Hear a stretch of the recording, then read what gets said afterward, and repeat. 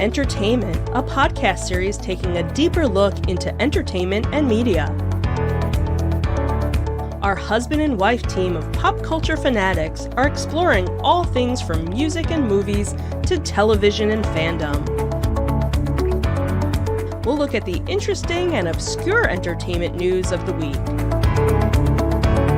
We'll talk about theme park and pop culture news.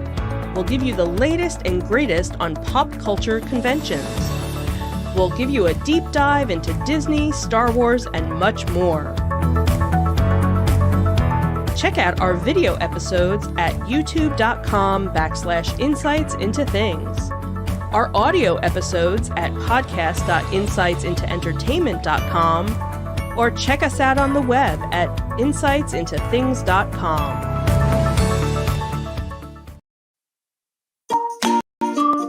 Insightful podcasts by informative hosts.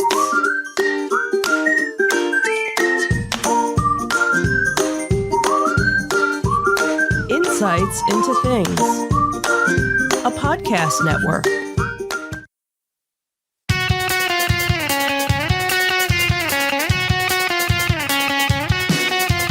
Welcome to Insights into Entertainment, a podcast series taking a deeper look into entertainment and media. Your hosts, Joseph and Michelle Whalen, a husband and wife team of pop culture fanatics, are exploring all things from music and movies to television and fandom. Welcome to Insights in Entertainment. This is episode 126, Making Time for New Neighbors. I'm your host, Joseph Whalen, and my patient and understanding co-host, Michelle Whalen. Hi, everyone. How you doing today, dear? Good, and you? Doing good. We are recording a little bit later than we normally would during the week. Yep. We had both gotten our booster shot, our third COVID shot over the weekend last weekend. Mm-hmm. And we were kind of still less than energetic by the time our new normal recording time arrived. And we're still not really all that energetic. But I think a lot of that has to do with being out there in the cold last night with the football game and marching band. Yep. So because we are band parents. Yes, we are. And someone was kind enough to volunteer me for AV duty for. I wonder who that could have been. Yes. So we have a competition that we'll be attending today to film and photograph and all that wonderful stuff. Mm-hmm. Be the supportive parents that we are. And that's what we do. We are the support. We're the suspenders of the band. Right. That's what we are. I like that. Okay. So, but that is not what we're talking about today. No, it's not? It is not. Oh, okay. Or if it was, it's over and done with. Okay. What we are talking about today in our Disney Detective, Disney thinks the rules about copying someone else's work is different when they do it, then welcome the new neighborhoods of Epcot. In our Tales from the Edge of the Galaxy, a new way for lightsabers to change color. And George Lucas joins the Hasbro Black Series. Then, in our entertainment news, Johnny Depp is still whining that he's being treated unfairly. Plus, Russell T. Davies returns to the TARDIS. And as always, we'll finish up with our insightful picks of the week and some afterthoughts. We do have some footage to show from RetroCon from last weekend. Yep. And then we have a couple of new additions to our afterthoughts for shows this week. So stick around to the end of the show. Before we get into all of that stuff, I would invite you to subscribe to the podcast. You can find audio versions of our podcast listed as Insights into Entertainment. Video versions of all the podcasts on our network can be found listed as Insights into Things. We're available on Apple Podcast, Podbean, Buzzsprout, Stitcher, iHeartRadio, pretty much any place you can get a podcast these days. I would also invite our listening and viewing audiences to write in, give us your feedback, tell us how we're doing, give us your shows. We'd love to plug shows in your area, comic book shows, toy shows, pop culture shows, anything like that. You can email them to comments@insightsintothings.com. You can hit us on Twitter at insights_things or on Facebook at facebook.com/insightsintothingspodcast, where you can get links to all of our social media contacts and much more on our official website at www.insightsintothings.com. Ready to get into it? Sure, let's do it. Here we go.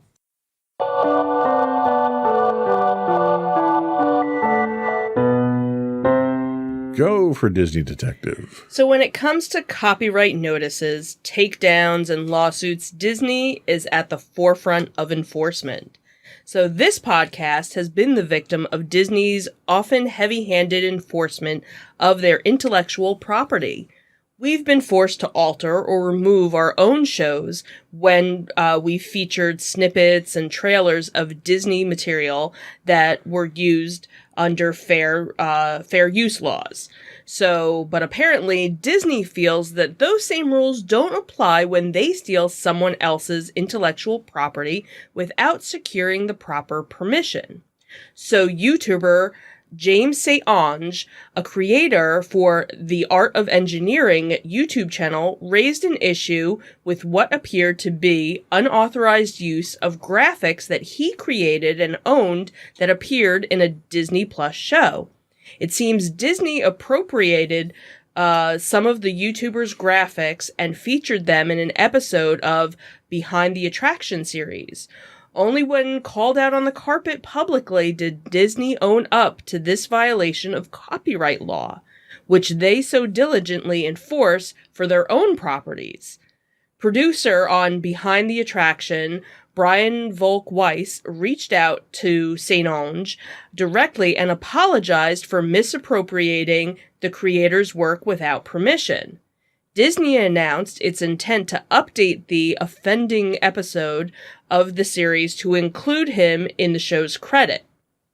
The issue was originally raised publicly by St. Onge on Twitter, where he also reported the follow-up apology from the Disney producer. The post was short on specifics of the communication, but did confirm that Disney admitted that the graphics in question that were used in the show did indeed originate from Art of Engineering. In his apology, Volk-Weiss took full responsibility and apologized for everyone involved, which included Seven Bucks Production, which is partly owned by Dwayne The Rock Johnson, who serves as host of the Disney Plus series. So St. Onge was told the unfortunate situation was a result of a chain of mistakes, but no further details were released detailing those mistakes. This is yet another example of Disney being I was doing so well,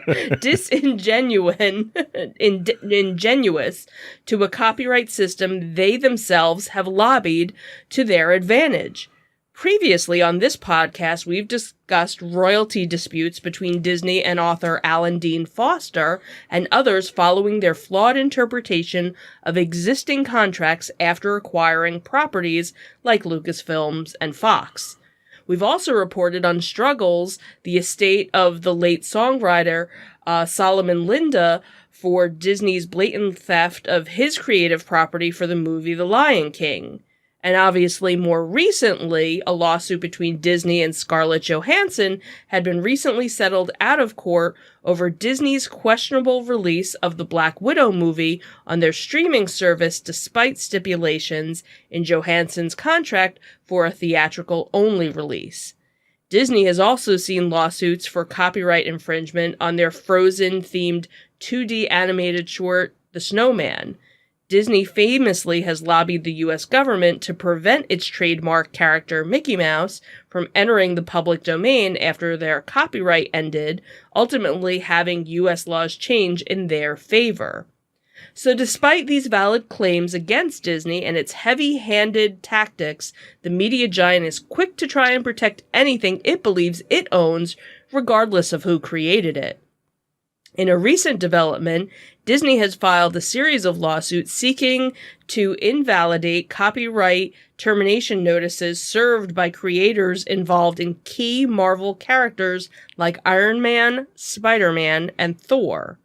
Among the targets of these lawsuits include the brother of Marvel creator Stan Lee, Lawrence Lieber, who, along with others, were seeking to reclaim their rights to Marvel characters they were responsible for creating.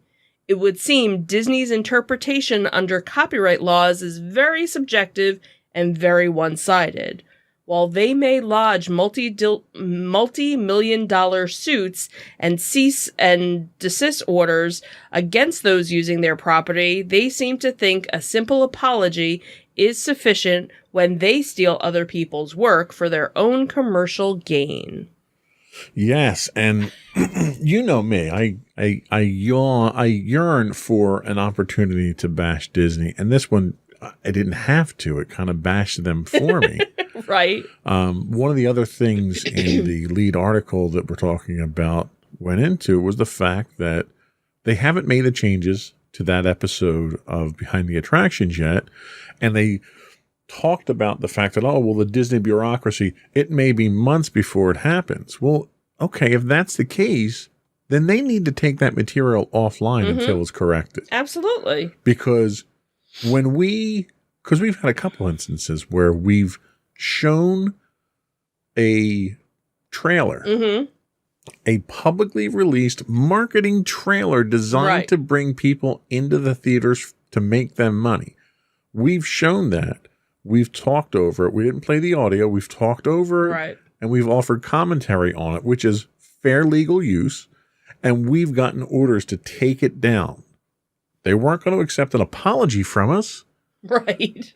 If I said, I'm sorry, I'll give you a credit in my credits roll afterwards. Right. Were they just going to let me keep it up? No, of course not. No. So why is it when they do it and they blatantly steal somebody else's work, they think, oh, just an apology and a credit's going to take care of that?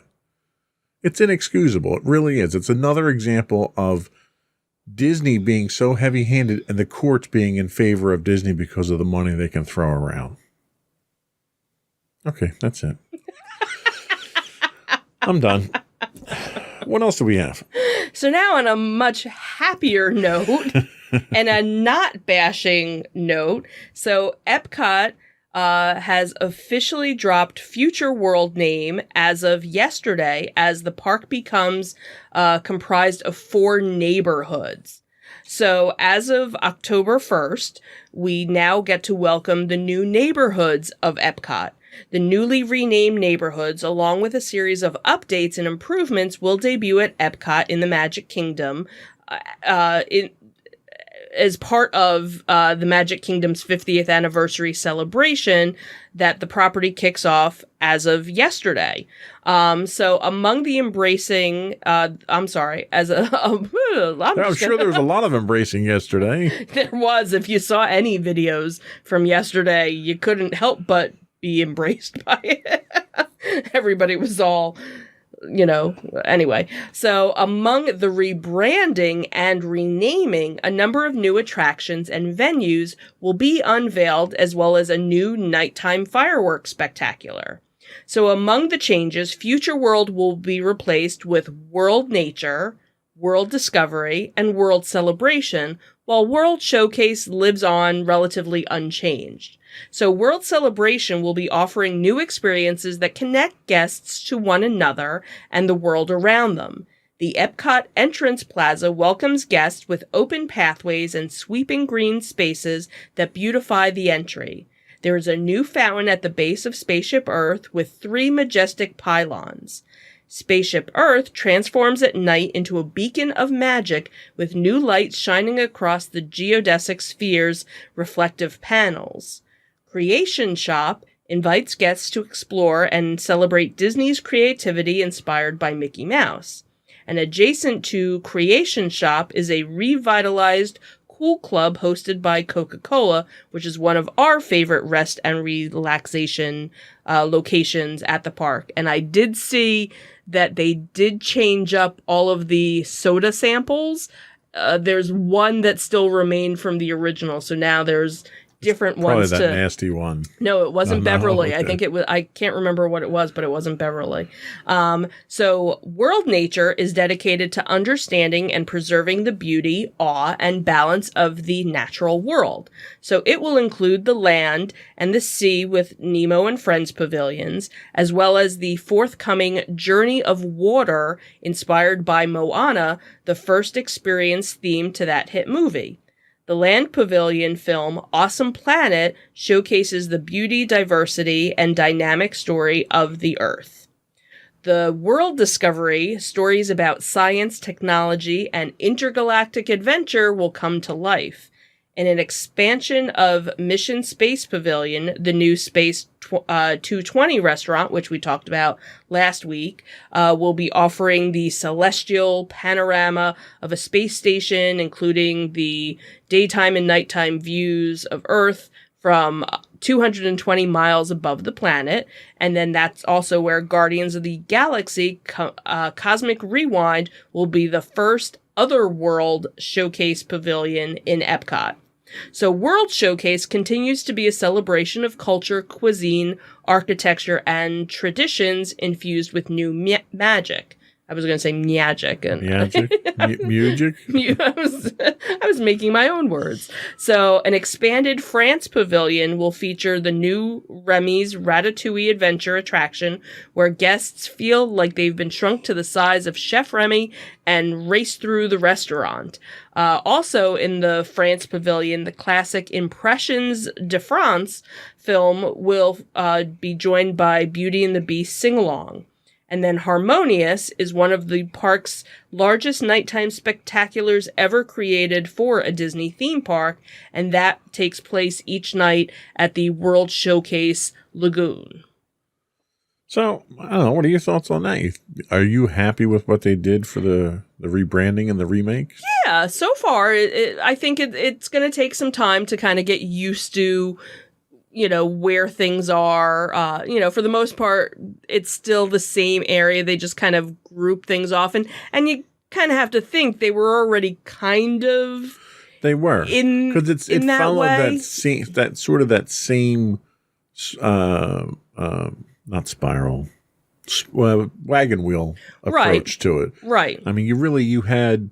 Epcot's always been two parks. Right. You always had the World Showcase was one park, and then Future World was the other. And Future World always had that, you walk up to the middle past Spaceship Earth, and then you divide it off into the different lands. Right. there. And it just kind of worked out that they had, Living with the Land and the Living Seas, which is the nature part, so it kind of worked out that those two were together. They didn't mention anything about Figment or Imagination. He's, I guess, still kind of there, and then you have, the space area, space and the Guardians of the Galaxy area, and then you have Test Track, so that's kind of the technology part. So it was kind of already really laid out in that to just kind of be renamed, worked out. Epcot was getting a little long in the tooth there at the pavilions and stuff like that. You had a lot of buildings that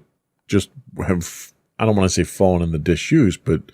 Right. You'd walk through a pavilion and nothing was in there. Right. And that's the unfortunate part of what Future World, because you had the Communicores, and that was the part that was originally was getting updated more recently. And then I guess over time, they just stopped having partnerships. It wasn't even like they weren't updating them. They were just taking them out. They were just taking them out. And not putting anything in there. And you saw...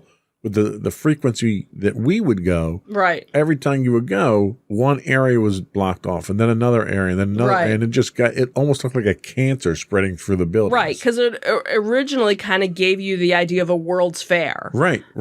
So that was where I remember one of the first, it wasn't a video phone, but they had something, because I remember like making a call or something, and I don't know how... I guess my mom couldn't see me because she didn't have a video, so it wasn't like a FaceTime thing, but it was something kitschy. Right. Well, like I remember the Future Home they had. Right. And then you would go in and you would preview ironically, a lot of the technology that we have in the house today. Right. Which was kind of interesting.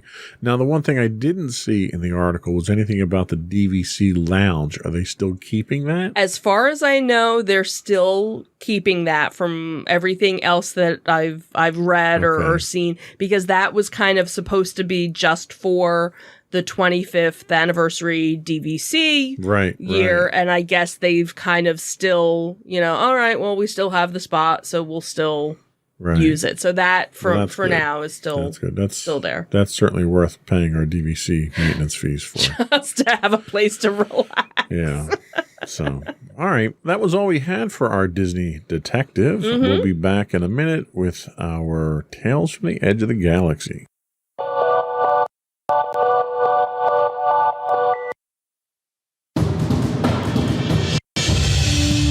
For over 7 years, the Second Sith Empire has been the premier community guild in the online game Star Wars: The Old Republic. With hundreds of friendly and helpful active members, a weekly schedule of nightly events, annual guild meet and greets, and an active community both on the web and on Discord. The Second Sith Empire is more than your typical gaming group. We're family. Join us on the Starforge server for nightly events such as operations, flashpoints, world boss hunts, Star Wars trivia, guild lottery, and much more. Visit us on the web today at www.thesecondsithempire.com.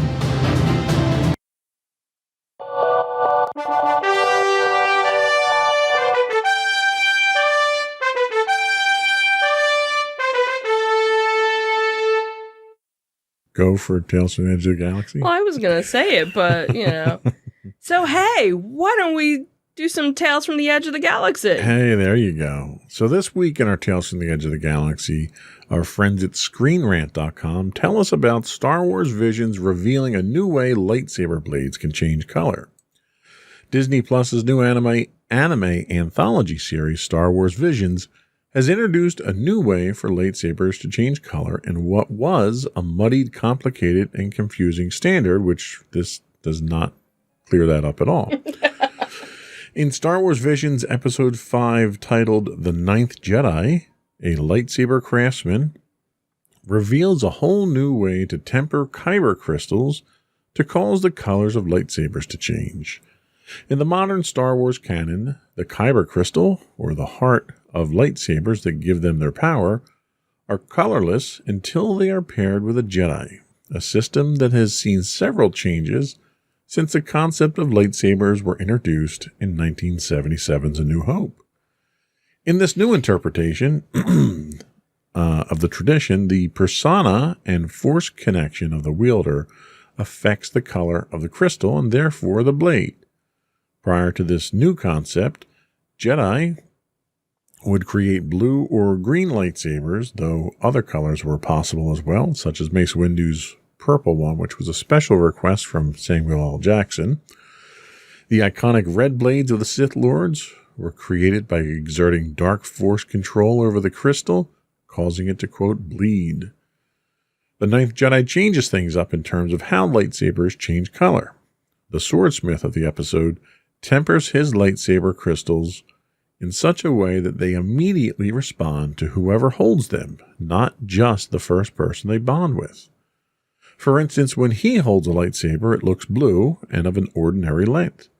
But when he gives the same saber to his daughter, the blade changes in size and becomes a colorless gray. When she later begins to bond with it and develop her own force connection, it turns green. Similarly, in a battle in the episode, when a lightsaber is taken from a dark side user by a Jedi, the blade switches instantly from red to green. That kind of split-second change in a lightsaber is very different from the previous canon. Traditionally, if a Jedi were to use another Jedi's lightsaber, the color and size wouldn't change. The lightsaber would remain the appropriate size and color for its original wielder.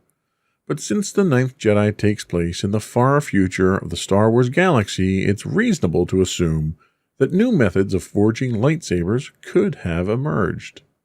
The idea of kyber crystals changing on the fly to fit whoever's holding it is interesting, and it adds a fun new layer to the lore of Star Wars' most famous weapon. So this is kind of a, and spoiler alert here, one of my insightful pick this week is actually going to be Star Wars Visions. But this is one of the things that the new series does, where it kind of redefines parts of the Star Wars universe, and this happens to be one of them. Now, the two concepts themselves have been in play for quite some time. We saw in Clone Wars, we saw situations where kids had to go, Jedi Padawans had to go or younglings, I think it was, had to go and find their crystal. Their crystal calls out to you. Right. And depending on the relationship you have, the crystal determines the color. Right. And then in Expanded Universe, you had a couple of instances, but probably the most predominant instance of a blade changing its length was a character named Corran Horn. And it was done by modulating the frequency of the plasma that was coming out of the blade. So there was literally a button on the lightsaber, and that button could make the blade longer or shorter. So the concept of these things have always been there, but it's never been something that's instantaneous or tied to the individual user. So this was kind of an interesting concept. Yeah, I kind of like that idea that, the crystal could sense your force, your your level of, are you dark side, are you light side, are you this color, are you that color, And that element of storytelling has always been there, but it's never been instantaneous like this, which I have to tell you would be really convenient, because when we build our lightsabers down at Disney, you can put different kyber crystals in. Right. You can get different colors. In order to do that, you have to disassemble the whole thing and put a new crystal in. Right. It'd be neat to just have a button to do that. Right. Which, ironically, the Revan lightsaber that you gave me, I can change between two different colors, which was very, very cool. And that's, the marketing person in me is thinking, here's something where, it'll be a multicolor lightsaber, and maybe you can't pick the color. It'll just, kind of like a mood ring. Right.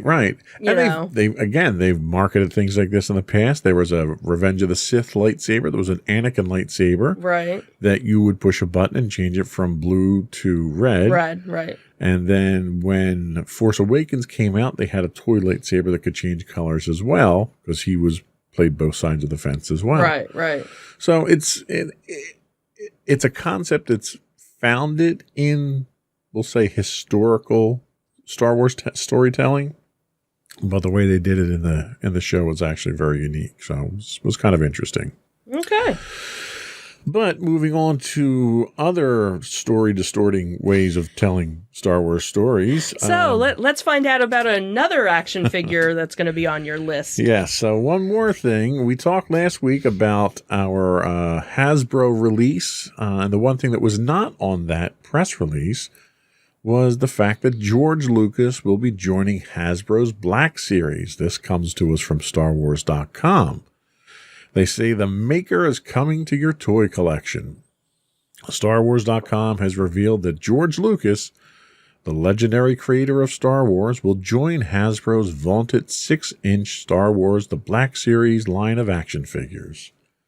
Created in celebration of Lucasfilm's 50th anniversary and in tribute to its founder, the figure cleverly depicts Lucas in stormtrooper armor and comes with a removable helmet and blaster. Lucas reports for duty in 2022. Senior Director of Product Design at Hasbro, Vicky Stratford, is quoted as saying to StarWars.com, quote, "As a lifelong Star Wars film, I have both the honor and privilege to bring characters from the franchise to life in product form every single day. When the opportunity came to design the George Lucas figure, we were especially excited for this project. This figure is just one of the many ways we can honor his legacy for years to come, and we hope fans cherish it as much as we did. This new George Lucas figure is actually not the first time the film icon has been brought to life in action figure form. In 2002, Hasbro released a 3.75-inch Rebel pilot named Jorg Sakul, featuring the likeness of Lucas as a Star Wars Celebration 2 exclusive. Lucas next made the jump to the toy aisle in 2006's 3.75-inch The Saga Collection, appearing as a Stormtrooper, and then again in 2006 as Baron Papanoida, the character from Star Wars The Revenge of the Sith he played, and they appeared in the Lucas Collector set. But this is Lucas's debut in the modern, highly articulated and detailed 6-inch form as provided by the Black Series. So make room for the maker when George Lucas in Stormtrooper disguise reports for duty. Pre-orders open on Wednesday, September 29th at 1 p.m. Eastern Time on Amazon. So what do you think? Can I sense one of those in my future? I don't know. I should probably go to Amazon and see if I can still get it. Pre-orders are available. You know, when I saw the article, I didn't realize at first that he was going to be in a Stormtrooper. I just figured it was going to be him, jeans, and his, That would be funny. Jeans and his flannel. His flannel shirt. So I was kind of disappointed when I was like, oh, he's in the Stormtrooper. See, what they should do is it should be removable armor, and he's got the jeans and the flannel on there. Now that's what I want to see. I want, George Lucas, the director, action figure. That would be very cool. That would be kind of cool. So that was all we had for our Tales from the Edge of the Galaxy this week. We'll be back in a minute with our entertainment news of the week.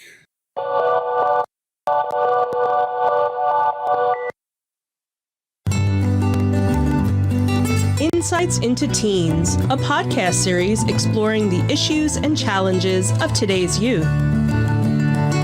Talking to real teens about real teen problems. Explore issues from braces to puberty, social anxiety to financial responsibility. Each week, we talk about the topics concerning today's youth. We look at how the issues affect teens, how to cope with these issues, and how parents, friends, and loved ones can help teens handle these challenges. Check out our video episodes on youtube.com/insightsintothings. Catch our audio versions on podcast.insightsintoteens.com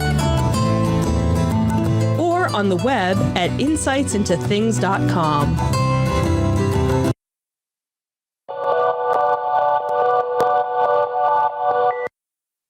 Go for entertainment news, and I forgot I didn't push the soundboard there. That's okay. Should we just hum something or? There we go. It's dramatic, and I want it to have that dramatic effect. Okay.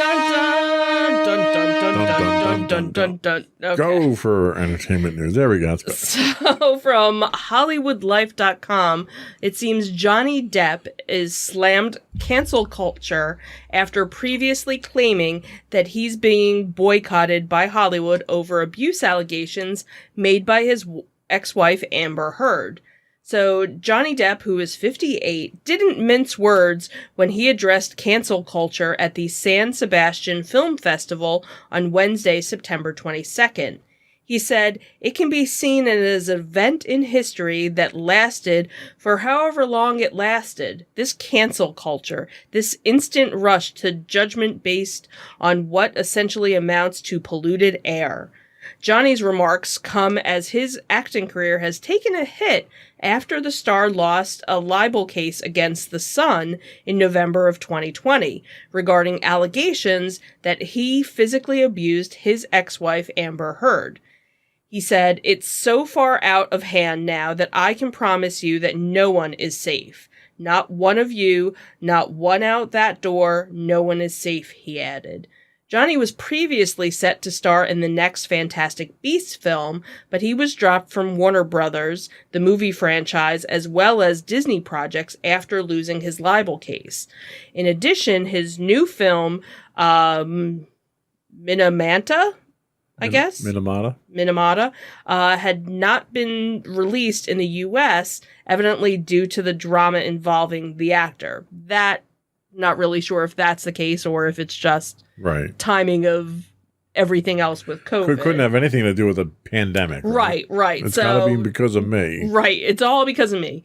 So the Pirates of the Caribbean star also said at the press conference, it takes one sentence and there's no more ground. The carpet has been pulled. It's not just that this has happened to, it's happened to a lot of people. This type of thing has happened to men, women, children have suffered from various types of unpleasantries. Sadly, at this certain point, they begin to think that it's normal or that it's them. Then it's not. He went on to call the concept of cancel culture an injustice and implored others to stand up against it. Johnny's been very outspoken about how his career has been impacted by his ex-wife's allegations. So in August, he referred to Hollywood's boycott of me in an August 14th interview with the Sunday Times, adding, "One man, one actor in an unpleasant and messy situation over the last number of years. But I'm moving towards where I need to go to make all that, to bring things to light." Johnny also called his career setback an absurdity of media mathematics. Johnny sued Britain's The Sun newspaper, its executive editor Dan Walton, and its publisher News Group Newspapers over the 2018 article that referred to Johnny as a wife beater. While Johnny denied ever abusing Amber, the court ruled that the paper proved the contents of its story was substantially true, and he lost the libel case. Days after the court hearing, Johnny announced that he was being asked to resign from his role in Fantastic Beasts by Warner Brothers. He said, "I wish to say this. The surreal judgment of the court in the UK will not change my fight to tell the truth, and I confirm to plan an appeal," he had said on Instagram. So the interesting thing about this is his complaint now is not that he's being railroaded or that he's innocent and people don't want to believe he's innocent. It's that he doesn't think he should be canceled because of it. Right. It's almost like, yeah, I did it, but you should let me go because I'm Johnny Depp. Right. Like he's not trying to fight the whole "I beat my wife." Right. He's basically trying to change the dynamic of the situation. Mm-hmm. And it's funny because this week we, on our Insights into Teens podcast, we did an episode on gaslighting. Mm-hmm. And that's exactly what he's trying to do. He knows he's been found out. Mm-hmm. He knows he's been canceled. So now he's trying to change the dynamic of the equation here so that people focus on the consequences he's facing and not focusing on the crimes really that he committed. Mm-hmm. And it's pitiful. It really is. It's really pitiful at this point in time. Like when he makes a statement that, what was it? It's media mathematics. Why? Because your press agent can't get you good press? That's really what it is? You're paying this guy really good money to clean your name up and you're so dirty that you can't buy your way out of it? Right. Like that's the mathematical equation here. Yeah. And it's when people think that they're above the law, that they think they're that important and that they're that vital to society that they should be able to get away with anything they want. Mm-hmm. And sadly, when you see people in the media and, high-profile people like Donald Trump who do. Right. I can understand why he thinks he should be special enough to get away with it, too. Because other people are doing it, too. Right. It's just, I don't know. I've lost all respect for him at this point in time as an actor. Mm. I couldn't even tell you the last movie he put out that was worth watching. Yeah. It's been a while. Yeah.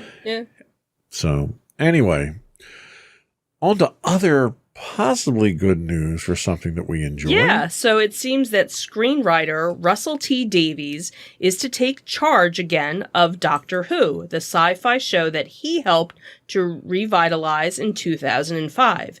Davies, who was the fantasy drama's showrunner until 2009, will take over when Chris Chibnall departs next year. "I'm beyond excited to be back on my favorite show," said Davies, who resumes his role of the show as the show prepares to mark its 60th anniversary in 2023.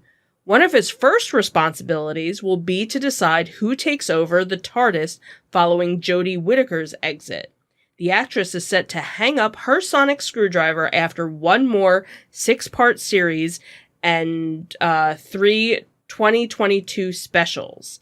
In a statement, however, Davies said it would be time traveling too fast to speculate on what will happen when he returns. Chinall said it was monumentally exciting and fitting that Davies would be back in charge for the 60th birthday. Russell built the baton that is about to be handed back to him, the writer and producer continued. Davies revitalized Doctor Who to its current incarnation with Christopher Eccleston as the Doctor and remained for David Tennant's time as the Doctor. Stephen Moffat took over when Matt Smith took on the role, staying to supervise Peter Capaldi's stint as the Time Lord.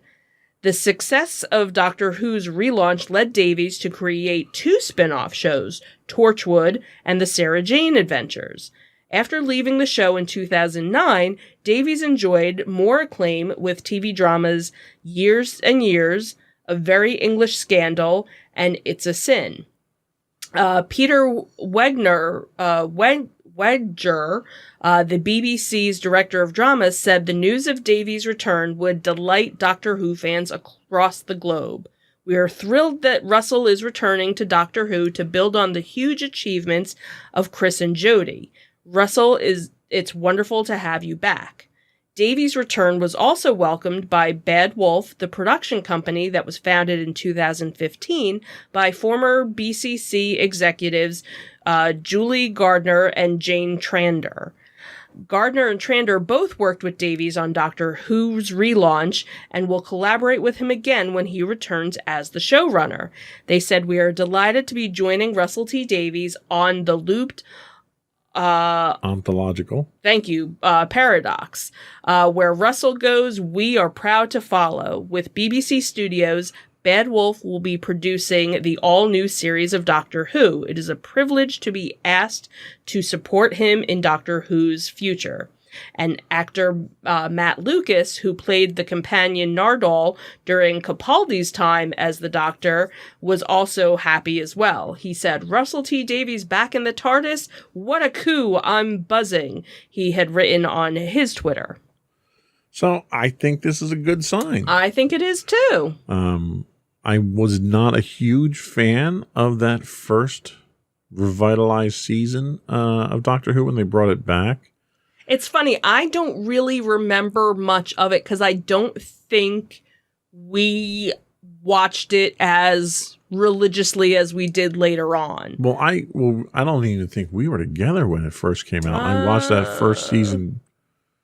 Pretty sure I watched that first season solo. Yeah, I think we were together by then. Yeah, I didn't think I could get you to watch it.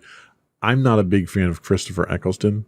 Right. So he kind of was not the Doctor that I was looking for. Right. And I think that's where a lot of people who are Doctor Who fans had a hard time because he wasn't. Right. Because I watched that first season. I struggled through it.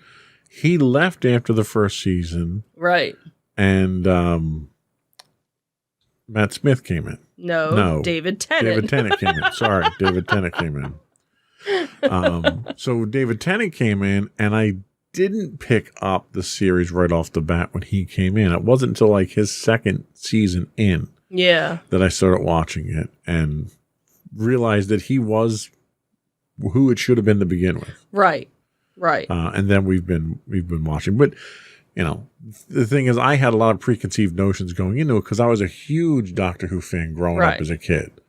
You know, my Doctor Who was always Tom Baker. So I measured every other Doctor by that Tom Doctor. Baker. No, I get it. And there was a lot of Doctors that came after him that I didn't like. I was not a big Sylvester McCoy fan either. But, you know, I still watched it because it was Doctor Who. But when they took it off the air, there was such a long gap Right. that you had. Right. That when they brought it back. And then they had the TV movie that was kind of weird. And wasn't crazy about that one. Well, and that's the thing is not a lot of people consider that right. Doctor Who. Right. He's kind of like that. He was that afterthought. Well, and that was like you had, who played Tarkin? Help me out. Grand Moff Tarkin? Yeah, who's the actor? Peter him. Cushing. Yes. Peter Cushing. So you had like 2 or 3 Peter Cushing Doctor Who movies that came out very early on. Okay. That had literally nothing. They were inspired by it. Okay. But they're not considered canon, but they were actually really well done. Okay. And that was kind of what a lot of people thought of the Millennium TV movie thing that they did. Okay. So, all right. But I don't know. I like the writing of the series. I could not get into Christopher Eccleston as the Doctor, and that's just a personal opinion. Right. Which you'll hear a lot about in my insightful pick this week, too. But anyway, that's all we had for our entertainment news. We'll be right back with your insightful pick right after this.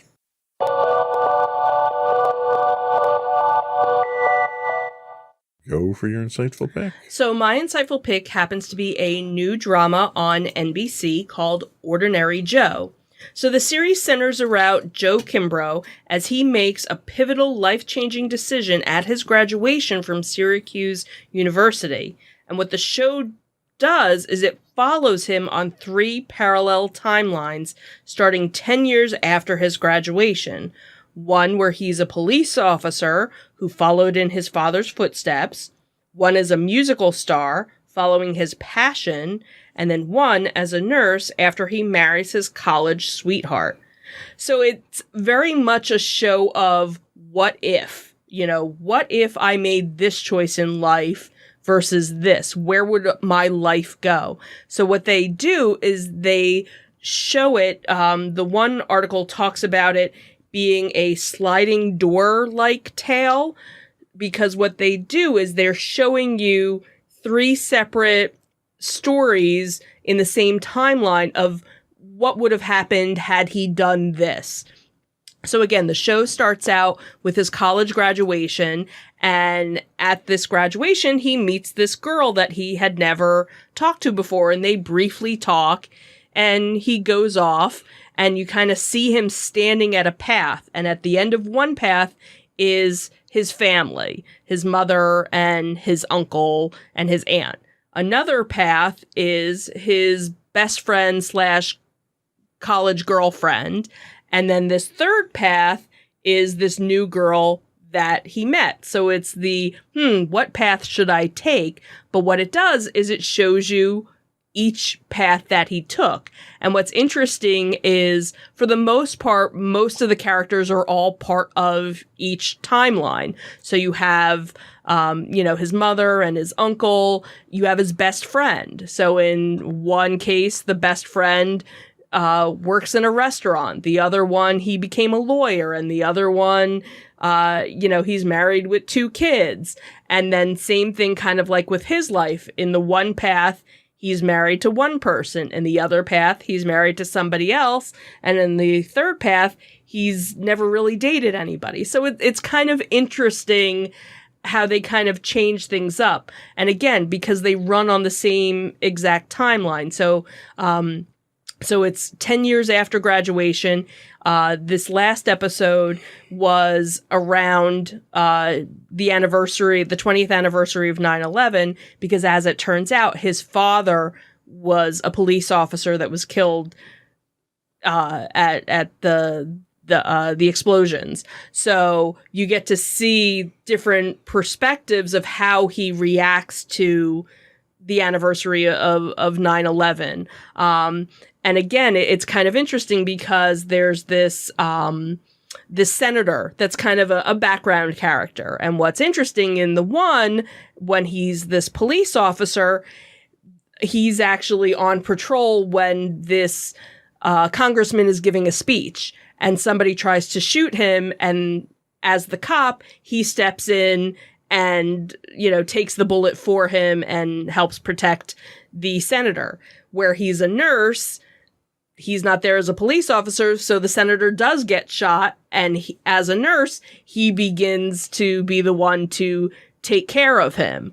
In the third, his wife works for the senator. So the senator's involved in all of it, but in just different kind of aspects. So it's almost like, where you always wonder, oh, am I meant to be with these people? It kind of shows you, no matter what path you take, they're going to be kind of involved in your life, but maybe some more directly, than others. So interesting concept. It takes a little to kind of get used to.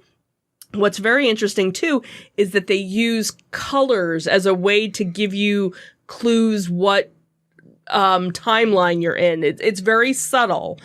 So you might not actually pick up on it. So, the one color seems to be like blue for the police officer and orange for the rock star and green, so it's like the lighting is kind of hued that way and the clothing and everything. So that kind of helps to give you an idea of where you are in this timeline. But, it kind of reminded me a little bit of This Is Us, with the whole jumping back and forth and forward, but here you're in the same timeline. You just don't know which alternate reality, I guess you could say, that you're following. Interesting.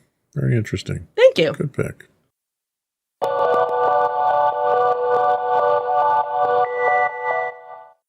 So my pick this week kind of, usually when I pick an insightful pick, I pick it to recommend to people to, hey, you should go watch this type of thing. This one's a little bit different this week.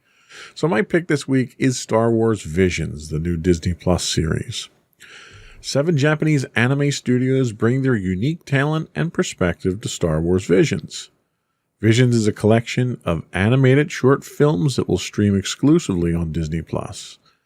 These anime studios will use their signature animation and storytelling styles to realize their own vision of a galaxy far, far away. As a first and formal venture into anime, each Star Wars Visions short bears a unique Japanese sensibility, which in many ways aligns with the tone and spirit of Star Wars storytelling.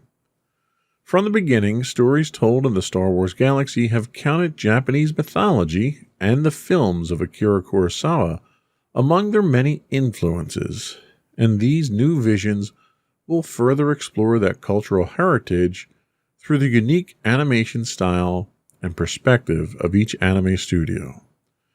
Now, for the record, I've finished watching all 9 of the episodes, and it was at times painful to get through. I've made no secret in the past of the fact that I am not an anime fan. In fact, I am so not an anime fan, I despise anime. I actually get a headache trying to watch anime. So for me to sit through an anime series like this is a testament to my love of Star Wars. But without any spoilers, here is my nickel assessment of the 9 episodes. 2 were enjoyable, and I'll admit to that. 2 were passable, and I'll give them the credit that they deserve. 2 were laughable and made the original holiday special look top-notch. 2 were just terrible, and 1 should have never even been made. Now, I realized, like I said, that this is supposed to be an insightful pick, and my insight here is that it's not all bad like I had originally expected it would be. This, to me, isn't how Star Wars should be done, nor is it particularly enjoyable to me. You have gaping plot holes in most of the episodes. You have story elements that simply make no sense and are counter to everything about Star Wars. Some of the episodes you feel like you've been dropped in the middle of an episode and you're watching the last 15 minutes of a 2-hour-long movie. A few of them start out with no point and end up making no point, leaving me wonder why they were even made. However, given the complete lack of any other Star Wars material to watch, it's literally better than nothing. If I'm being entirely honest, every one of them was better than The Last Jedi, which is a very low bar to have to hurdle.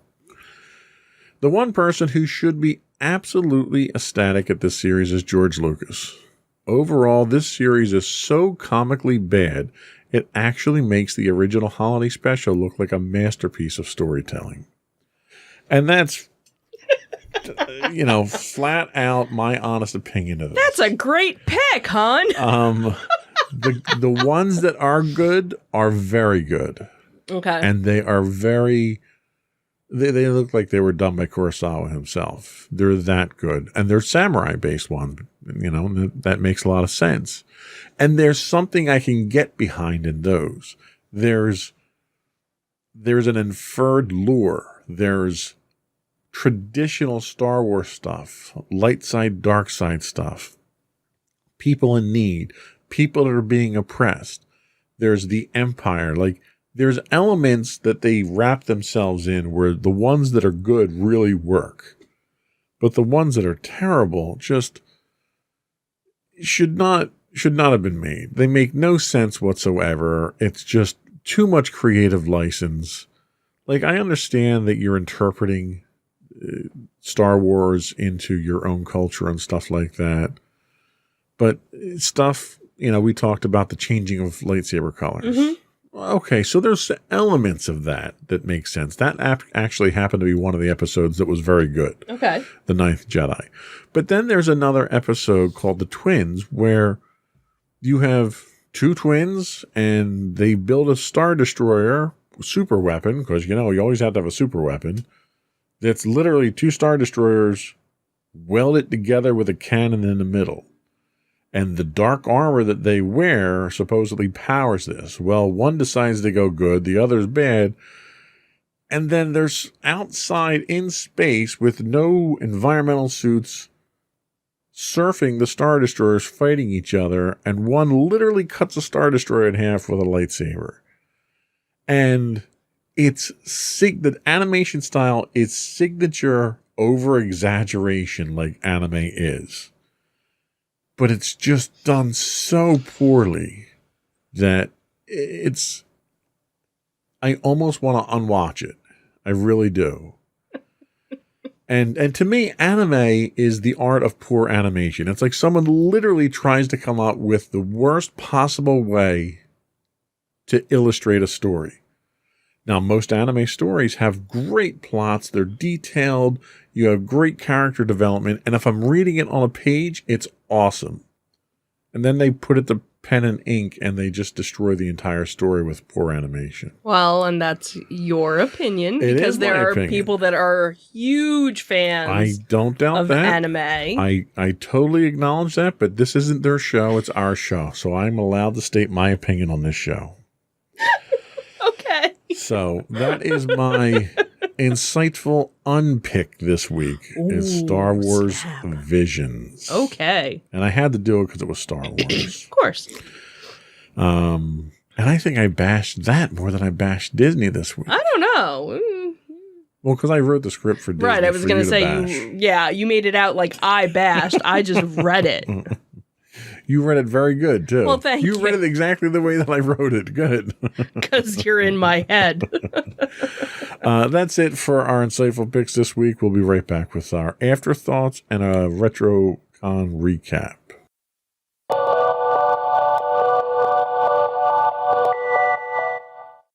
So we do have a RetroCon video to show real quick. Mm-hmm. I'm going to show that at the end of the show, though. Oh, okay.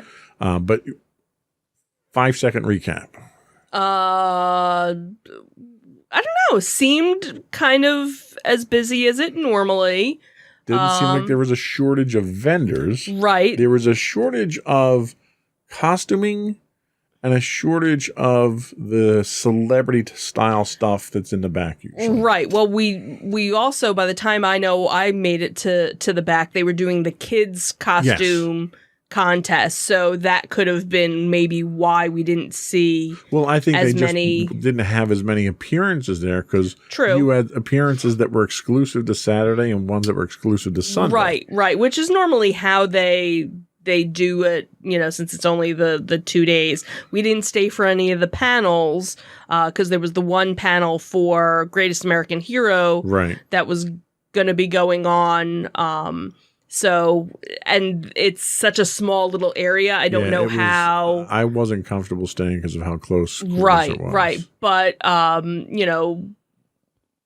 a very decent selection of things out there, new items, old items, which is normally what you see. I always like the artists who were there, selling their wares. So it's, kind of the one of a kind.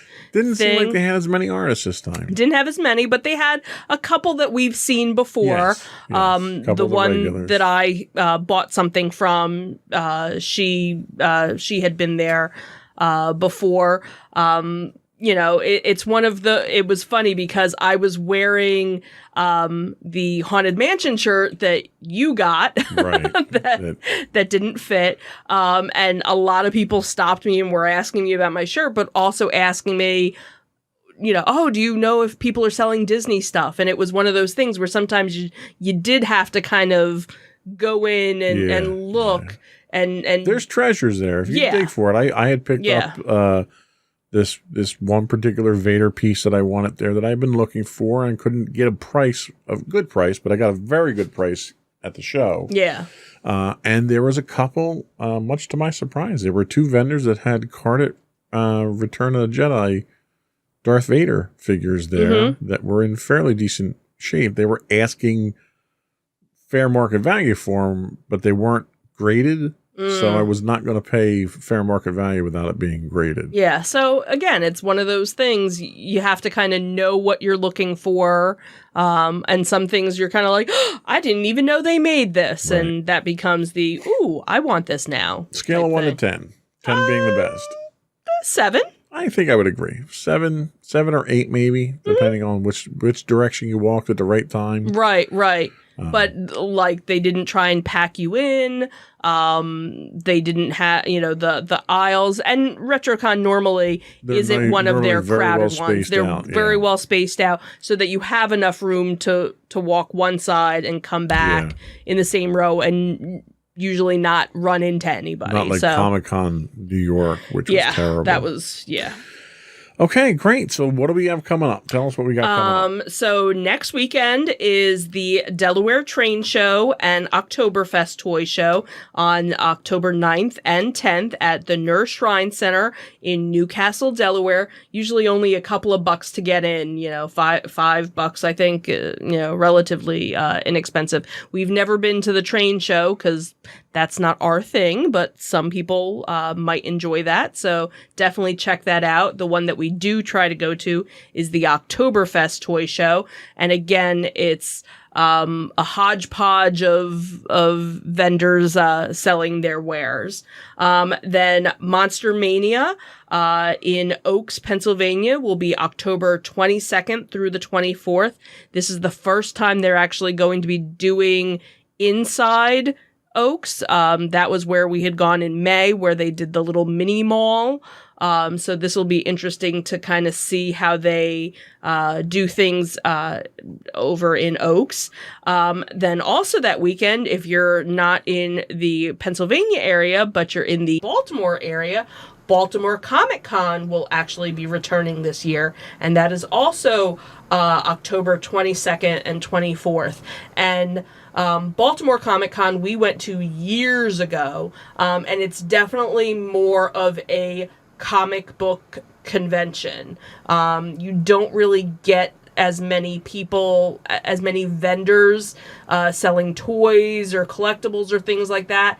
A lot more artists, a lot more comics, so it's truly a comic book convention. So if that's what you're, into and you're in the Baltimore area, very nice venue as well, not too far from the Inner Harbor and things like that. And then in December will be Ocean City Comic Con in Ocean City, Maryland.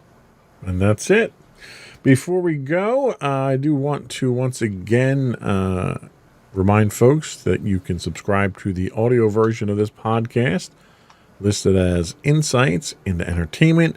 Video versions of all of our network's podcasts can be found listed as Insights into Things on Apple Podcasts, Spotify, Google, Stitcher, iHeartRadio, and so forth.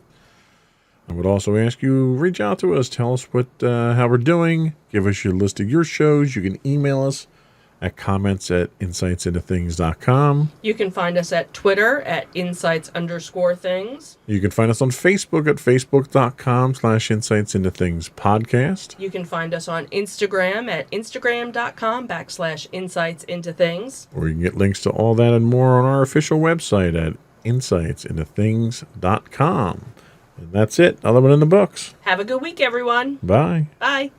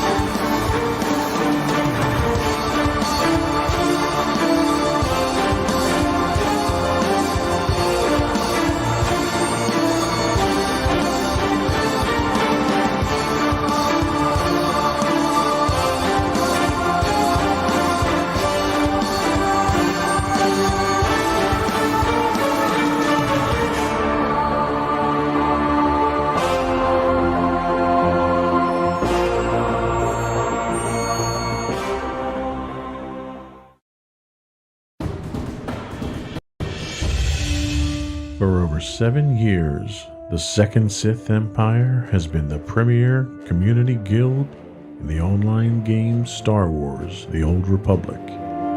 With hundreds of friendly and helpful active members, a weekly schedule of nightly events, annual guild meet and greets, and an active community both on the web and on Discord.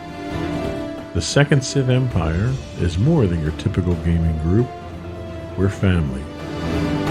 Join us on the Starforge server for nightly events such as operations, flashpoints, world boss hunts, Star Wars trivia, guild lottery, and much more.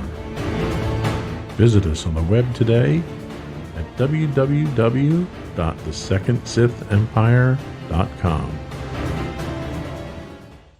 A husband and wife team of pop culture fanatics are exploring all things from music and movies to television and fandom. Welcome to Insights into Entertainment. This is episode 127, To Boldly Go. I am your host, Joseph Whalen, and my creative and colorful co-host, Michelle Whalen. Hi, everyone. How you doing today, dear? I'm good. How are you? I am doing well. So we skipped a week last week. Mm-hmm. We had a very busy schedule. We had a lot of marching band stuff happening last week. More of it to come. Yes, we had a lot of very fatigued people around the house thanks to marching band. Yep. And we just didn't have the energy to do the podcast last week. Yeah. But in the meantime, we did get a new camera. So Yay. we're running with a new wide shot here on our camera 3. So it's for you viewing audience out there. There you go. So this weekend, we do have a busy weekend ahead of us as well. So hopefully we'll have the energy to throw a podcast together next week. We shall see. Yeah. We're coming up on the apex, I guess, of marching band. Yeah, this is probably the busiest weekend coming up. So we may be going to an every other week arrangement, probably until November when marching band events are over. Yeah. And then we can pick things back up. But we'll see. We're trying to get them out there, but it's a rough schedule. Right. We need downtime, as well. Exactly. So, yeah. Exactly. Well, plus we're producing True. for band now as well. I've been roped into. You've been voluntold. I've been voluntold to use my video resources to now to help record video and audio for the band, and we're putting director's cuts videos together and stuff like that. So that's even more time consuming for me at this point. But anyway, moving right along, we are talking entertainment today. So today in our Disney Detective, how a villain avoids breaking character, plus 50 years after opening, and these workers never left. Then in our Tales from the Edge of the Galaxy, the Galactic Star Cruiser is getting its own comics, and just how dangerous would a Darkside Luke actually be? And in our entertainment news, William Shatner is finally reaching for the final frontier, then a touching moment between Tony Bennett and Lady Gaga during his final performance. And as always, we'll finish up with our insightful picks of the week and a few remaining afterthoughts. They're dropping off rapidly as we wane on through the year, but there are a few left to still talk about. But before we do that, I would invite folks to subscribe to the podcast. You can find the audio versions of this podcast listed as Insights into Entertainment. Video versions of all of our podcasts can be found listed as Insights into Things, and we can be found on Google, Apple, Spotify, Stitcher, Amazon, etc., etc. Pretty much any place you can get a podcast. I would also invite folks to write in, give us your feedback, give us your shows that we can talk about. If there's other comic book shows, toy shows, pop culture shows we can plug for you. You can email us at comments@insightsintothings.com or hit us on Twitter at insights_things. We're also on Facebook at facebook.com/insightsintothingspodcast and Instagram at instagram.com/insightsintothings, or you can get links to all that on our official website at insightsintothings.com. Are we ready? Let's do it. All right.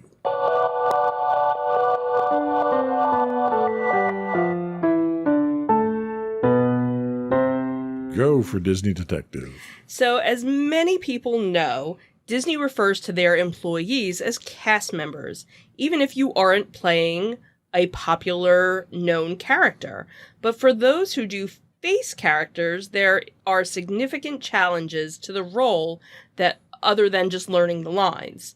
So for one dedicated Disney cast member, possibly the biggest challenge of their acting career may have been when they were facing off against a pint-sized version of themselves. Posted by TikTok account Bad Parenting Moments, Maleficent's hilarious exchange with her tiny doppelganger garnered over 20 million views and nearly 10,000 comments. So in the video, a very in-character Maleficent is put to the test when a villainous toddler approaches her. "It's awfully small," the evil queen sneers at the tiny tot, who then promptly blows her a sweet kiss. Maleficent asks the toddler's mom, "Is it blowing me a kiss?" who smiles, standing while watching close by. And the true test of Maleficent's acting skills comes when the toddler touches the villainess's gloved hand, forcing the queen to turn a stony face and then look off into the crowd.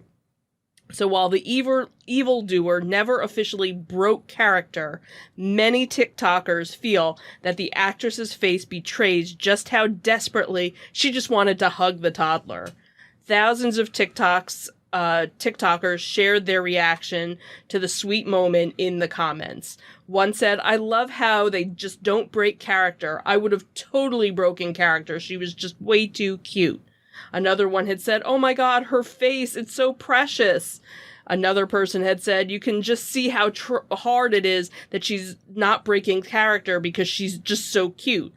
And then, of course, at the end, she's trying so hard not to smile and just hug her. And another person said, "I would have melted like ice on a summer day." So thanks to dedicated performers like this talented Maleficent, Disney World continues to be a place of magic and joy for kids everywhere, and obviously the kids at heart too. So let me guess. This is your attempt to fight my bashing of Disney, to find every cute little kid story at Disney to put out there now. Yeah. Nice. That's it. This was cute. Unfortunately, when I pulled up the article, the link wasn't in there. Right. To view it, because it is a really cute video to actually and watch. it's really short. It's not very long, but you can tell, at one point Maleficent kind of turns her head, because if she had any more interaction with the toddler, she would have completely lost it and wanted to just love on her. And that's what I think is so great about the Disney characters, especially the villains, how they work almost extra hard to be bad, to be mean, so from the evil stepsisters to even Gaston. There was an article, from a couple of months ago where this, 20-year-old woman was like flirting with him, and he was just kind of like, well, I whatever. Remember we did the one character meal. Where was it? Did the one character meal, and it was the Grand Floridian. That was so it was the stepsisters, the Cinderella's stepsisters, and the one stepsister came around, and she was hilarious. Mm-hmm. But she was hilarious in character, right? And she did it in such a way as to be entertaining for the adults, but also entertaining for the kids at the same time. So it wasn't like adult humor, but it was the sarcasm. It was the dark humor type stuff. Right, where kids probably wouldn't have understood what she was insinuating, but the parents did. Yeah. Yeah, so they do a fantastic job with it. Yeah. And then, of course, we always have the one famous incident where we had the camera break on us. Right.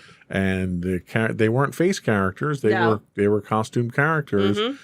And they were running around like crazy, playing hide and seek and duck, goose and everything else, just to keep one little girl occupied. Yep. When they could have very easily walked us outside and put us back in the line and told us to wait till they got a new camera. Right.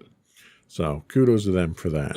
And they've been doing it there for 50 years 50 years? 50 years. And some people have never even left. So they've been trapped there for 50 years, right? They get put in Tupperware at the end of the night, and they don't get let out. Tell us about the veterans that have been there for that long. So applying to be one of the first workers at Walt Disney World, high school graduate George Kalogridis made a split-second decision that set the course of his life. He picked a room where prospective hotel workers were being hired. Chuck Milan got a tip about a job opening from a transplanted Disney executive whose new house he was landscaping. Erlene Anderson jumped at the chance to take a job at the new Disney-themed park in Florida, having fallen in love with the beauty of Disneyland in California during a trip she had taken 2 years earlier. At the time, the three were among the first 6,000 employees who opened the Magic Kingdom at Disney World to the public for the first time on October 1st, 1971. Now, they are among about 24 from that first day who are still employed at the theme park resort as it celebrated its 50th anniversary the beginning of this month. Over those decades, Disney added 3 more theme parks, 24 additional hotels, and grew to have a workforce of 77,000 employees as it helped Orlando become the most visited place in the U.S. before the pandemic. What never changed was the original employees' devotion to the pixie dust, the dream machine created by Walt Disney and his Imagineers. Disney has been my love, and it still is, Erlene had said recently before starting her shift in merchandising at a Magic Kingdom hotel. She said, "I love Disney." The employees who make up the 50-year club say the theme park resort has allowed them to grow their careers and try on new hats. George worked his way up to become the president of Walt Disney World and Disneyland in California. Chuck went from a warehouse worker to a buyer of spare parts for rides and shows. Forrest Baruth joined the workforce at Walt Disney World in January of 1971 as a show director, responsible for staging and choreographing parades and shows. He was given the opportunity to help open other Disney theme parks around the world over the past 5 decades. He said, "There are people all over the world who get to go to work, they're unhappy about it, and they don't really like their jobs. But as you can tell from us, there's an enthusiasm. We are privileged to be at a place where we love what we do." There were no guarantees that Disney World was going to be a success 50 years ago. Walt Disney, the pioneering animator and entrepreneur whose name graces the Florida resort, had actually died in 1966, just a year after announcing plans for the East Coast Disneyland. The company had quietly acquired 27,000 acres of scrub land outside of Orlando for about $5 million via secret land purchases using fake names and shell companies. The job of shepherding the project to opening day fell on his brother, Roy Disney, who, with other company officials, convinced the Florida legislature to create a quasi-governmental agency that would allow Disney to self-govern when it came to matters of infrastructure and planning. Roy died almost 3 months after Disney World opened.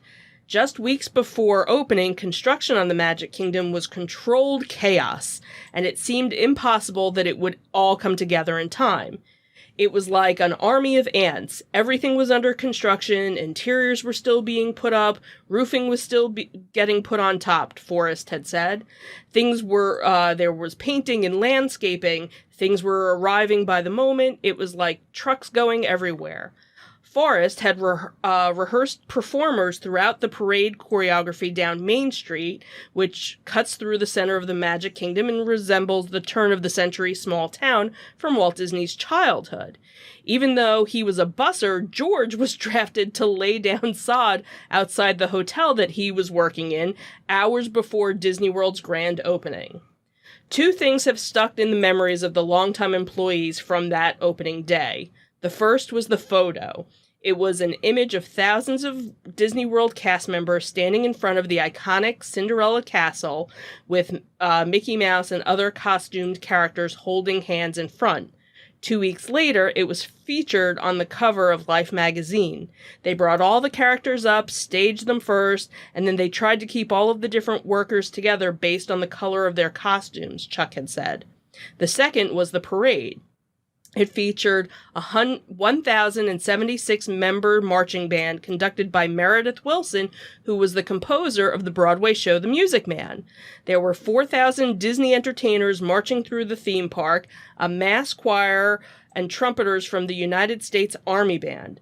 Hundreds of white doves were released in the air, and less environmentally friendly were thousands of multicolored balloons. It was the biggest thing I'd ever seen, Forrest had said.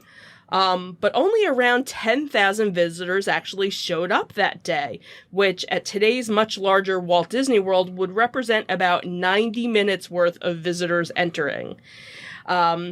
They had said it wouldn't be until Thanksgiving of 1971, almost 3 months later, when Disney executives had an answer about whether their new resort would be a success. That's when cars trying to get to the Magic Kingdom stretched for miles down the interstate. It was very clear after that first Thanksgiving that the public definitely liked where they were going. That first Thanksgiving, that was the moment. That's pretty impressive. I mean, just to think of being anywhere for that long is astonishing to me. Oh, absolutely. I can't picture myself being at any company for 50 years. I'm at 22. You're getting there. I get to around, what do I get to? 7 years, 8 years, something like that. Right. And then I'm kind of lost at that point in time. Yeah. And speaking of the Life magazine, one of my Disney possessions happens to be, it's not a very good copy. There's some tears and stains on it, but this is the photo that they talk about that they took on opening day and ended up getting published. That's pretty cool. Yeah. Very cool when you all right, let's take a picture. Yeah. Everybody get together. Hurry up, get together for a picture. Right. Okay, everybody color code. What costume are you wearing? Okay, you go over here, you go over here. Yeah. That's pretty cool, yeah, though. Yeah. That's pretty cool. So anyway, 50 years. Do they get to retire at some point in time? I don't know. Some of them might want to. Some of them, They're still pretty young looking for, Yeah, well, you figure, if you were in high school, you were not even 20. Yeah. So maybe it's one of those, or, you just kind of work part-time, or, I don't know. Not a bad job if you can get it, No, right? not at all. So that was it for our Disney Detective. We'll be back in a minute after our quick break with our Tales from the Edge of the Galaxy.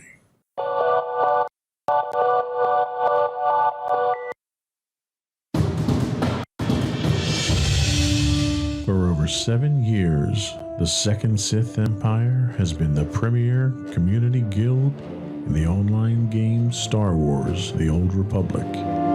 With hundreds of friendly and helpful active members, a weekly schedule of nightly events, annual guild meet and greets, and an active community both on the web and on Discord. The Second Sith Empire is more than your typical gaming group. We're family. Join us on the Starforge server for nightly events such as operations, flashpoints, world boss hunts, Star Wars trivia, guild lottery, and much more.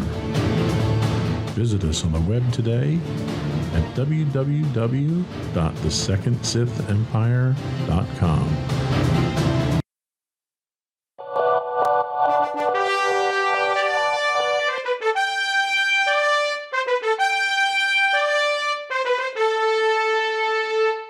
So this week, in our Tales from the Edge of the Galaxy, Disney's Galactic Star Cruiser gets the Marvel treatment. StarWars.com writes that the voyages are the greatest of all star cruisers. As the legendary Halcyon embarks on a momentous cruise, the ship heads towards a confrontation with the First Order. But what secret from the High Republic era can help the passengers and crew all these years later? And how did Jedi Nibs and Burry fend off a Nihil attack on one of the ship's first ever voyages? Well, the Star Wars Galactic Star Cruiser Halcyon is ready to launch, and you're invited along for the ride. Star Wars Halcyon Legacy is a new 5-issue comic book miniseries from Marvel debuting next year. Sorry. I should just read it the way it's written, right? Yeah. Written by Ethan Sachs, who penned the recent Star Wars Bounty Hunters run with art by Will Sliney, whose work includes Star Wars: The Rise of Kylo Ren and others, the series reunites the creative team behind the Star Wars Galaxy's Edge comic series for a new adventure that ties into the Star Wars Galactic Starcruiser experience opening at Walt Disney World Resort in March 2022. In a recent interview with StarWars.com, Sachs recounts, "In the summer of 1977, my life was forever changed as a 4-year-old boy by two experiences that have seared themselves into my brain for all these years. Seeing Star Wars in the movie theater and visiting Disney World for the first time. The chance to contribute to the lore of both with Halcyon Legacy, the tale of the ship that will be an integral memory for so many fellow fans, is an incredible honor.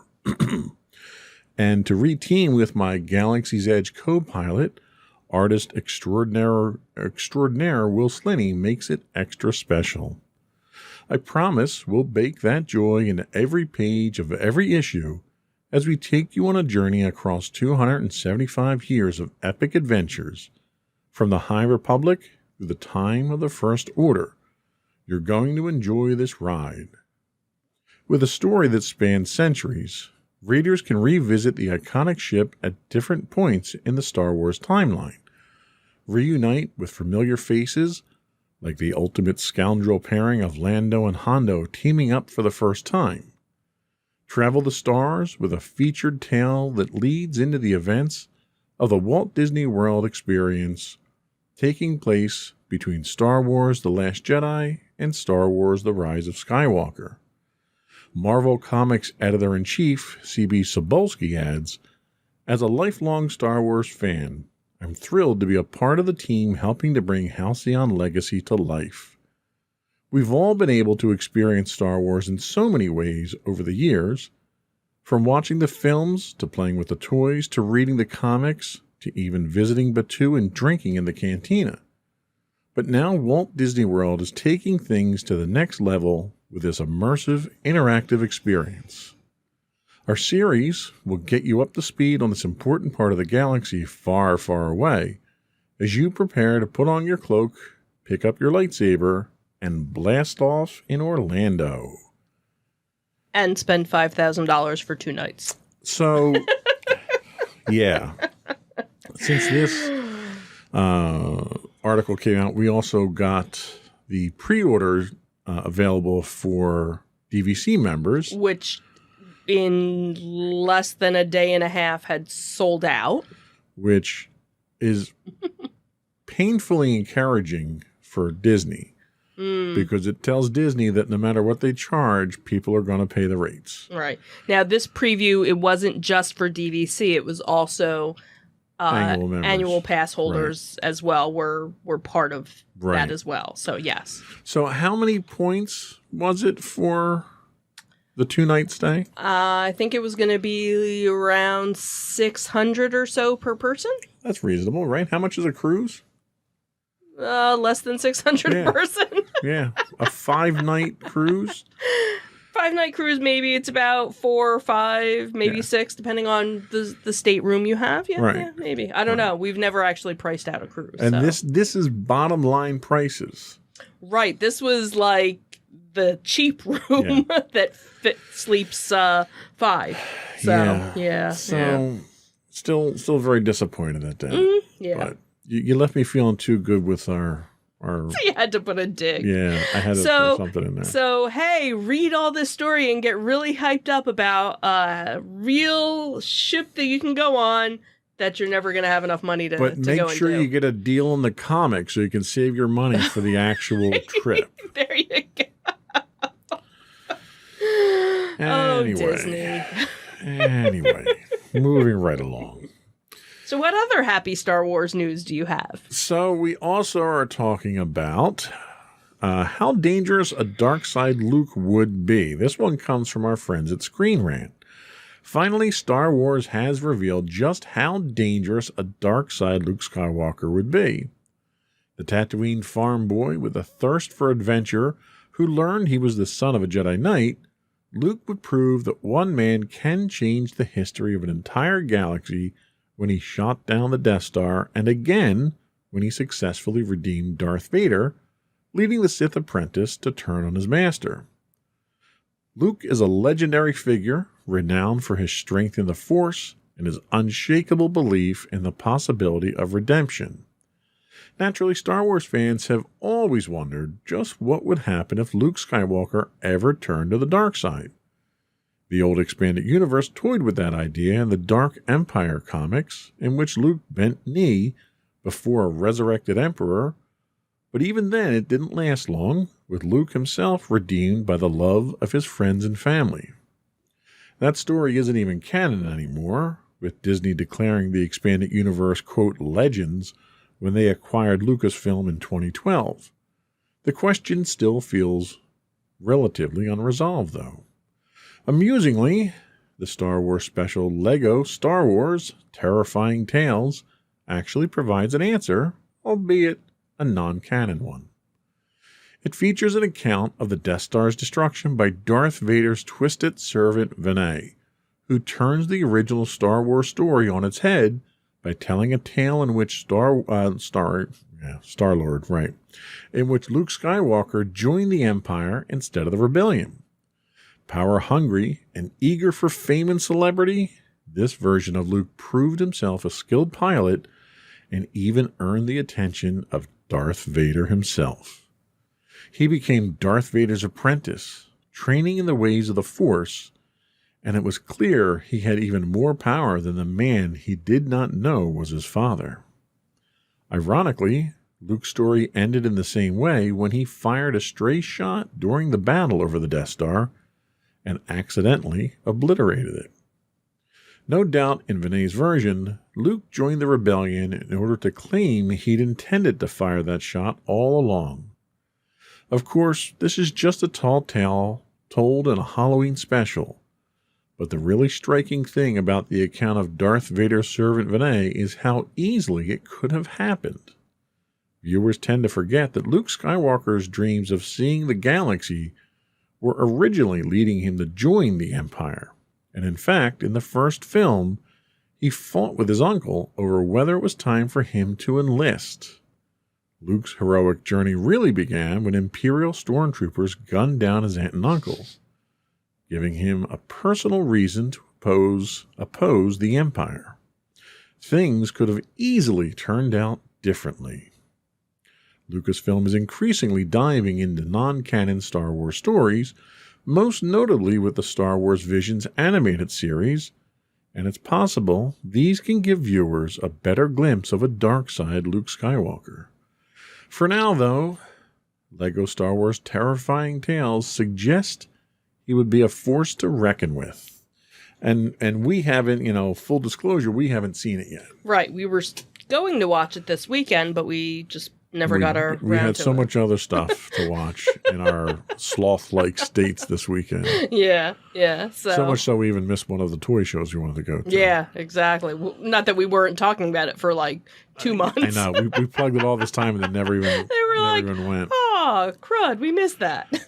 But yeah, I remember reading the Dark Empire comics, and they were really good. In fact, they have put out a limited edition series of figures, which I have all the figures from it as well.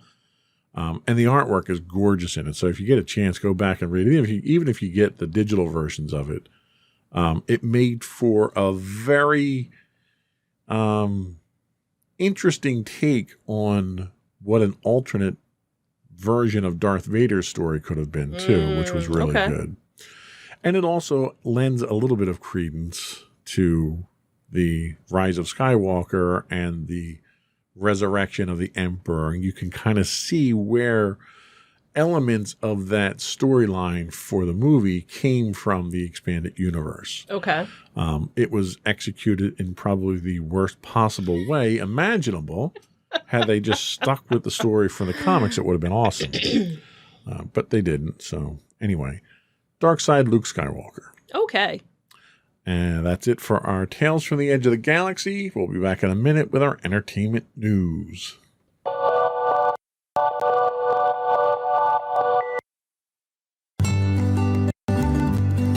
Insights into Teens, a podcast series exploring the issues and challenges of today's youth. talking to real teens about real teen problems. Explore issues from braces to puberty, social anxiety to financial responsibility. Each week, we talk about the topics concerning today's youth.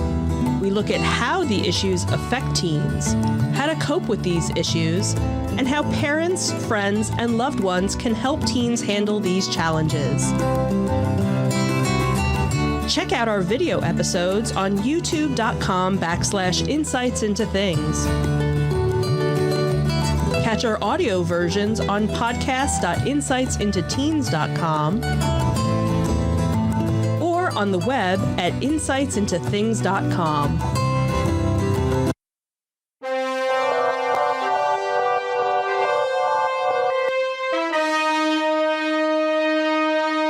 Go for entertainment news. So William Shatner can now say that he's gone boldly where no man, his age, has gone before. He's certainly not the first person to visit space, but as of today, Wednesday, the Star Trek veteran is now the oldest. At 90, the actor joined Blue Origin, founded by Amazon founder Jeff Bezos in 2000, for its second human spaceflight. Shatner and 3 others were launched in a New Shepard rocket from the aerospace company's West Texas launch site just before 11 a.m. today. The crew safely landed back on Earth several minutes later when Shatner could be heard saying that the experience was unlike anything they had described.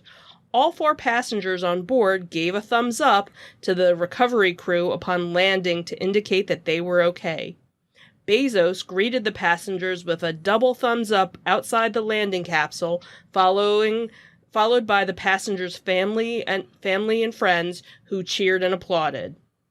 Shatner told Bezos, "In a way, it's indescribable. Not only is it different than what you thought, it happened so quickly. The impression I had that I never expected to have is the shooting up, and there's the blue sky." And then Bezos sprayed him with a bottle of champagne.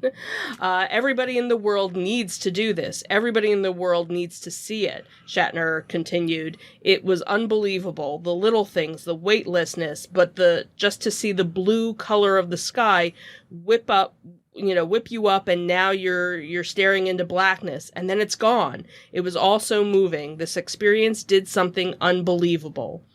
Bezos, he had also said to Bezos, "What you had given me is the most profound experience I can imagine. I hope I never recover from this."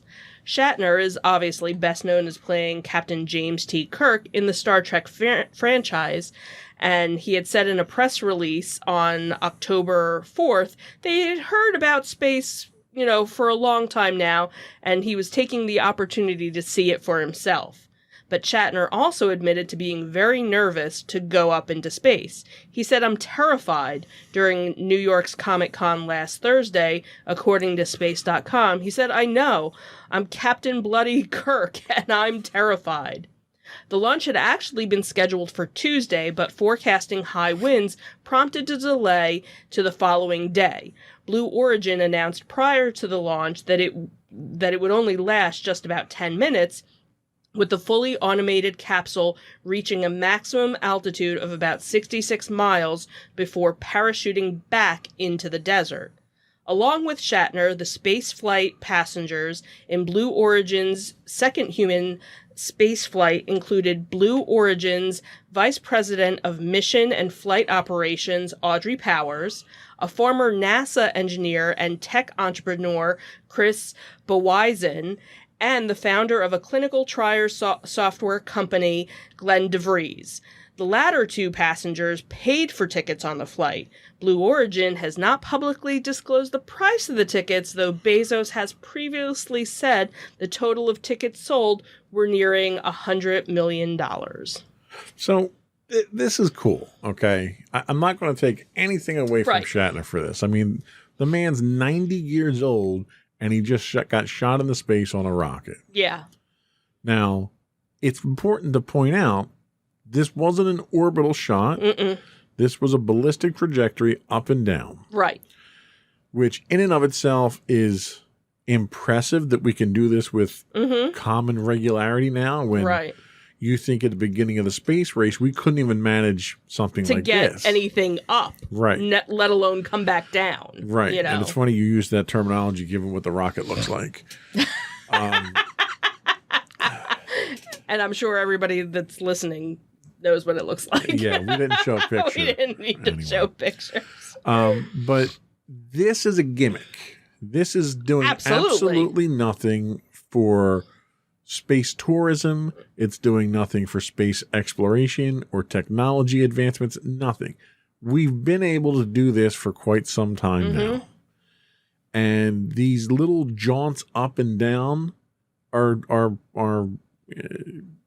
they're attention grabbers. That's it. Oh, absolutely. What was impressive was when SpaceX put its first tourists up into space into orbit at an orbit higher than the International Space Station for 3 days. Yeah. It was the furthest humans had been away from Earth since we went to the moon. Right. That is significant. Absolutely. This was kind of just the this was like the Disneyland version of Mission to Mars. Like, Right. oh, I've been on a centrifuge now, so I can go into Right. space. So in this, because they don't have to achieve orbital velocity, which is 14,500 miles an hour, I think it is, the acceleration is much more tame. You hit maybe 2G, 2.5G Right. going up, which is roughly what you get on an amusement ride. Right. So the rigors on the body are not nearly as Right. The fact that significant. you don't have a specialized suit, you don't Right. have to wear any sort of helmet. You're basically just, the whole thing literally took 10 minutes from the closest thing I start can to finish. equate this to is you have the plane, the Vomit Comet, Yes. where the plane itself flies ballistic arcs up and down. And during the down arc, you are weightless. That is essentially the same thing as what they did. They just didn't accelerate to the top of the arc as fast. And they didn't go as high. They don't go as high in the plane. Right. So, yes, this is cool. Captain Kirk finally made it to space. Right. I really wish we would stop giving so much attention to this stuff, though, and at least force Bezos and Virgin Galactic to do something more with this. Right. To do something more creative, something that betters humanity. This is essentially a balloon ride. Right. And it's doing absolutely nothing. It's $100 million in tickets for what? To shoot a bunch of rockets up? Right. Now, I will say it was very cool to see it go up because basically, they didn't have much training because there's nothing for them Right, to 'cause do it's all because it's all, automated. Right. But that's what's I think that's what was fascinating more to me, the fact that it went up and then when the capsule split, the main body came back down. Okay, I'm done with what I had to do. I'm going to come to and had this perfect landing. Right. That to me was like, wow, Yeah, that that's is pretty impressive. freaking cool.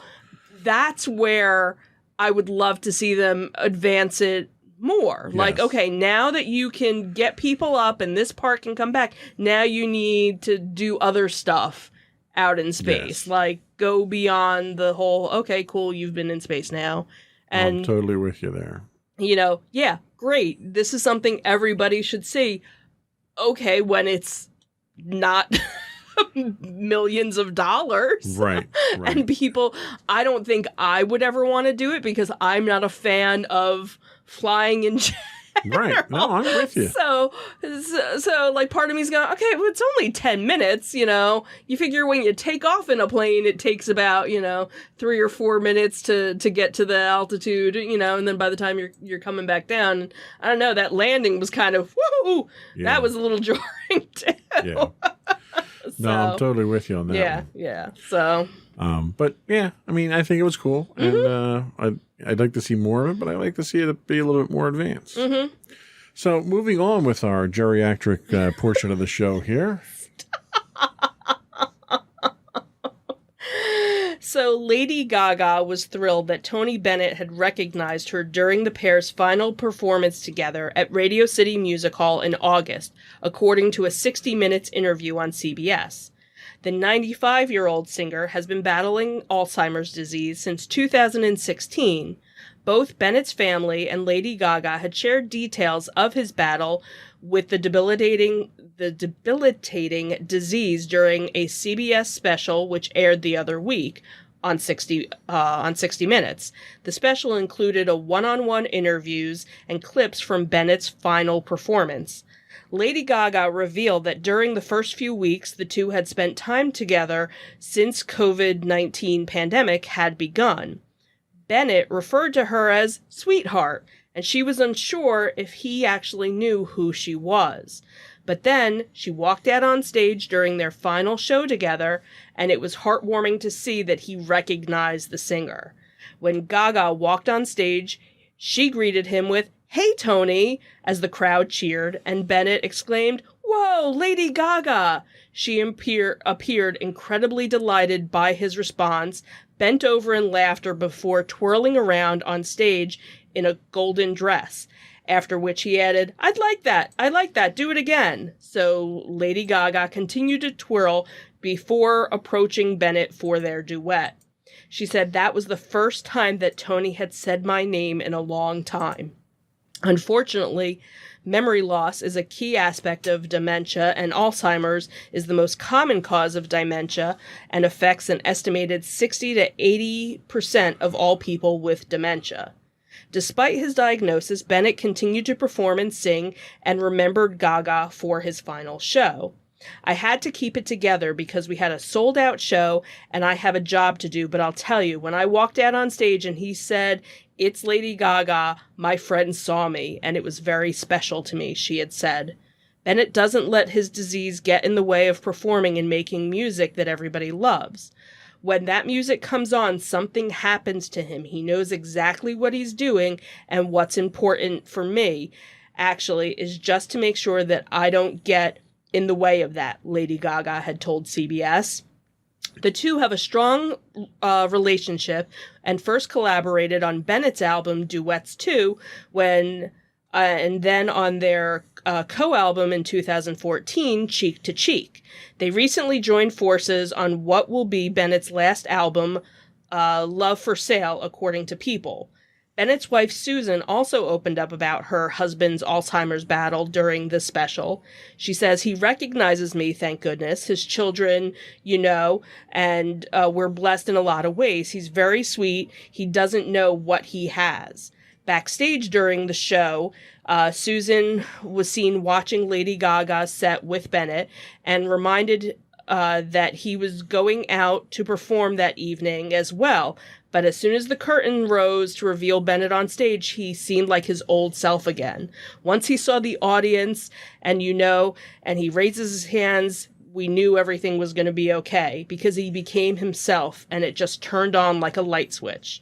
To close out the night, Lady Gaga asked Bennett if she could have the honor of escorting him off the stage. "Just simply being the woman that got to walk him off stage was enough for me." Viewers then watched as Lady Gaga was fighting through tears, told Bennett that he was so amazing and spectacular during the final performance.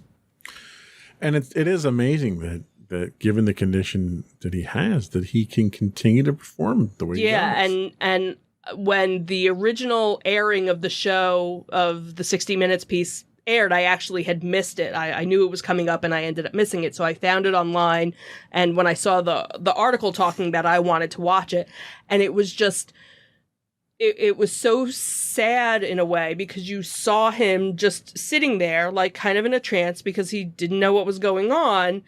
And then in the next room, his musical arranger is sitting there playing at the piano, and he just it's like a light switch literally came on, and he just walked in and didn't have anything in front of him, didn't have any music in front of him, and he starts playing, and they played for an hour and a half straight of all these different songs, and he didn't, every now and then might have missed a beat or something, but for the most part you would have not known that he was as sick as he was And like a lot during of that. people might look at that and say, my God, why are you making this man continue to perform?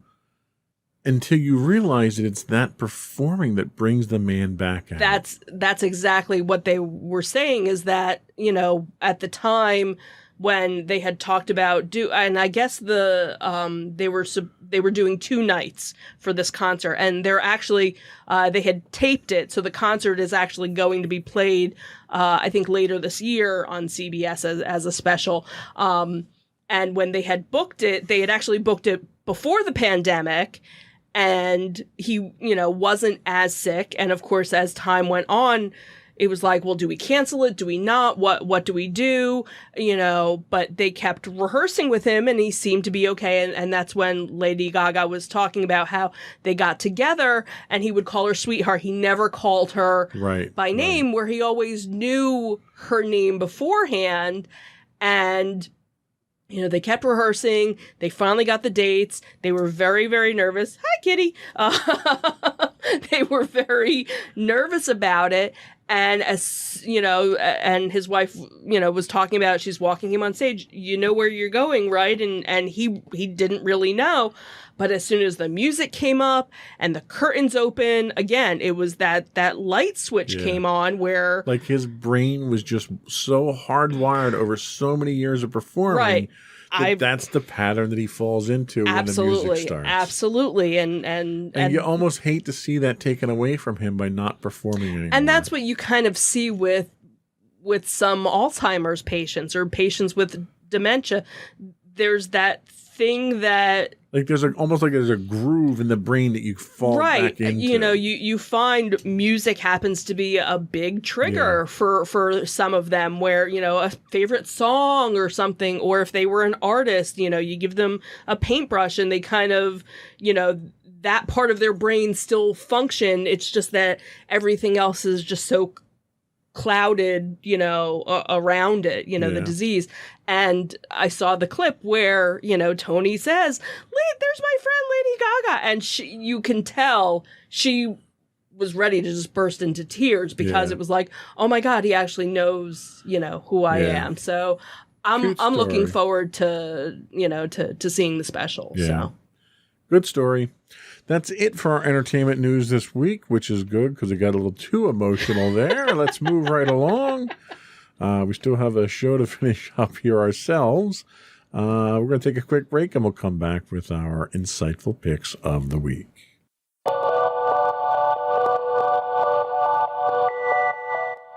Go for your insightful pick. So my insightful pick happens to be the new Muppets Haunted Mansion special that is on Disney+. So the great Gonzo, world-famous daredevil artist, has done it all, seen it all, survived it all. But on Halloween night, the fearless Gonzo takes on the greatest challenge of his life by spending one very daring night in the most grim, grinning place on Earth. The Haunted Mansion. I can't do it as well as you. Inspired by all 4 of the iconic Disney Haunted Mansion attractions located across the globe at various Disney parks, the Muppets Haunted Mansion includes many hidden Easter eggs for Disney fans and Muppet-sized sets and props that help immerse viewers in the storytelling experience. This marks the Muppets' first ever Halloween special and features 3 original songs: Rest in Peace, Life Hereafter, and Tie the Knot Tango. A star-studded Muppet cast, celebrity cameos, and spooky fun for families to enjoy together. Now, this was something I was looking forward to for months when they had announced it. You were kind of like, all right, we'll watch it. So this was definitely on our watch list because it dropped on Friday. I was like, we are watching this on Saturday. Come on, let's all be happy. And we all enjoyed it. You not being really a Muppet fan were very entertained by it. I was a Muppet fan as a kid, so I grew up with it. And obviously being a Haunted Mansion fan on top of it, this was like my 2 worlds, my childhood kind of much coming together. So it had a lot of very classic Muppet Show tributes, as well as a lot of Haunted Mansion tributes as well. Excuse me. Getting all choked up. Just a lot of inside jokes. If you're a fan of the Haunted Mansion, you probably got all of them the first time around. And who doesn't love a screaming goat? So yeah. You didn't bring it up. No, I didn't. I should have. Should have brought it up. Anyway, good pick. I did like it. It was very good. Thank you. We'll be right back.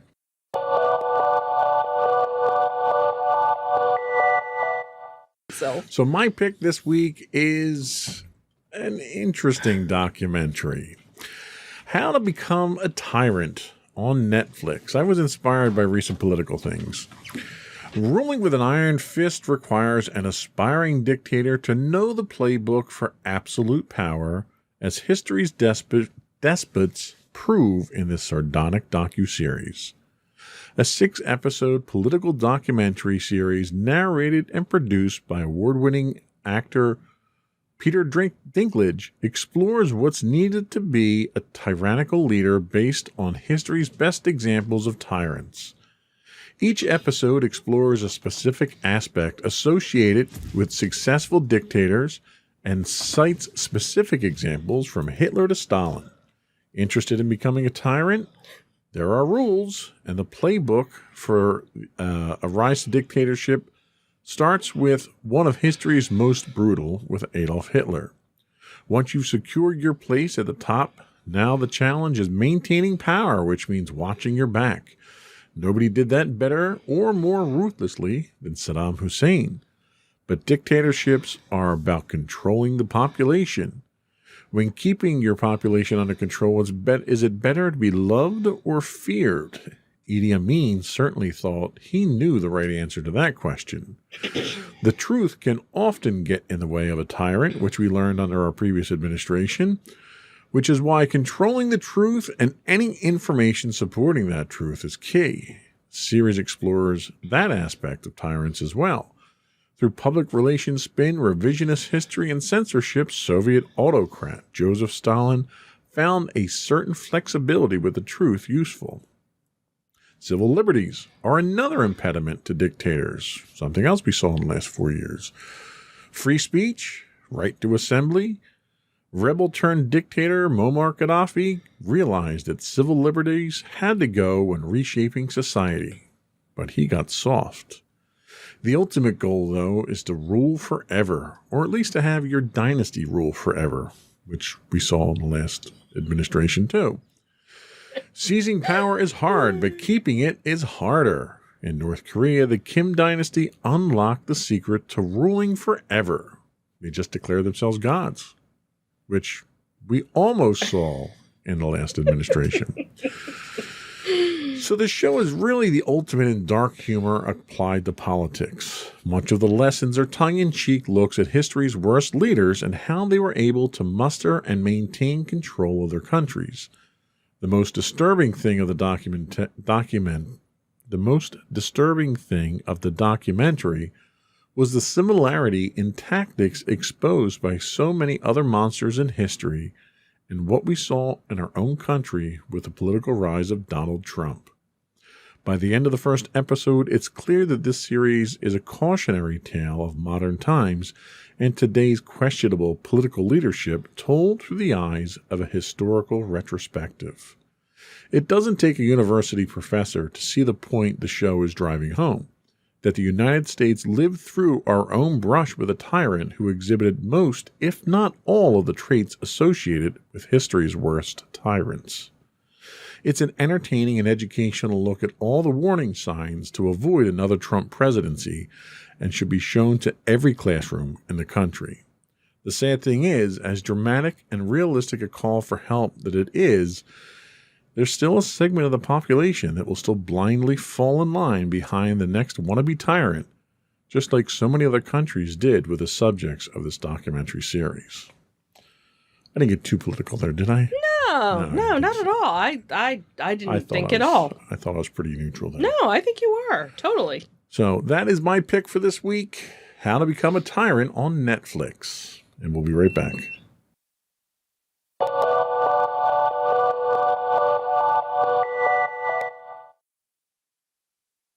Oh, you're going to have to explain that because it sounds like I'm torturing someone.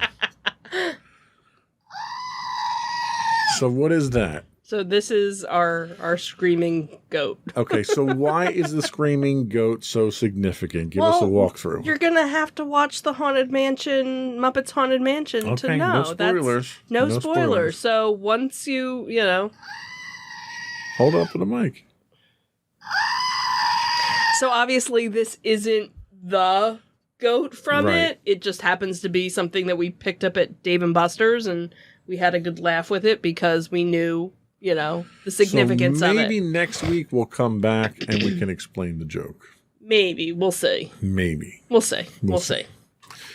Anyway, so what do we got now? We got closing thoughts because we're done learning how to be a dictator, right? Right. We can move right along. So October 22nd through the 24th in Oaks, Pennsylvania will be, I guess, the last Monster Mania for the year.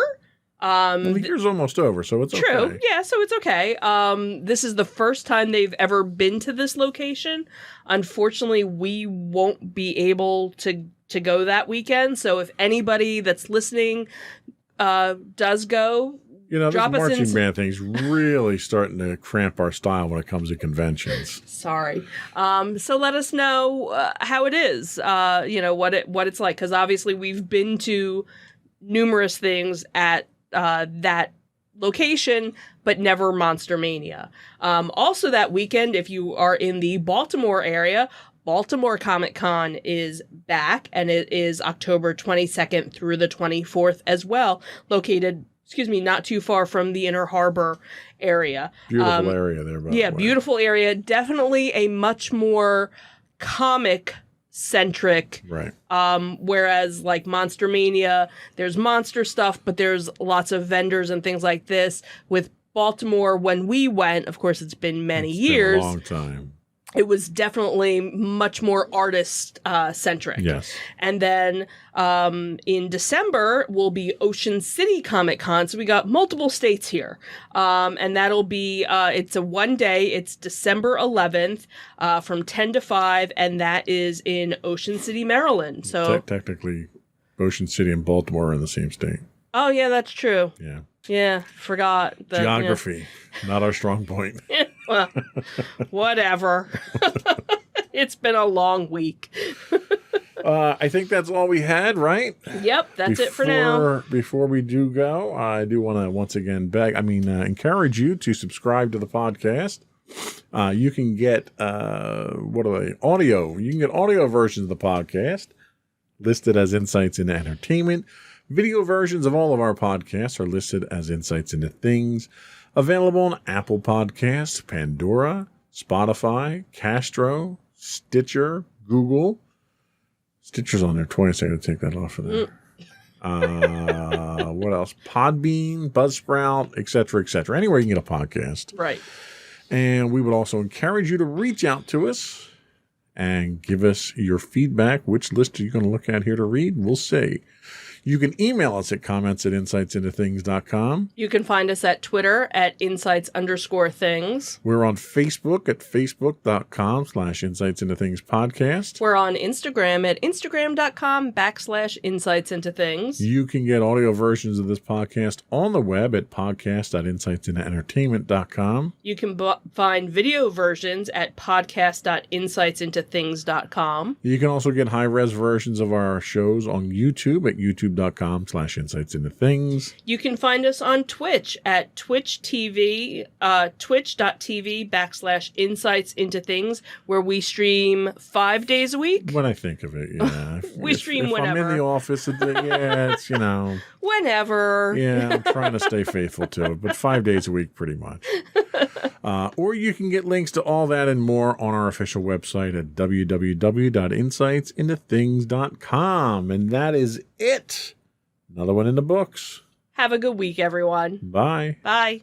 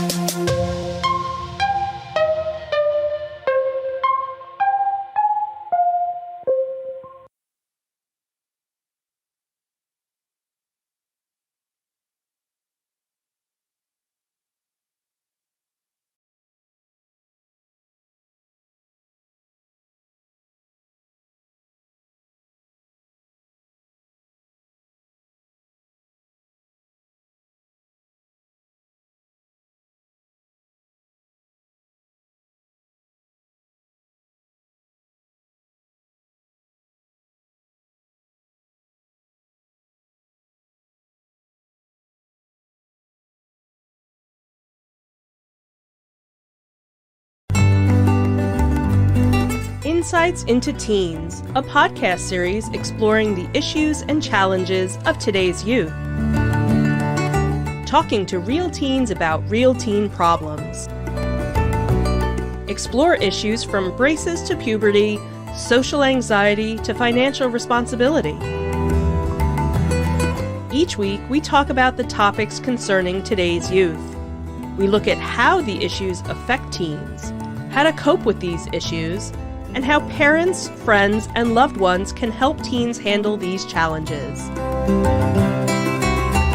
Check out our video episodes on youtube.com/insightsintothings. Catch our audio versions on podcast.insightsintoteens.com or on the web at insightsintothings.com. Insightful podcasts by informative hosts.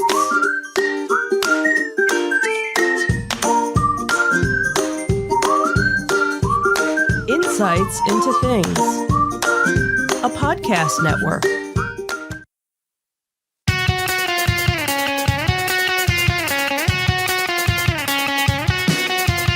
Welcome to Insights into Entertainment, a podcast series taking a deeper look into entertainment and media.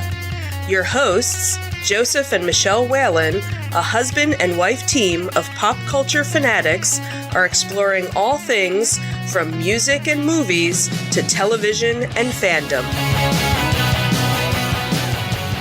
Welcome to Insights into Entertainment.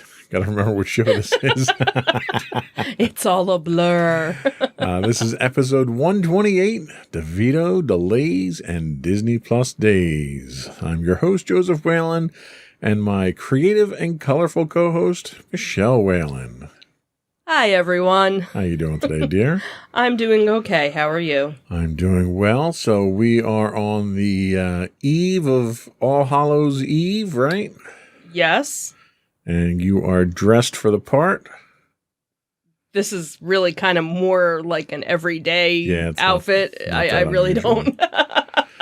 Not that unusual. Yeah, I'll still be wearing Haunted Mansion attire even after Halloween season. I am dressed in my standard Hawaiian shirt. Middle-aged, retired, fat guy Hawaiian shirt.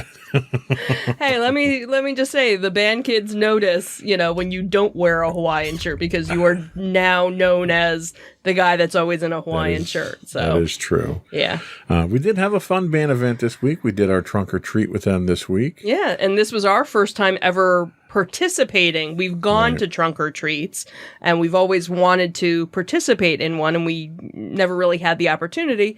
But as part of the Band Parent Association, they all did one for the kids after their practice on Wednesday. And we did ours up as, surprisingly, Haunted Mansion. Mm-hmm. Would have never guessed that, right? Right. I think next year we should do like a Star Wars theme. I definitely think we should. Yeah, I think that'll be cool. With ships and stuff. Yeah. That would be awesome. Yeah. But that's not what we're talking about today. No, we're not? No. Oh, okay. No, today in our... you trapped a cat in here. I think she's freaking out. Nah, she's fine. She's panicking. She's good. She can get out.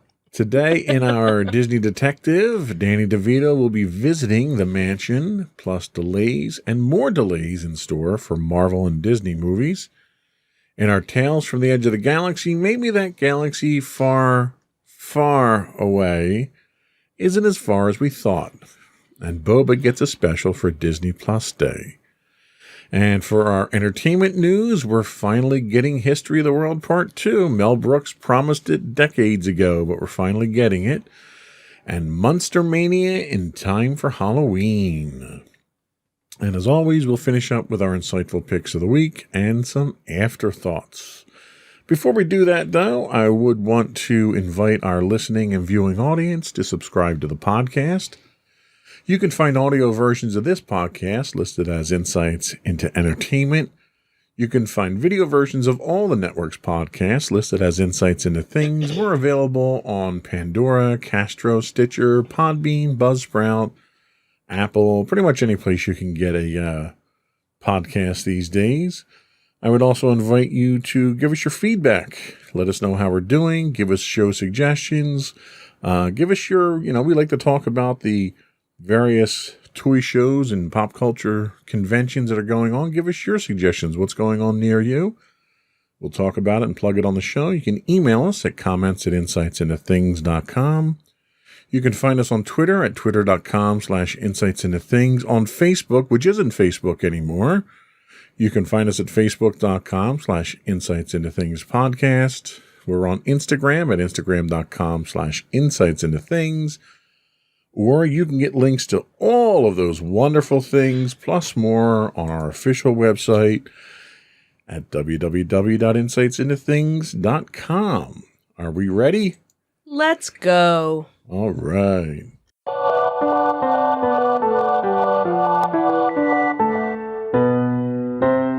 Go for Disney Detective. So our first story comes from The Hollywood Reporter, and it seems that now Danny DeVito has joined the cast of Disney's Haunted Mansion, which is based off of the company's signature theme park ride.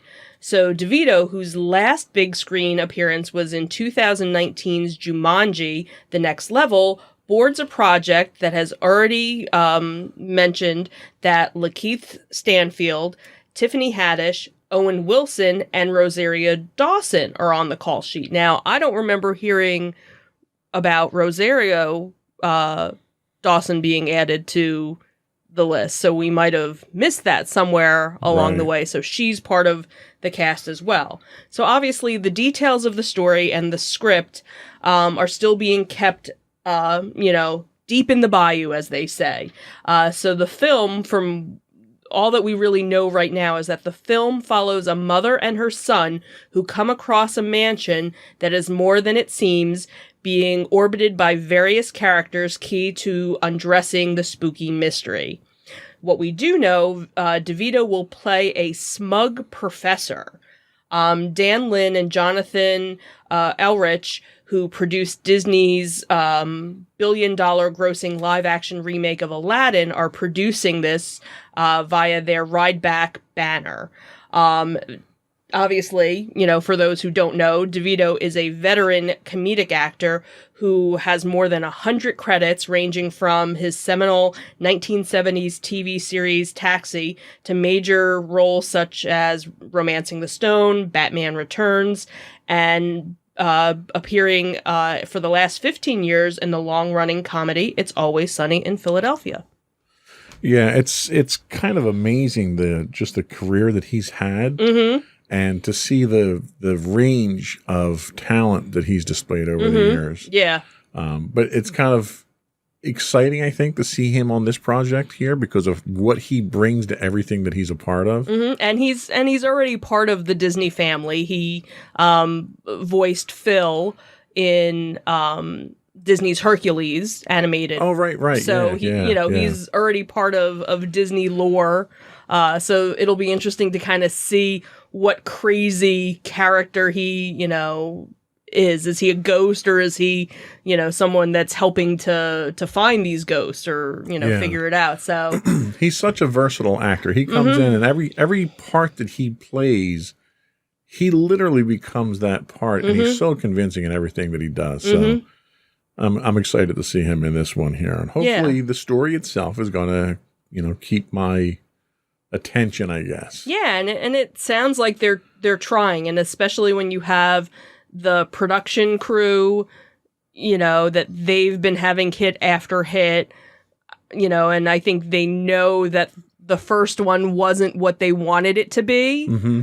They're hoping to turn it around for this one. So fingers crossed. All right. What else we got? So our next story comes from Variety.com, and it seems that Marvel fans will now have to wait a bit longer to see Doctor Strange, Thor, and Black Panther Returns in the theater. So Disney has now delayed the release plans for several upcoming films. So Doctor Strange in the Multiverse of Madness was supposed to be coming out March 25th, and now that has been pushed to May 6th. Thor Love and Thunder was supposed to be May 6th, and now that got pushed to July 8th. Black Panther, Wakanda Forever was supposed to be July 8th, and now that gets pushed to November 11th. The Marvels has now been postponed till early 2023, so no date yet for that. Ant-Man and the Wasp, Quantumania has been bumped from February 17th now to July 28th of 2023. So along with, all of these Marvel delays, Disney has also moved the 5th Indiana Jones installment back nearly a year. So the still untitled film starring Harrison Ford as the fedora-wearing, swashbuckling archaeologist will open on June 30th, 2023, instead of July 29th, 2022. So that's almost a full year that one's being pushed out. So the major release date shuffle comes after Marvel Shang-Chi and the Legend of the Ten Rings cemented its place as a pandemic-era box office hit ahead of Eternals, the MCU's entry, which is scheduled to be released next week. The scheduling overhaul is related to production and not box office returns, according to sources at Disney. The next The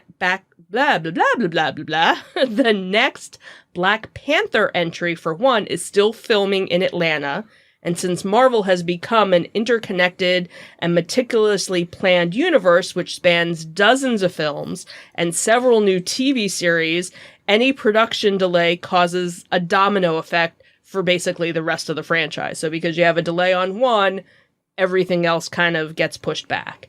So as for Indiana Jones, the 79-year-old Harrison Ford sustained a shoulder injury on the set back in June, requiring the actor to take a break from filming while he was healing. That was when the Millennium Falcon door hit him, right?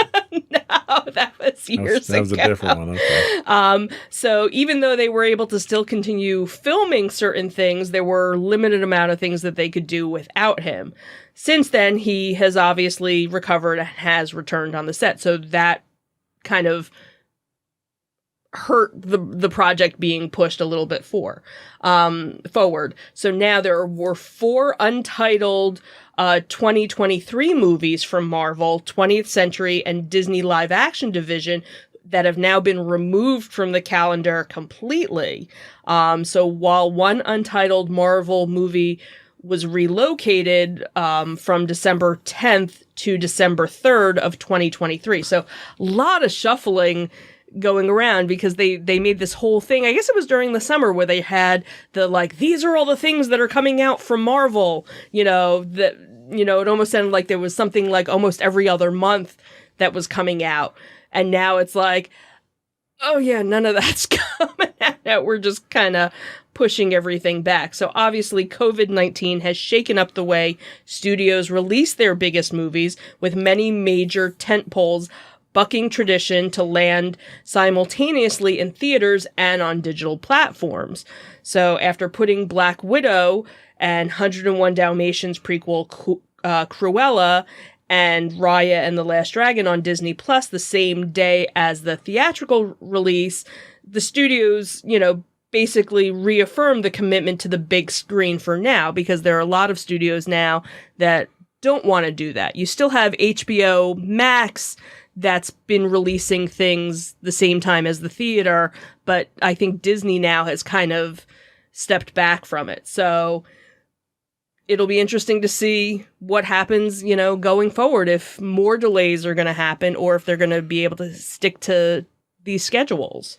So I'm curious if this was a product of just an overly ambitious and aggressive schedule, a change of storytelling, because like we all know, the Marvel cinematic universe is laid out in really interacting chapters, right? And it almost sounds like maybe that story that they originally came up with, that would be the long running one for what are we on, phase 4, I think. Right. Maybe that phase 4 story has changed, because I know Eternals landed and kind of got a lukewarm reception. People weren't all that excited about it, and that was supposed to play a significant role in phase 4. And maybe some of the stuff that they're running into is a change of story. I have to assume a good chunk of it has to do with COVID. Oh, I'm sure. And I think people, maybe when they came up with the timeline of everything, they were hoping we'd be further along. Yeah. The pandemic wouldn't still be as, I don't want to say relevant, but wouldn't be still as impactful. Yeah. That things would kind of be a little bit more normal at the time when they were planning it. Because you figure, when they start doing a movie, it's been written for so many years and, to hire the cast and to get your location and everything, so it's so planned out. It's not like, hey, what are you guys doing tomorrow? Let's go make a movie. Well, and that's the other thing with Disney and Marvel is that you've got the same talent that are appearing in multiple, that are crossing over from crossing thing to over that. movies to movie, TV shows and stuff like that. A lot of it's probably timing issues. A lot of it's transportation issues. Yeah.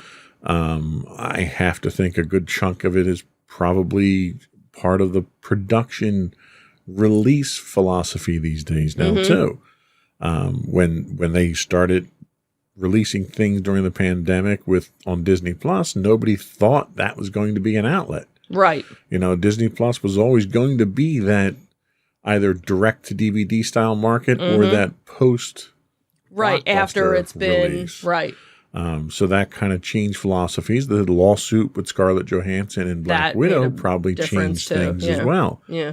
So I think it's really a combination of all these factors, and it's almost like Disney's kind of leading the way in trying to figure this out, but it's almost like they're making it up as they go along at this point. Yeah, really. That I think they are. Yeah.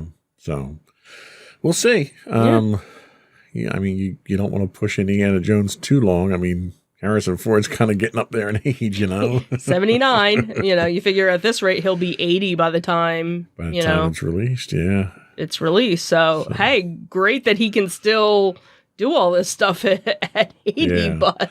Yeah, but, I mean, how much of it's stunt work and how much is it, they can de-age him and make him look like he's, 25 again if they want. Sure. The technology. Yeah. So, anyway, that was it for our Disney Detective. We're going to take a quick break. We'll be right back with our Tales from the Edge of the Galaxy.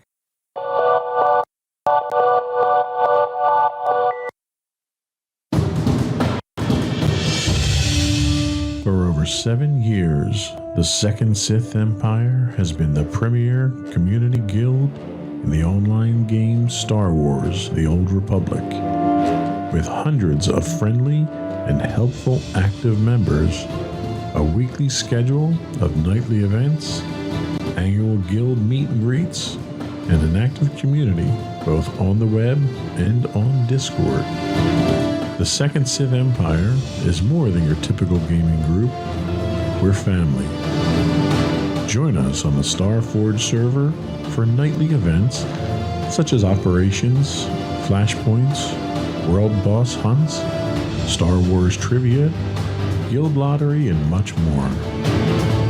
Visit us on the web today at www.thesecondsithempire.com.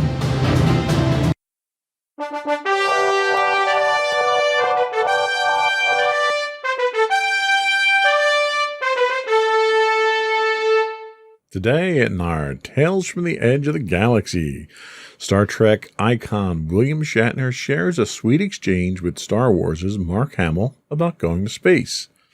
Cinema Blend tells us that Star Trek legend William Shatner's voyage to space has come and gone, as the actor spent a whole 11 minutes in outer space with a small flight crew recently. Following the short but memorable trip, Shatner shared a sweet exchange with Star Wars' Mark Hamill about going up in the future. William Shatner was first announced to be going into space aboard Amazon CEO Jeff Bezos' Blue Origin last month, and he even shared another sweet exchange with Wonder Woman's Linda Carter.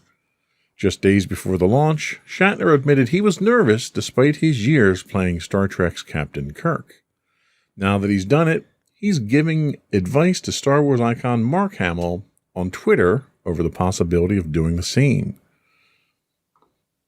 Put my over-the-shoulder on. There's not much to see. It's just his tweet. where Mark Hamill said, not sure how to feel about so many people suggesting I be shot into space. Shatner's response was, well, of course we want you to come back someday. Seriously, if you get the opportunity to do it, I'd recommend it. It's not surprising that following Captain Kirk's trip, people would want to see Luke Skywalker do the same thing.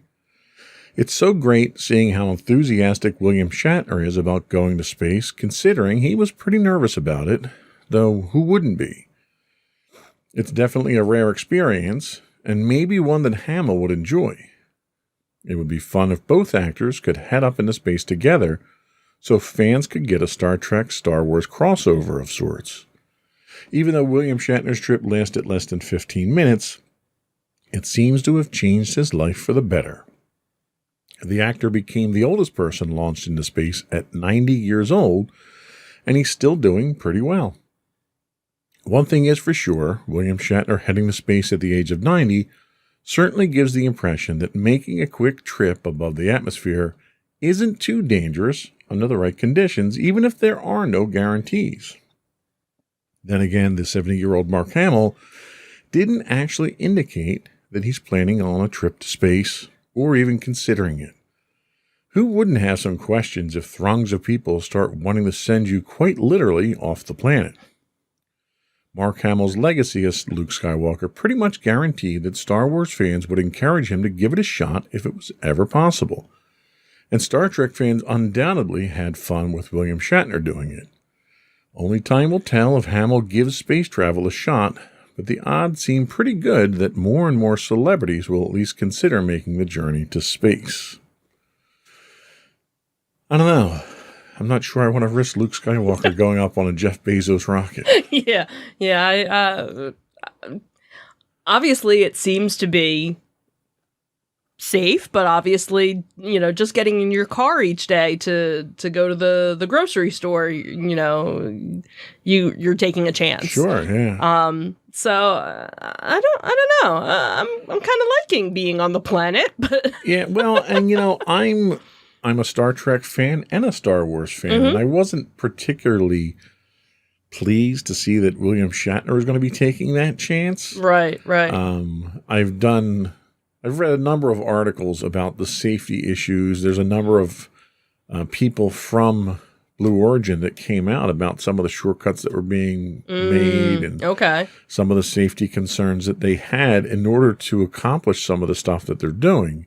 So quickly. Yeah. Okay. To make the progress. Because it was really, you had that little mini competition between Blue Origin and Virgin Galactic. Right. To see which CEO could go into space first. And both of them were taking chances. In fact, Virgin Galactic wound up getting flagged by the FAA and shut down because they went outside their flight vector. Oh, really? I didn't know that. Yeah, and it was because the pilot had ignored a warning that was visible. I mean, they're live streaming this, and the warning light was visible on the cockpit dash. And the guy was ignoring it because your boss is sitting in the back. You're not going to abort with your boss in the back, right? Right, yeah. Although you don't want to be the guy to kill your boss either. Yeah, well, if you die too, then... yeah.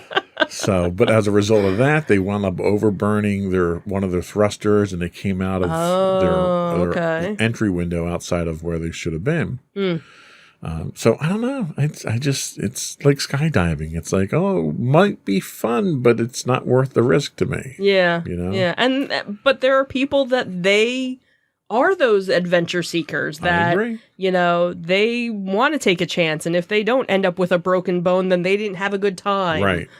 See, and I'm very risk averse. If there is more than a non-zero chance of me dying, chances are I'm going to avoid it. Right. Unless there's a necessity to it. Like, I'll jump out of an airplane if it's going to crash and kill me otherwise. But not voluntarily. Yeah. Same with space. I love space. I'd love to go up to space, but it's to the point now where it's not safe enough. I don't like flying on planes, and the safety record on planes is a hell of a lot higher than it is on rocket Let ships. somebody else go and take some really good footage, and I'll watch it. I'll give you my camera. Here's my camera. Go take some pictures. And I'll watch it in an immersive, 3D thing, and I'm good with that. So anyway, if Mark Hamill was taking advice from me, I'd say don't do it. It's not safe. So what do you have next to talk about? So let's talk about Star Wars and the Boba Fett special that's coming up on Disney Plus Day. The upcoming Disney Plus Day on November 12th will bring all kinds of treats to mark 2 years of the Mouse House's streaming service. From Shang-Chi and the Legend of the Ten Rings and Jungle Cruise becoming free to view at home, 2 new shorts from The Simpsons, Frozen's Olaf and Luca's Alberto. Beyond that, we know we're getting some Marvel and Star Wars treats too.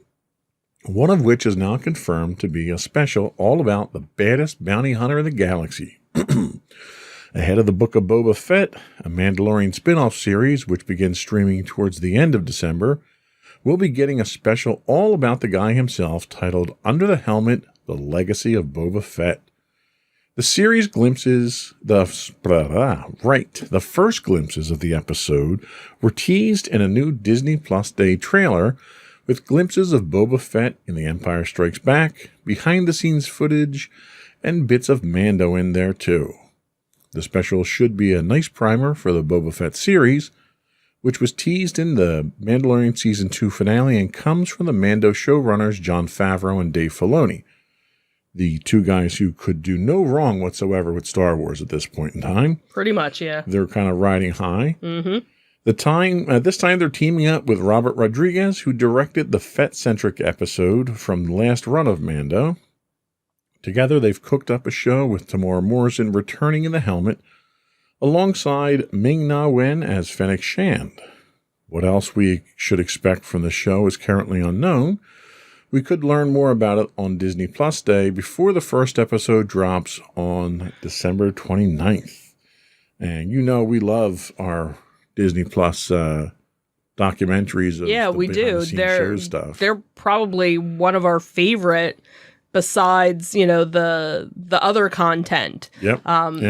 We haven't watched one that's been bad. Right. All of them from the WandaVision to the Mandalorian ones, even the Disney attraction ones have all been so well done. And what I like about them, they're not your standard, boring documentaries. I was just going to say that. Always some interesting perspective, some facts that you would never have found out before, or even just like sneak peeks of some of the concept artwork that you wouldn't see anywhere else. Right. There's always gems in there to pick up that make it worth watching, and they do them in such an entertaining way. Absolutely. So hopefully we'll get to see a little bit more about what the show's about before we get the show itself. Yeah. So that's it for our Tales from the Edge of the Galaxy. We'll be right back with our entertainment news of the week.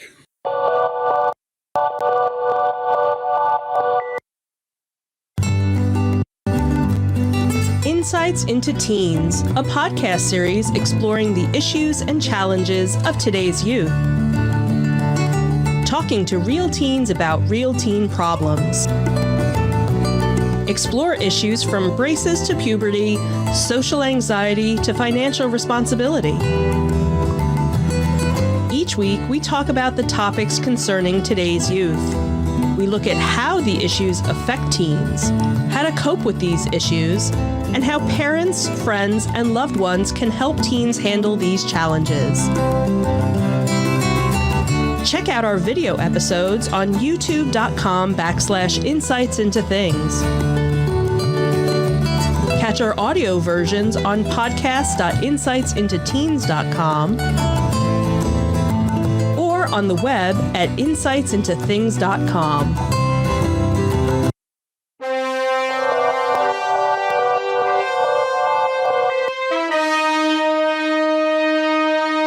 Go for entertainment news. So from Variety.com, it seems that History of the World Part 1 is finally getting a Part 2, with Hulu ordering a variety series follow-up to the classic Mel Brooks comedy film. So History of the World Part 2 is described as a sequel to the 1981 film. The film was made up of segment sets during different periods of world history. Among those was the Stone Age, Ancient Rome, and the French Revolution. Like most of Brooks's work, it also featured musical numbers, including one about the Spanish Inquisition and, of course, Jews in Space. Brooks is a writer and executive producer on the series, along with Nick Kroll, Wanda Sykes, and others. There's no word yet on which world events the series will cover. Hulu has ordered 8 episodes of the show. The writers' room is beginning in October, with production slated to begin spring of 2022. Brooks had said, "I can't wait to once more tell the real truth about the phony baloney stories the world has been conned into believing are history." Brooks, a comedy legend and EGOT winner, wrote and directed History of the World Part 1 in addition to appearing on screen in 5 different roles. These included King Louis the 16th? Sure. 16th, and his piss boy doppelganger, as well as the stand-up philosopher Comicus. The film also starred Gregory Hines, Dom DeLuise, Madeline Kahn, Harvey Korman, Cloris Leachman, and many more, and most of those people how sad is that, aren't here with us anymore. Brooks's comedy films have constantly ranked among the best of all time, such as Blazing Saddles, Young Frankenstein, The Producers, and Spaceballs. He later adapted both The Producers and Young Frankenstein as critically acclaimed stage musicals, and he also produced several hit films, most notably David Lynch's The Elephant Man. That I didn't realize he had produced that. I didn't either until I read the article. I thought that was interesting. He's, definitely a comedy legend. Yep. Has thankfully been around and is still very active. So this should hopefully be hysterical, for those that are Mel Brooks fans.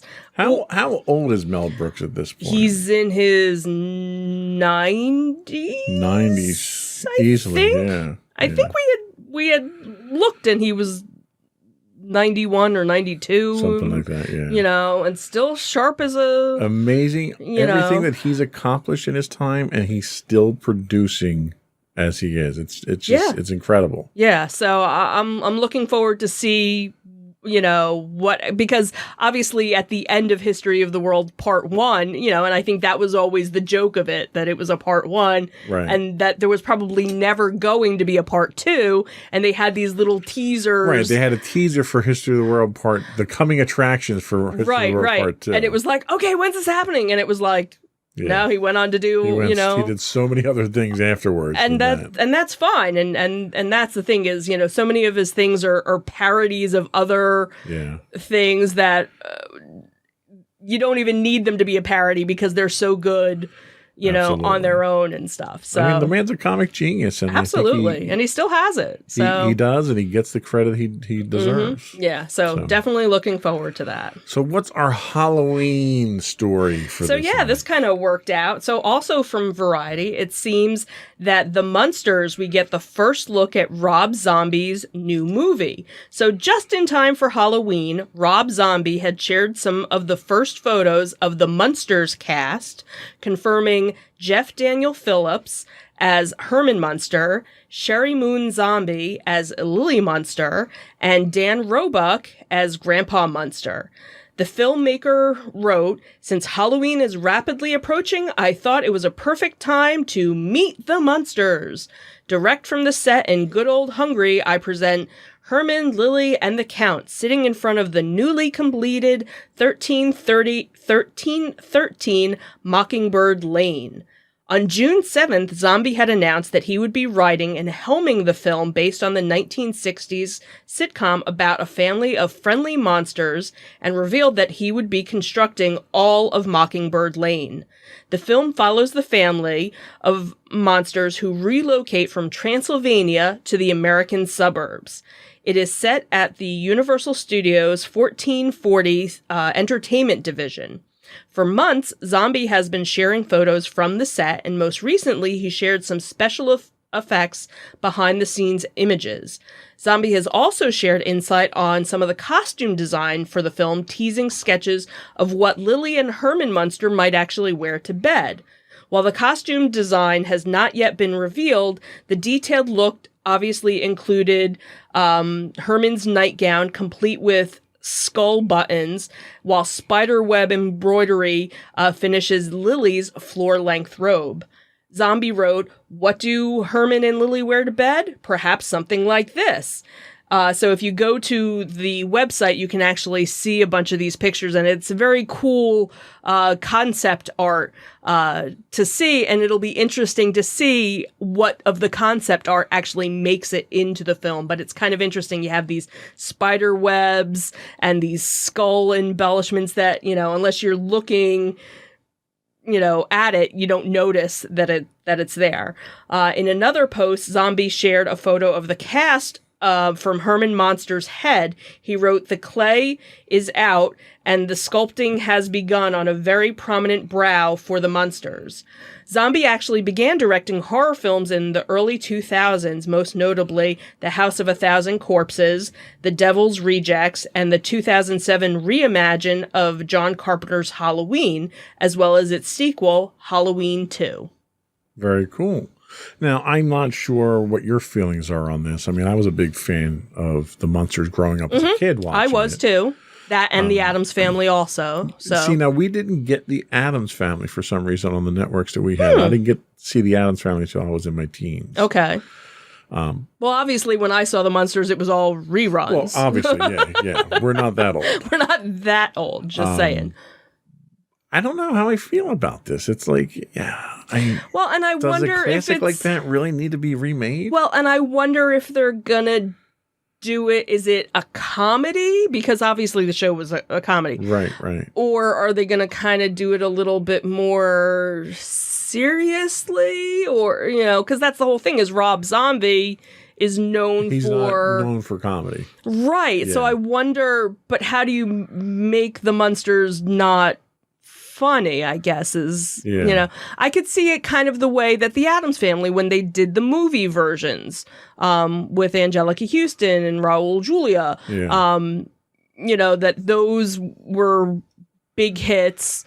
It was more adult humor at that point than the campy humor that the show had. Right. So I wonder if that's going to kind of be where they go with it. But the cast looks, It looks fantastic. It looks fantastic. It looks very classic, like it's the original. Yeah, original and the fact that they built the house, and that's what I love is when there's a filmmaker who actually spends the time to really build the set, as opposed to we'll just CGI it and we'll do, Yeah, practical effects still have a place in television and movies. Yeah, for sure. Yeah, and I think it's like if. Honestly, I don't know. Well, like Daniel Roebuck, I know who he is. I would not have known who that was him looking at Grandpa, Munster. Yeah. Sherry Moon Zombie and Jeff Daniel Phillips. I don't know what they look like normally, but just looking at the Herman Munster makeup and the Grandpa makeup, it's obvious that he's trying to recapture the classic looks, the classic look of, which is nice. Yeah. So hopefully it's done in such a way as to let the original series stand on its own and be appreciated. I would definitely be interested in seeing it. So, yeah. So we'll see. We'll see. So that was all we had for entertainment news. Yep. And we'll be right back with our insightful picks.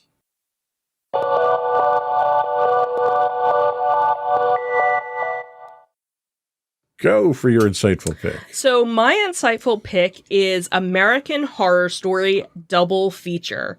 So unlike any of the other seasons of American Horror Story thus far, Double Feature actually had 2 seasons kind of to it. So it was a 10-episode season. The first 6 were based off of one storyline, and then the other 4 were based off of a different storyline. And 2 completely different stories where I think a lot of fans of the show were looking for that commonality, something to kind of tie the 2 together, and they kind of did, but they kind of didn't. So the first 6 episodes were titled Red Tide, and it kind of took place in a sleepy oceanside town where residents pop some talent-enhancing pills, drink a lot of blood, sing excessive amount of karaoke, and all this other havoc happens, like true American Horror Story fashion. It was a very interesting story. It had a very Stephen King feel to it. You kind of had these vampires that kind of came about, and this whole, do I take the pill? Do I not? Do I risk it? Type thing. And it was a very interesting arc that they had. Unfortunately, the finale kind of was like, oh, that's how you're ending it? But it was still good. It wasn't bad. And then the next 4 episodes took on a whole other theme of aliens basically taking over the country, and interesting little conspiracy theories about various things and what presidents knew and what presidents and the government allowed to happen for these aliens to basically come over and be integrated, basically take over, the world. So that was kind of an interesting look at conspiracy theories of different things with, Area 51 and like, all right, yeah, I could see where you're going with this, where they basically put historical things and historical people in, intertwined with these things. So it was kind of interesting. And again, that season finale just was like, it just ended. It was like, wow, that was the only explanation. A lot of people, I was reading different fans who kind of felt that same way, that they, just give us like 3 more minutes to explain something. But that's what American Horror Story does. Sometimes they just kind of rip the Band-Aid off and that's it. But overall, I was impressed with the season. Definitely better than some of their other seasons. And that's what's so nice about it, is that every season is so different. They always take, a different viewpoint of things, and really mess with your head in certain cases. So if it's something that you like, it wasn't, as gory as some of their past ones, which is kind of nice. So if you're interested, all of the episodes are out and streaming on FX. All right, cool pick. Thank you.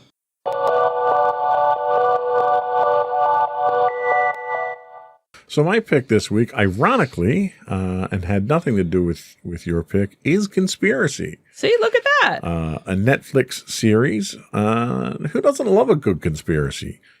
Maybe it's how the government's hiding the discovery of aliens, or maybe you're fond of the many assassination plots that came out of the 20th century. How about Hollywood and the sordid conspiracies of the silver screen?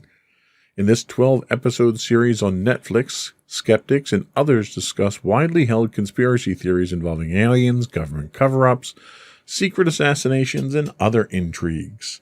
History tells us that Hitler killed himself in his underground bunker, but maybe, just maybe, he escaped and lived out a long life in some South American country. Did members of the British royal family help the Nazis during World War II? What really happened to Jimmy Hoffa?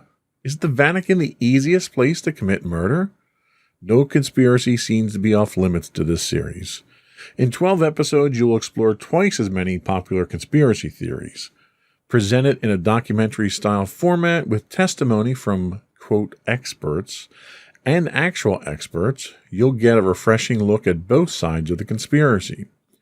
While some questionable things are acknowledged in many of these conspiracy theories, when the conspiracy theorists push their point of view, you get an objective look at the various points by accredited academics and historians who provide a grounded perspective and their own conclusions. Surprisingly, it's one of the more balanced conspiracy documentaries I've seen in the past. I'm not a conspiracy nut myself, but I do believe that the truth that's fed to the public isn't quite always the full truth. Sometimes you need conspiracy nuts to scrape the scabs off of history's more gruesome wounds and dig out a little bit more of the truth. I find most times there's some grain of truth to be gleaned from conspiracy theories, though the reality of the situation tends to fall short of some of the more fanciful creations of conspiracy theorists. It's a well-put-together series that asks more questions than it answers, but there's nothing wrong with that. It's not too preachy, nor does it try to cram a particular point of view down the throat of the audience. It creatively puts out theories, surfaces what factual evidence there is, and puts it all together in a neat little package with commentary and reenactments, and then leaves the viewer to draw their own conclusions. So it's one of those things where you kind of get to see both sides of the story and you make your own decision. So anyway, I thought it was kind of an interesting series. I got through all 12 parts of it. It is Conspiracy, streaming now on Netflix. And we'll be right back with our afterthoughts.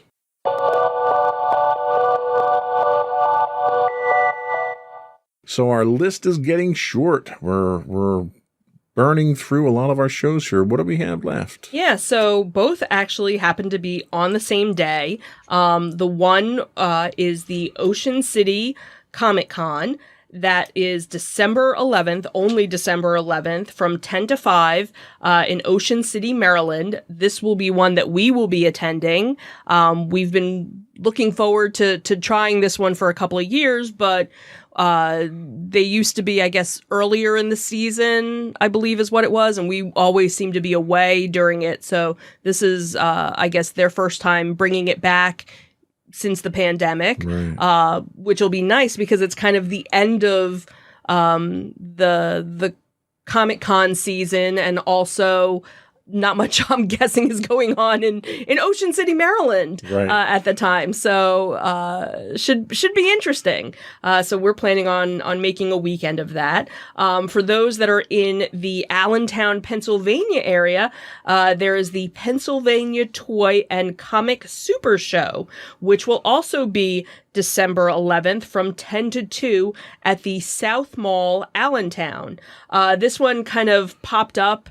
It looks like it's, probably your average size toy show, with comics as well. I don't remember if they had any guests or anything, but it looks like they do other shows as well, other toy shows and things like this. So if you're in that area, you have that one to go to as well. And that's it. That'll round out the year for us, and hopefully we'll start seeing more conventions show up on the calendar. Yeah, we were supposed to have Wizards Philadelphia was supposed to be in November. Obviously, because of the change of companies, right. Where it went from Fan Expo, Wizards to Fan Expo. Obviously, something must have happened with the dates because they were even changing the location of it. Yeah, it was crazy as well. So now there's nothing if you look it up. So hopefully it'll be next year. Also, the Greater Philadelphia Comic Con, that one I think is supposed to be April-ish, possibly of next year. And then there was another one. Well, when the dates are published, we'll talk about them. We'll go over. Once we find out more, obviously we'll put everything together. So yeah, I think that's just about it. Before we do go, I would want to once again remind folks to subscribe to the podcast. You can get audio versions of this podcast listed as Insights into Entertainment. You can also get video versions of the podcast listed as Insights into Things. We're on Apple Podcasts, Spotify, Google, Stitcher, etc., etc. You can also write to us, give us your feedback, give us your own conventions you'd like us to plug. You can email us at comments@insightsintothings.com. You can find us on Twitter at insights_things. We're on Facebook at facebook.com/insightsintothingspodcast. You can find us on Instagram at instagram.com/insightsintothings. We do stream 5 days a week on Twitch at twitch.tv/insightsintothings. You can find the video versions of all of our podcasts at podcast.insightsintothings.com. Or you can get everything on our website at insightsintothings.com. That's it. Another one in the books. Have a good week, everyone, and happy Halloween.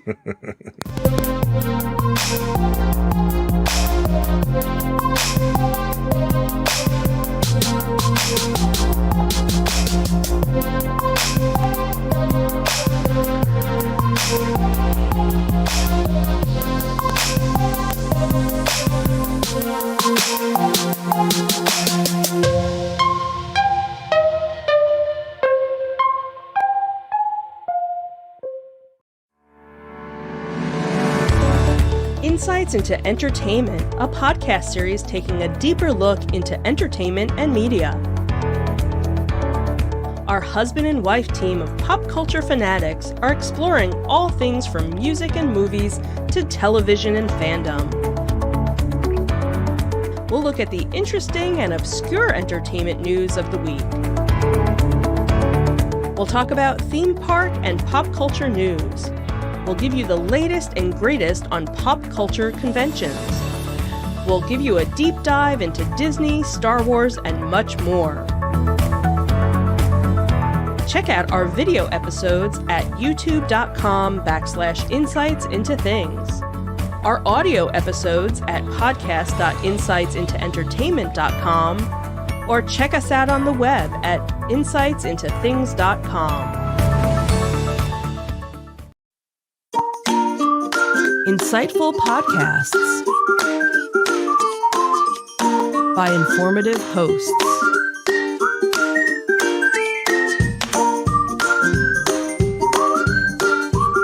Insights into Things, a podcast network.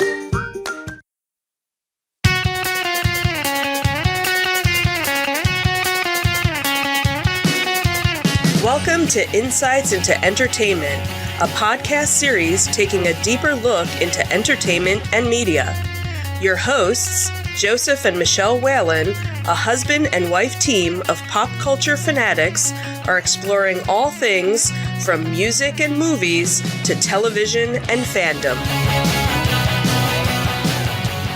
Welcome to Insights into Entertainment. This is episode 129, Dusting Off the Old Favorites.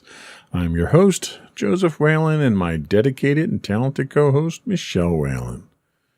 Hi, everyone. How you doing today, dear? Kind of awake, but not really. We'll take kind of.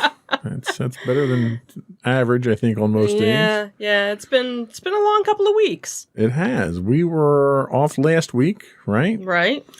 And then we had a long weekend this weekend. Right. Our last band competition. Yes, we are officially done with this season of marching band. Yes, we are.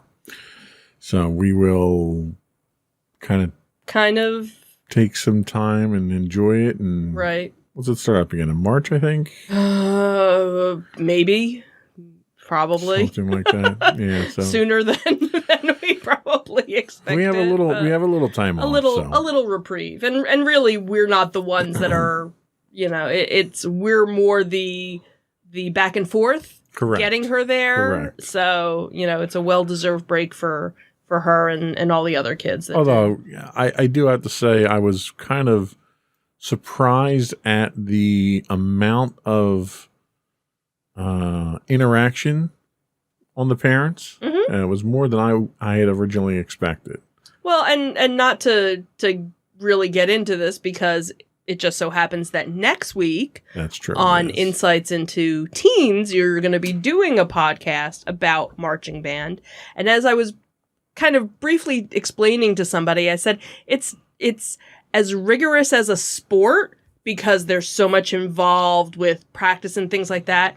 But when you go to competitions and do things, it's very much a family. Yes. It's a very supportive community. Right. Amongst other bands. Like you have rivals, but there isn't a rivalry atmosphere. Right. It's like, I want to do better than them. But when they go on, you still cheer just as loud. Yep. And even when the bands were coming off, you had the band that was right. coming off was wishing the band coming on, good luck guys, right. have a good time. Right. Where when you go to a sporting event, the two football teams or the two soccer teams, where, that was probably the best part of this last competition was one of the moms of one of our seniors. She's all cheering, come on, Cookie, and it was just so infectious that parents from a rival school were like, oh my God, we got to cheer for them too. Just give her a hand. They win just on team spirit. Exactly. So it is. We didn't know how much more it was going to be involved. So we need a break too, from all of it as well. So we'll be enjoying the downtime. But yes, next week we'll have a Yeah, that special should be a guest good one. on Insights into Teens, and we'll go into it in a lot more detail. So there's our little plug for next week's There you episode go. for you guys. But obviously, that is not what we're talking about this week. Not at all. Today, in our Disney Detective, Wonder Woman and the Evil Queen, and can the Main Street Electrical Parade solve Disney's problems again? Probably not. No.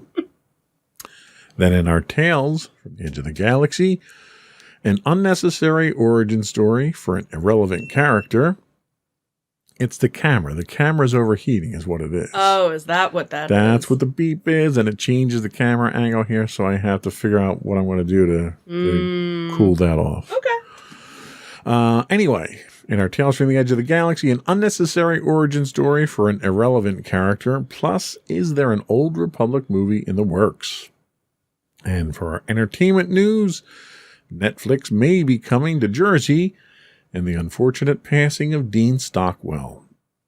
And as always, we'll finish up with our insightful picks of the week and a few dwindling list of afterthoughts. Ready to get into it? Sure, let's do this. All right. Before we start, though, I would invite our listening and viewing audience to subscribe to the podcast. You can subscribe to the video version of this podcast listed as Insights into Things. The audio version of the podcast can be found listed as Insights into Entertainment. We are available on Google, Apple, Stitcher, Amazon, pretty much any place you can get a podcast these days. We would also invite you to write in, give us your feedback, tell us how we're doing, give us some show suggestions, give us some of your conventions that we can plug. You can email us at comments@insightsintothings.com. We are on Twitter at twitter.com/insights_things. On Facebook, you can get us at facebook.com/insightsintothingspodcast. On Instagram, we're at Insights Into Things. We can get links to all those on our website at insightsintothings.com. Shall we get started? Sure. All right, here we go.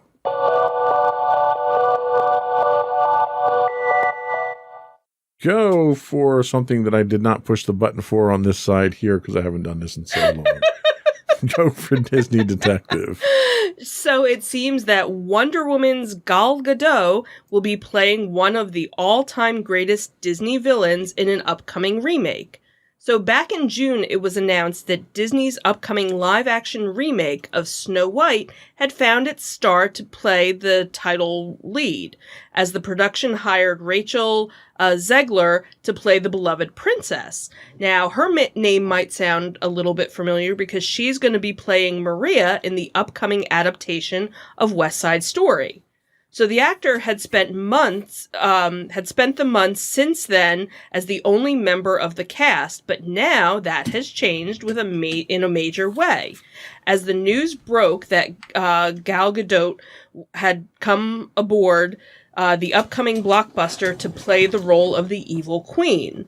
The Hollywood Reporter had shared the latest update about the Disney production, which has Amazing Spider-Man director Mark Webb at the helm. The film marks the second time that Gal has been part of a project at that studio, as she previously voiced a character in 2018's Ralph Breaks the Internet. So known for her spectacularly intense vanity, the Evil Queen in The Tale of Snow White and the Seven Dwarfs is famous for her regular check-ins with her magic mirror, requesting affirmation that she is the fairest of them all. When her enchanted looking glass one day returns the unfortunate news that the story's protagonist has her beat in the looks department, the wicked royal makes plans to kill her, though those obviously don't quite work out as it's planned. So Gal Gadot will be the third actress in the last decade to take on the role of the Evil Queen in Snow White in a motion picture, though her portrayal will be the first to specifically be based on the classic version of the character from the animated Disney film in 1937. Charlize Theron had played the part named Raveena in 2012's Snow White and the Huntsman, starring opposite Kristen Stewart. Later that same year, Julia Roberts played the Queen in Mirror, Mirror with Lily Collins.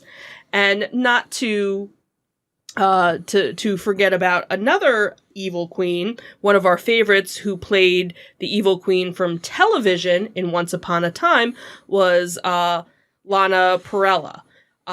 So it should be a cool opportunity for Gal, as a number of big stars have made an impression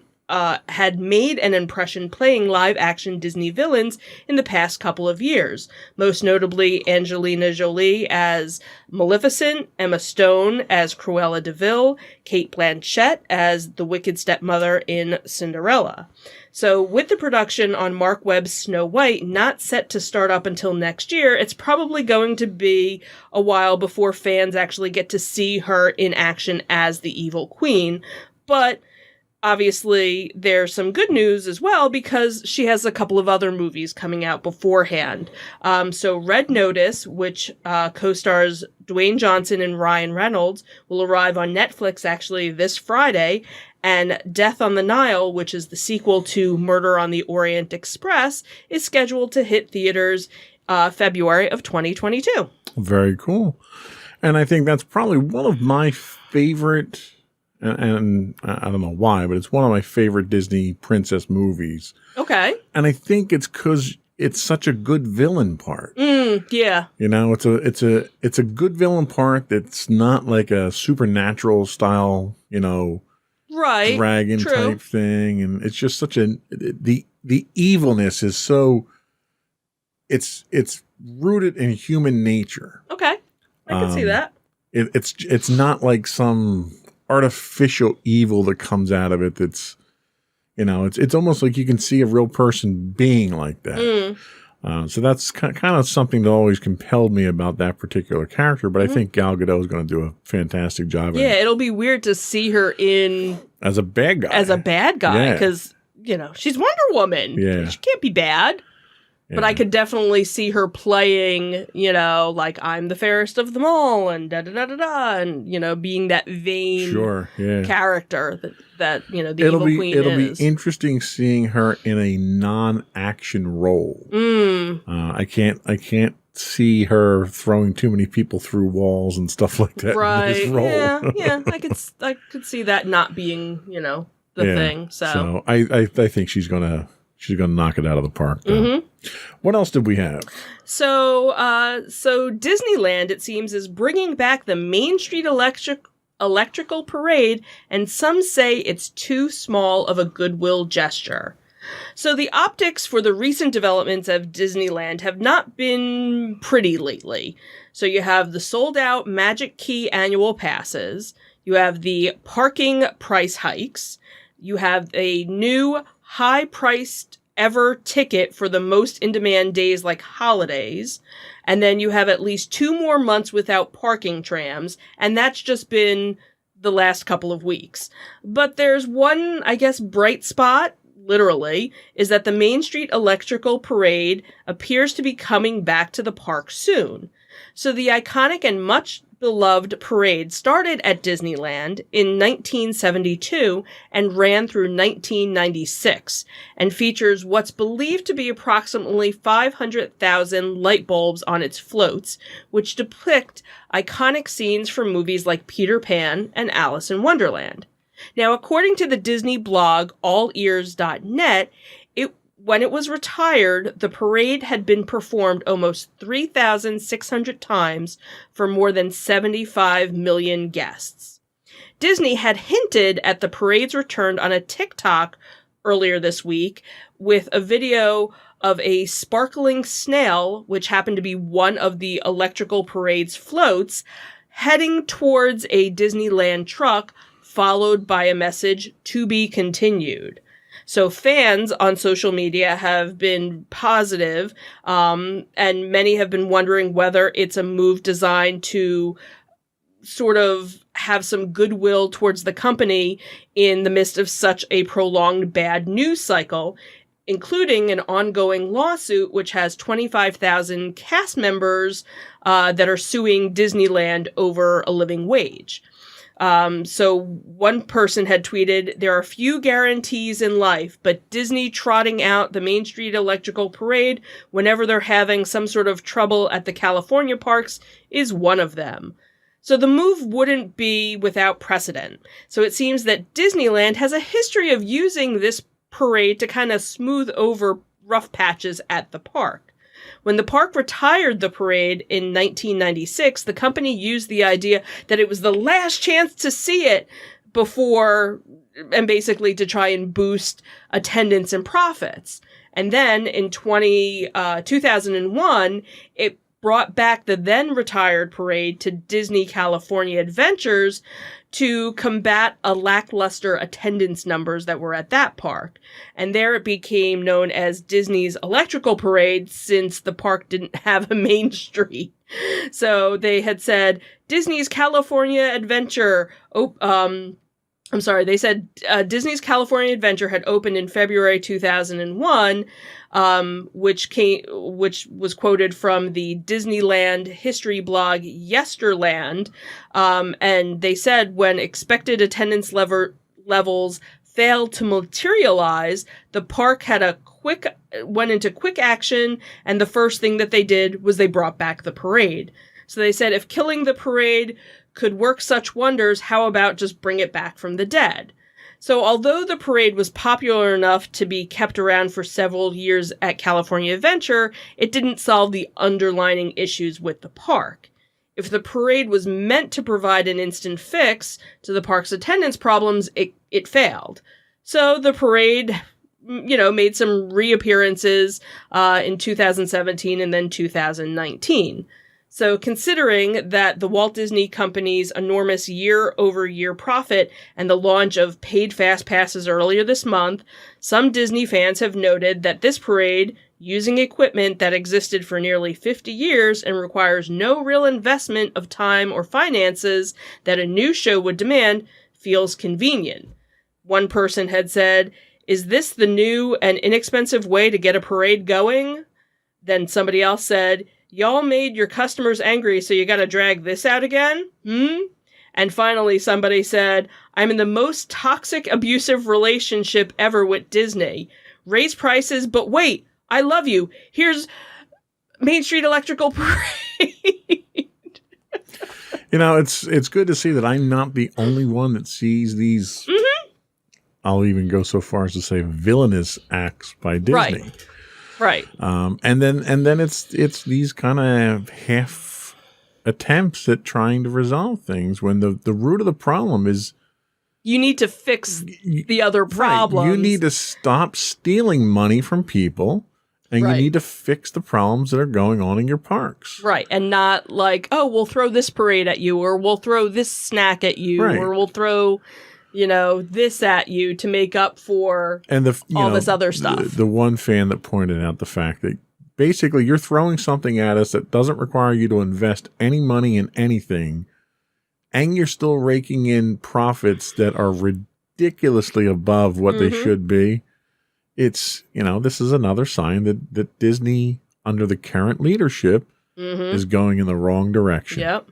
And the more stories like this I see, the less inclined I am to go to a Disney park. I know. So they don't need my money. I've got plenty of other ways to spend it besides giving it to someone who doesn't need it. Yeah. Sad but true. Yeah, unfortunately. So that was all we had for our Disney Detective this week. We'll be back in a brief moment with our Tales from the Edge of the Galaxy.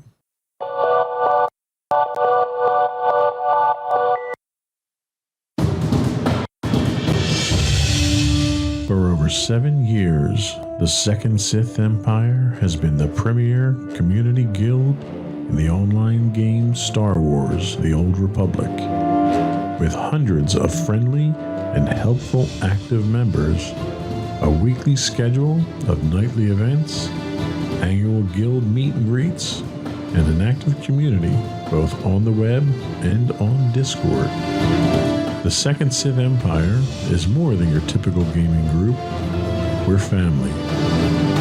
Join us on the Starforge server for nightly events such as operations, flashpoints, world boss hunts, Star Wars trivia, guild lottery, and much more.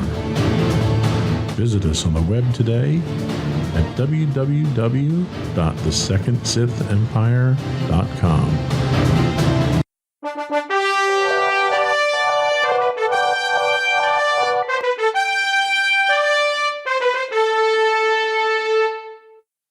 From our Tales from the Edge of the Galaxy, Star Wars reveals the full origin story for Supreme Leader Snoke, and no one cares.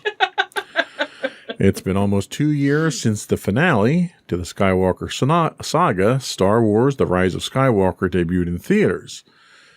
J.J. Abrams' movie, for some fans, further tarnished the reputation of the Star Wars franchise, leading to a call for a rewrite of the entire sequel trilogy.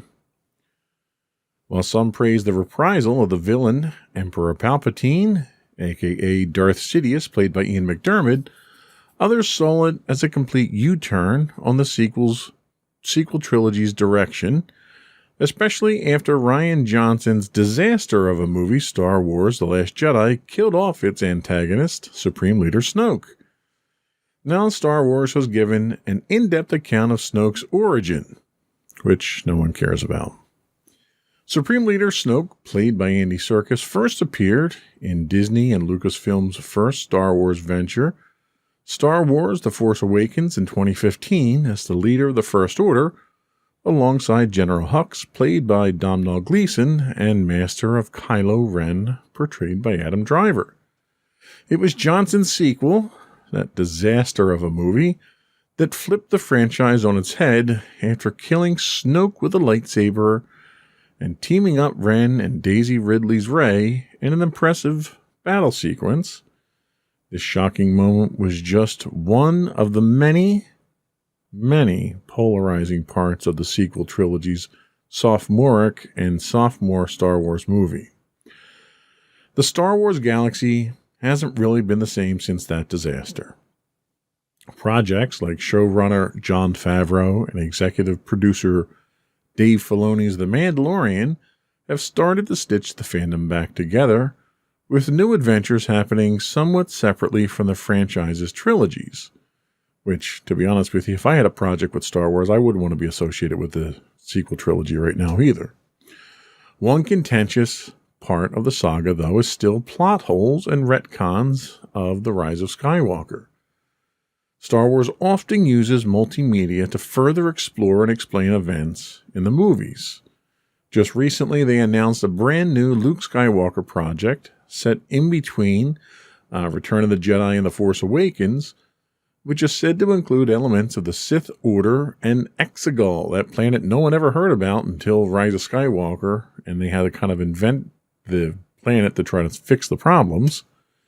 You know, it was the Sith Hideaway, featured in Rise of Skywalker, where Palpatine was located with some mysteriously created fleet that they never really explained, and a bunch of shadow guys in the stands that did nothing while Palpatine was slaughtered, and all kinds of really crazy, questionable things from that movie. True.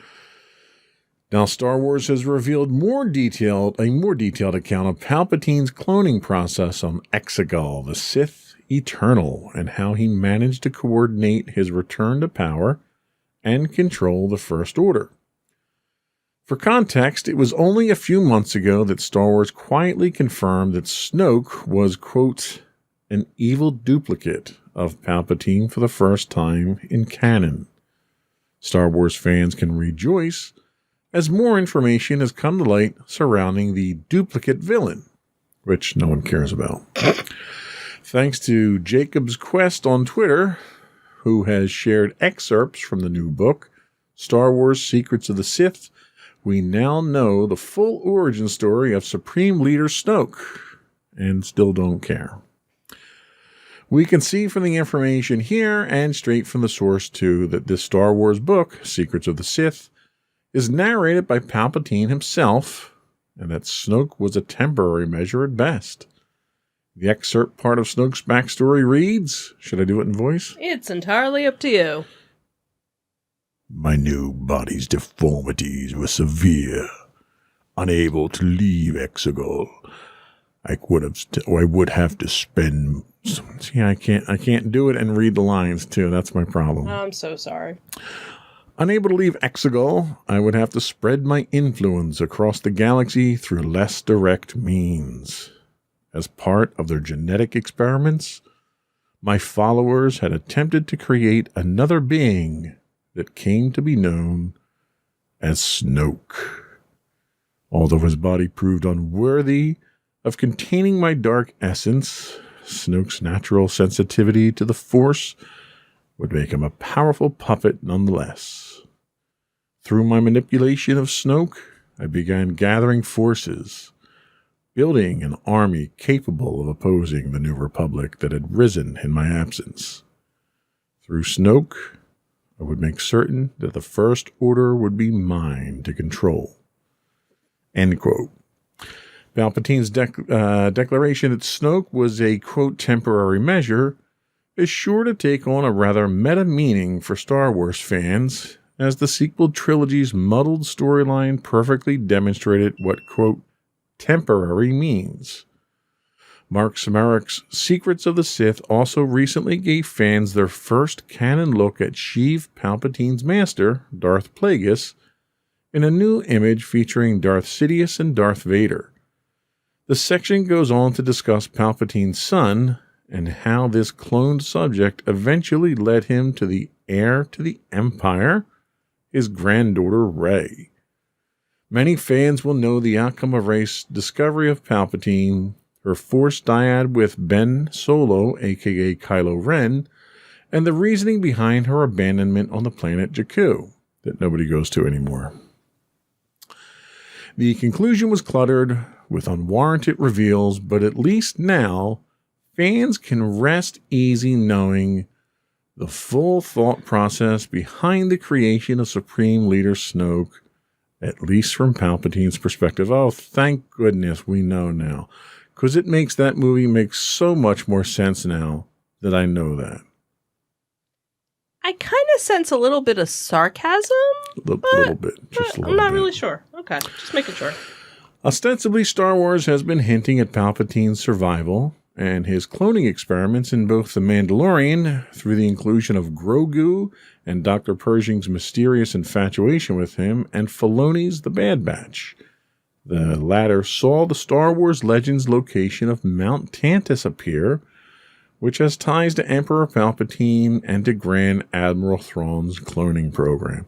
And this kind of brings me back to what we had been talking about for quite some time now, and that's the fact that they had the entire storyline laid out in a nice, neat trilogy that, who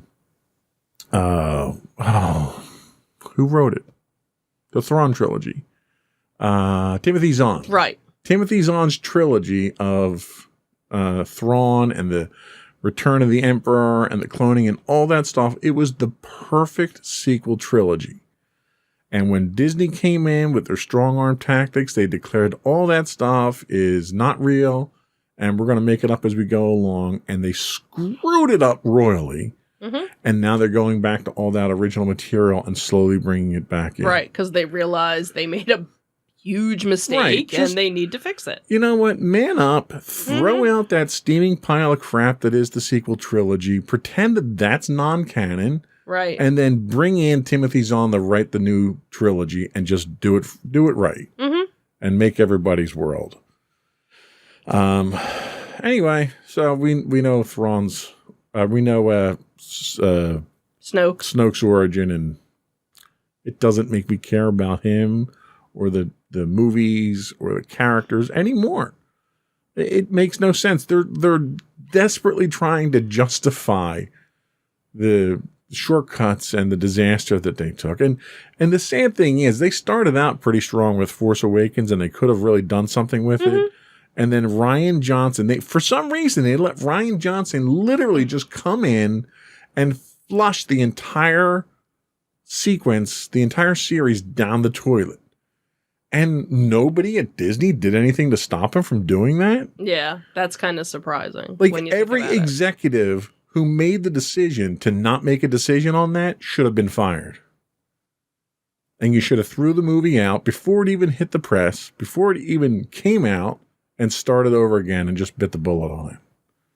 Instead, you wasted a whole nother movie trying to retcon that, and that turned out to be a disaster. Yeah. And, poor JJ, who's a very talented individual himself, wound up taking heat for trying to clean up to try and fix it. Rian Johnson's mess. Yeah. Anyway. You feel better? Not really. I actually feel much worse now that I went through that rant. Because usually I rant on Disney and not Star Wars. But anyway, there is a silver lining in the works here. Is there? There is. Why don't you tell us about it? Let me tell you about it.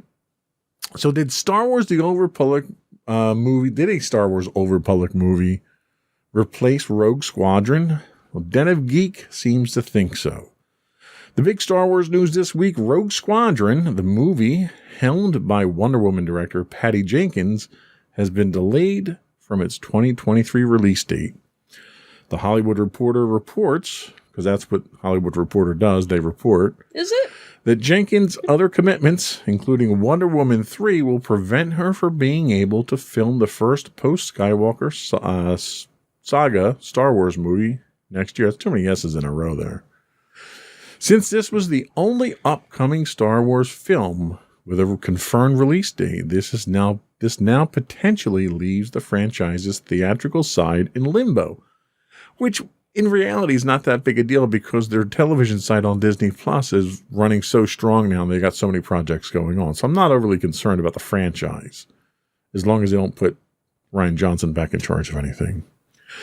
Okay. But if another rumor that spread through social media over the past few days is to be believed, there may be more to this delay than meets the eye. And no, it's not Transformers. On Friday, Twitter user Big Screen Leaks, who has recently scooped details about upcoming Marvel and Star Wars releases, claimed that a new Star Wars movie would film in 2022, but not with that angry camera that keeps beeping. And it wasn't a project announced at Disney's Investors' Day broadcast last year. Adam Frazier at /Film retweeted and responded to Big Screen Leaks' claim with his own cryptic message suggesting that the unannounced movie would be set during the Old Republic era before the events of the Skywalker saga. The Hollywood Reporter confirmed that Rogue Squadron would no longer be shooting next year. As yet, no major news outlets have confirmed the rumors of the Old Republic movie. However, this isn't the first time we've heard that Lucasfilm is making an Old Republic movie. In 2019, BuzzFeed reported that Lucasfilm was developing a Knights of the Old Republic movie. The report followed Lucasfilm President Kathleen Kennedy's own acknowledgement that the studio was thinking of how to do more Knights of the Old Republic. Kennedy said in an interview at the time, "Yes, we are developing something to look at. Right now I have no idea where things might fall, but we have to be careful that there's a cadence to Star Wars that doesn't start to feel like too much." That was before 12 more television shows were announced, obviously. Lucasfilm has yet to officially confirm that an Old Republic movie is in development. Could this turn out to be part of one of Rian Johnson's long-lost trilogy of Star Wars movies that was announced in 2017? God, I hope not. Fortunately for Star Wars fans, he's busy with his Knives Out sequels for Netflix. The pace at which things seem to be moving for the galaxy far, far away right now is at least compelling and making the lead up to all the Disney Plus Day news much more exciting. We'll know what's in store on Friday at 9 a.m. Eastern Time, as we record Wednesday of this week right now, which is when Disney plans to drop all of its big updates on Twitter, Facebook, and Instagram. So what do you think? I mean, you're not that big on the Old Republic side of things. Right, but I think there are enough people out there, there's enough of a fan base that could definitely make it worth its while.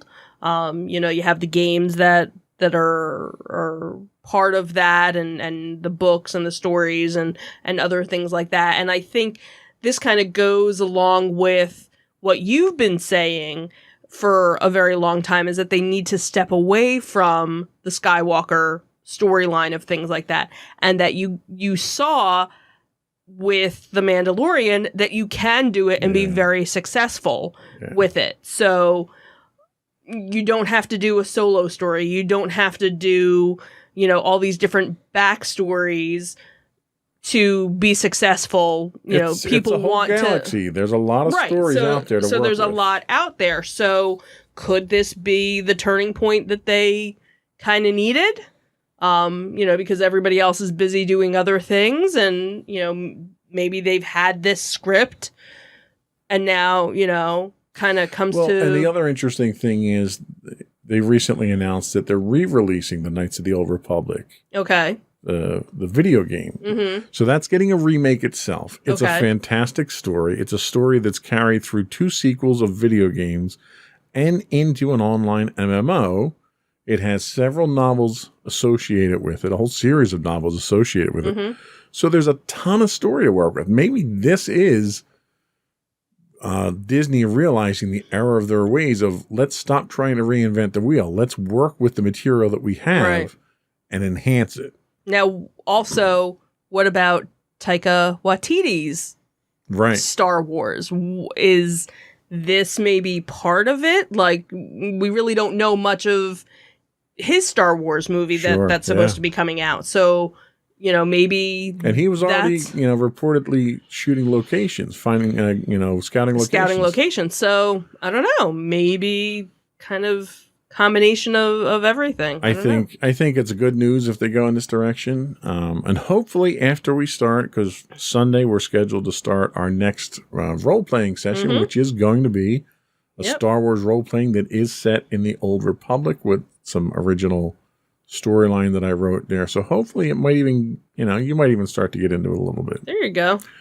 So, but there's an entire galaxy, literally a galaxy, and thousands of years of history to play with here. Right. Why do they keep playing in the same sandbox? It blows my mind. How many stories can you set on Tatooine? How many movies can go to Tatooine? Like, there's billions of planets in the galaxy, people. Use them. Anyway. And that has been our Star Wars rant for the day. That's it for our Tales from the Edge of the Galaxy. We'll be back in a moment with our entertainment news of the week. There's a button here somewhere. There it is.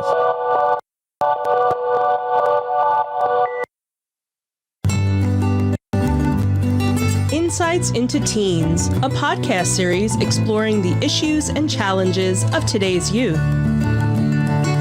Talking to real teens about real teen problems. Explore issues from braces to puberty, social anxiety to financial responsibility. Each week, we talk about the topics concerning today's youth. We look at how the issues affect teens, how to cope with these issues, and how parents, friends, and loved ones can help teens handle these challenges. Check out our video episodes on youtube.com/insightsintothings. Catch our audio versions on podcast.insightsintoteens.com or on the web at insightsintothings.com.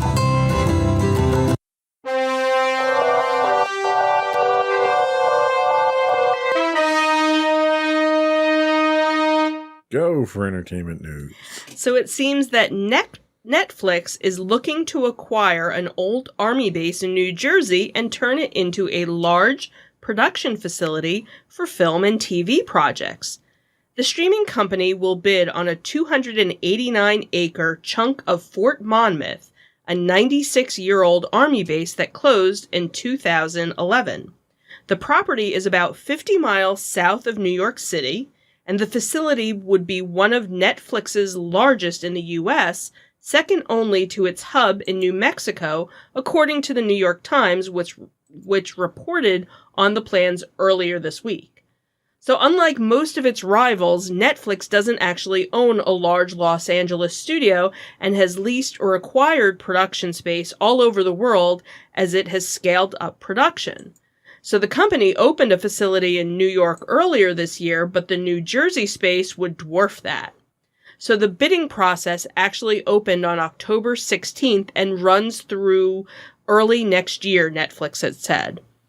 New Jersey Governor Phil Murphy has been courting Hollywood studios for a couple of years, pitching his state as a business-friendly alternative to production hotspots like Georgia and New York. America's first movie studio was in New Jersey, and today it's home to many talented people working in entertainment, Netflix had said in a statement. Governor Murphy and the state's legislative leaders have created a business environment that's welcomed film and television productions back to the state, and we're excited to submit our bid to transform Fort Monmouth into a state-of-the-art production facility.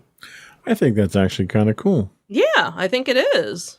It'd be nice to see, because there's, we have a couple of, there's a lot of military bases that were shut down around the country. It's nice to see people be able to go in and reuse these. Mm-hmm. Yeah. The only concern that I have, and this is one that companies have run into repeatedly with these older military bases, and that's hazardous material remediation. You got a lot of, this is almost 100 years old. Right. You've got a lot of lead paint. You've got a lot of asbestos. You've got a lot of chemicals that were used here that may have been stored in tanks that are leaking and stuff. Mm-hmm. I can't only help but wonder what kind of problems they're going to run into here and who's going to pay for it. Right. I could see Murphy basically giving away the farm here and paying for all that remediation just to bring them in. Mm-hmm. And then what kind of bottom line does the state see? Right. That's true. But either way, I think it's encouraging to see that one, Netflix is looking in New Jersey. Because it's, the story's right. New Jersey was where the first movie studios were for Thomas Edison. Yep. It wasn't until the 1920s or so before everyone moved out to California because of the weather. Right. So yeah, that's really the biggest thing, but you have so much land where you could build sound stages and things like that, so you don't have to worry about and you look at the weather. The article mentions Georgia being a spot. You've got so many productions that are happening in Georgia now. You've got the studios for Walking Dead purchased a huge amount of land down there, which I have no idea what they're going to be doing once the show ends. Yeah. I assume some other studio is probably going to pick all that stuff up. Yeah, but you figure this is land that's not being used for anything. Right. You might as well put some investment in to redevelop it versus building someplace where you have to tear down.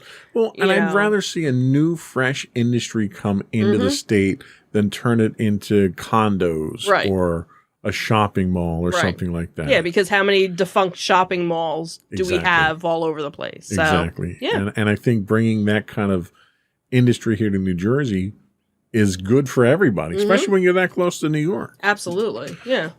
So I think that's good news. What else do we have? So we had some sad news that was reported yesterday, actually.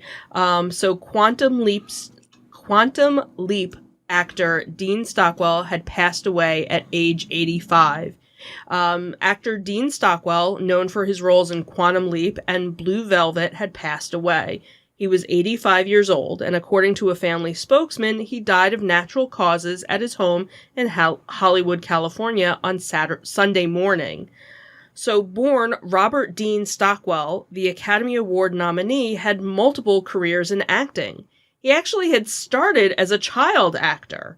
At age 7, he was working alongside Frank Sinatra and Gene Kelly in Anchors Away. By the time he was 11, he had a star-making role in the 1948 anti-war film The Boy with Green Hair. The movie turned Stockwell into somewhat of a star, and he felt kind of ostracized. He had said in an interview, "Wherever I went, I was treated as something different. I didn't feel marked for something special. I felt like I was being treated as something special then, and I didn't like it, and I wanted to get out of it." After he graduated high school at age 16, he changed his name and left Hollywood. He eventually found his way back into acting, notably in Sidney Lumet's Long Day's Journey into Night from 1962, but spent the majority of the stretch of his career in television. By the late 60s, he once again dropped out of acting for a few years, and when he returned, he found work was hard to get. Then he changed careers altogether in the 1980s. He got his real estate license in New Mexico and ran an ad for himself in Variety. Instead, that led to a string of memorable movie roles in Wim Wenders' Paris, Texas, David Lynch's Dune and Blue Velvet, Robert Altman's The Player, and Jonathan Demme's Married to the Mob, and the last, which actually netted him an Academy Award nomination for Best Supporting Actor. Stockwell was perhaps best known for his role as Admiral Al Calvarici on the sci-fi television series Quantum Leap, which ran for 5 seasons. He'd go on to do other roles in TV shows as The Tony Danza Show, JAG, and the acclaimed 2000s run of Battlestar Galactica. After that, he slowed down on acting yet again, but this time to focus on a career in visual arts, working mainly with paper collages. He's survived by his wife, Joy, and their 2 children, Austin and Sophie. Yeah, this was sad. I actually kind of saw this on, I think, Twitter. Exploded with it yesterday. Yeah. And he was a great actor. Loved him in Quantum Leap. Yeah. And that's where it's funny because people of our generation, that's where we really know him from. And it was funny how many people were talking about, oh my God, I used to watch that all the time. You know, it was that show where, again, you know, our age group where we were watching it with our families. You know, you didn't have a lot of, you know, you had maybe one television in your house, and whatever somebody was watching, that's what you all watched. And he was such a likable character on it. And that's where a lot of people, you know, first saw him, where he had been acting again since he was 7, you know. So by the time, you know, he became the TV actor, you know, he was almost ready to really retire from it. After that, he was in Battlestar Galactica. He was great in that. Yep. And I loved him in Air Force One with Harrison Ford. He was great in that. I think he was the Secretary of Defense in that. But you know, it's a shame. 85, good year, good career. Yeah, and it was natural causes. So he led a good life. Yeah, absolutely. That was it for our entertainment news this week. We'll be right back with our insightful picks of the week.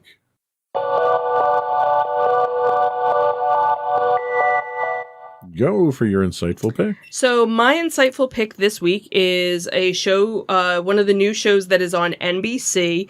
And I have to admit, when I first saw the commercials for it, I was like, really? This is it? And I wasn't actually going to start watching it until a friend of mine had started watching it. And she's like, you know, this kind of reminds me of the show Under the Dome. You'd probably like it. So I gave it a try. And that show is La Brea. So when a massive sinkhole opens in the middle of Los Angeles at the site of the La Brea Tar Pits and Wilshire Boulevard, hundreds of people and buildings are pulled into its depths. The survivors find themselves trapped in a mysterious and dangerous land where they must band together to survive. The show follows one family, father, mother, son, and daughter, who are separated by the events and attempted to reunite. The father has visions that provide glimpses of when and where his wife and son are, and the sinkholes and the sudden appearance of this other group of people has attracted the attention of the United States Department of Homeland Security, who are studying a similar event that happened in the Mojave Desert.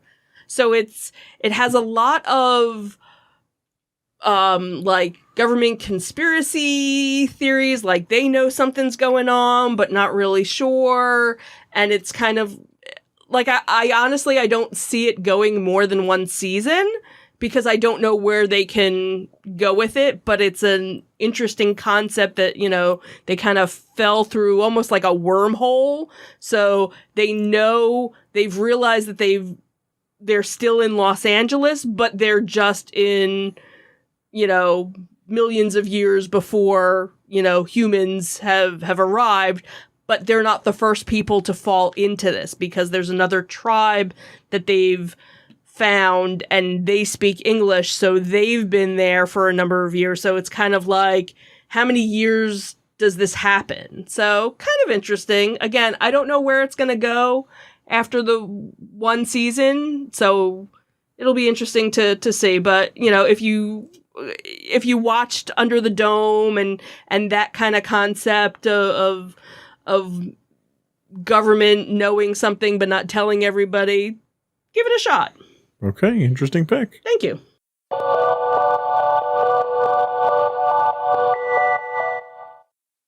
So my pick this week is another documentary called Third Eye Spies on Amazon Prime Video. For more than 20 years, the CIA studied psychic abilities for use in their top-secret spy program. With previously classified details about ESP now finally coming to light, there can be no more secrets. Two physicists discover psychic abilities are real, only to have their experiments at Stanford co-opted by the CIA and the research silenced by the demands of secrecy. Yet as both these remote viewers and the audience learn, the more you hide something, the more it shines like a beacon in psychic space, and this ancient truth can no longer be suppressed. The true story of Russell Targ and America's Cold War psychic spies, disclosed and declassified for the first time, with evidence presented by a Nobel laureate, an Apollo astronaut, and the military and scientific community that has been suppressed for nearly 30 years, now able to speak for the first time.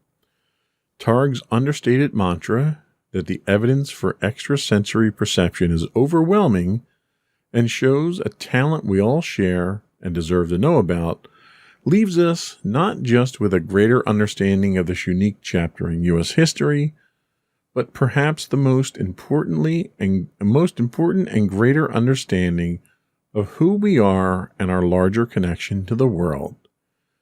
The CIA, NSA, and DIA used it, your tax dollars paid for it, and now you deserve to know about it.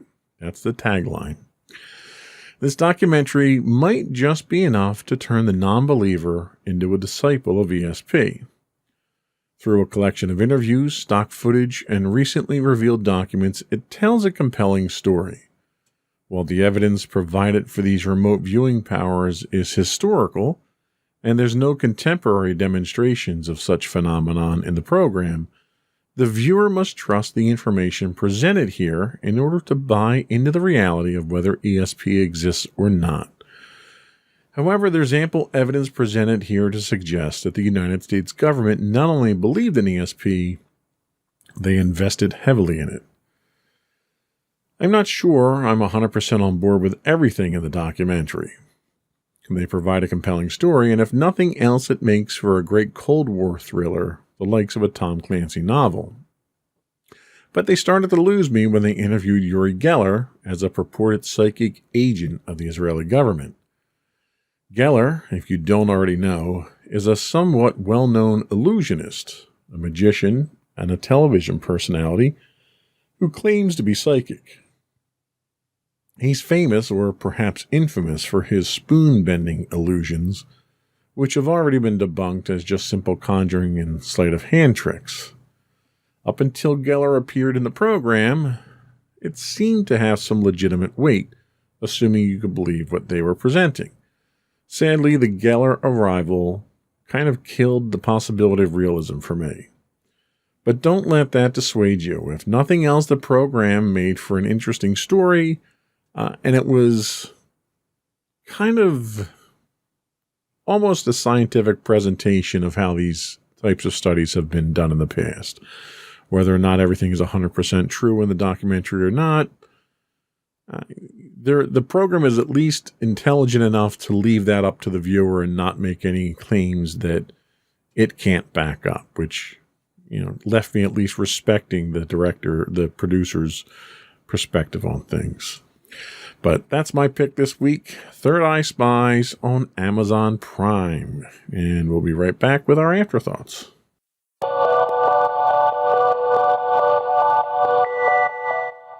So we have a dwindling list here of afterthoughts as the convention season comes to an end. Right, but we're getting ready for holiday light season, so maybe we'll throw some of That's stuff true. In, for next time. So both of these events happen to be on the same day. So if you are in either of these areas, you're going to have to pick which one to go to. You can't go to both. Choices. So first is the Ocean City Comic Con, which will be on Saturday, December 11th from 10 to 5.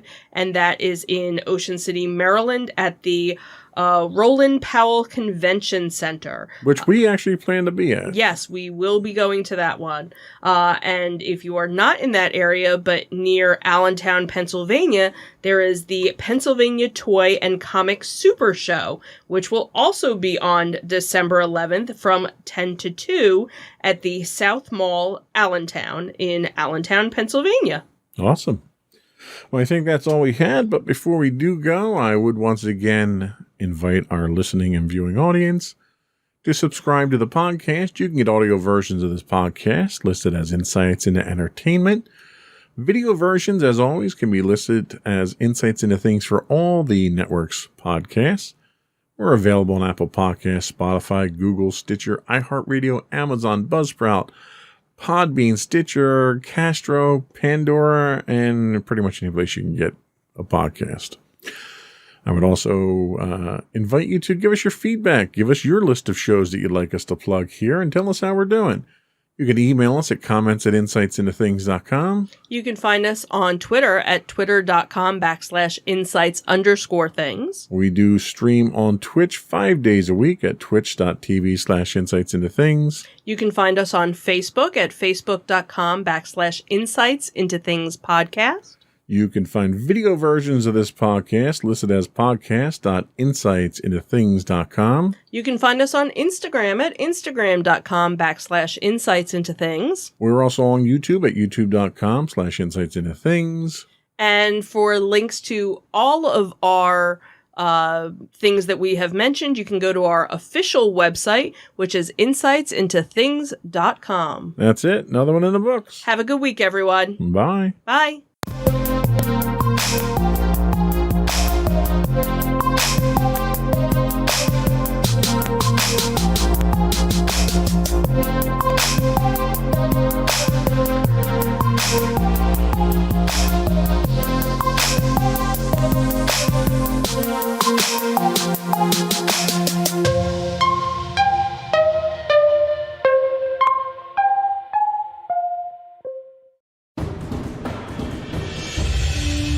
For over 7 years, the Second Sith Empire has been the premier community guild in the online game Star Wars: The Old Republic.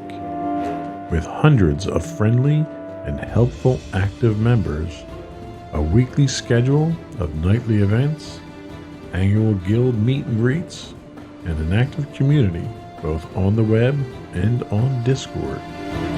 The Second Sith Empire is more than your typical gaming group. We're family. Join us on the Starforge server for nightly events such as operations, flashpoints, world boss hunts, Star Wars trivia, guild lottery, and much more. Visit us on the web today at www.thesecondsithempire.com.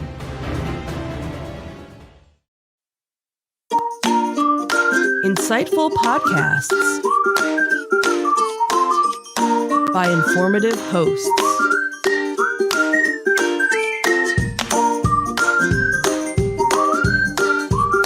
Insights into Things, a podcast network.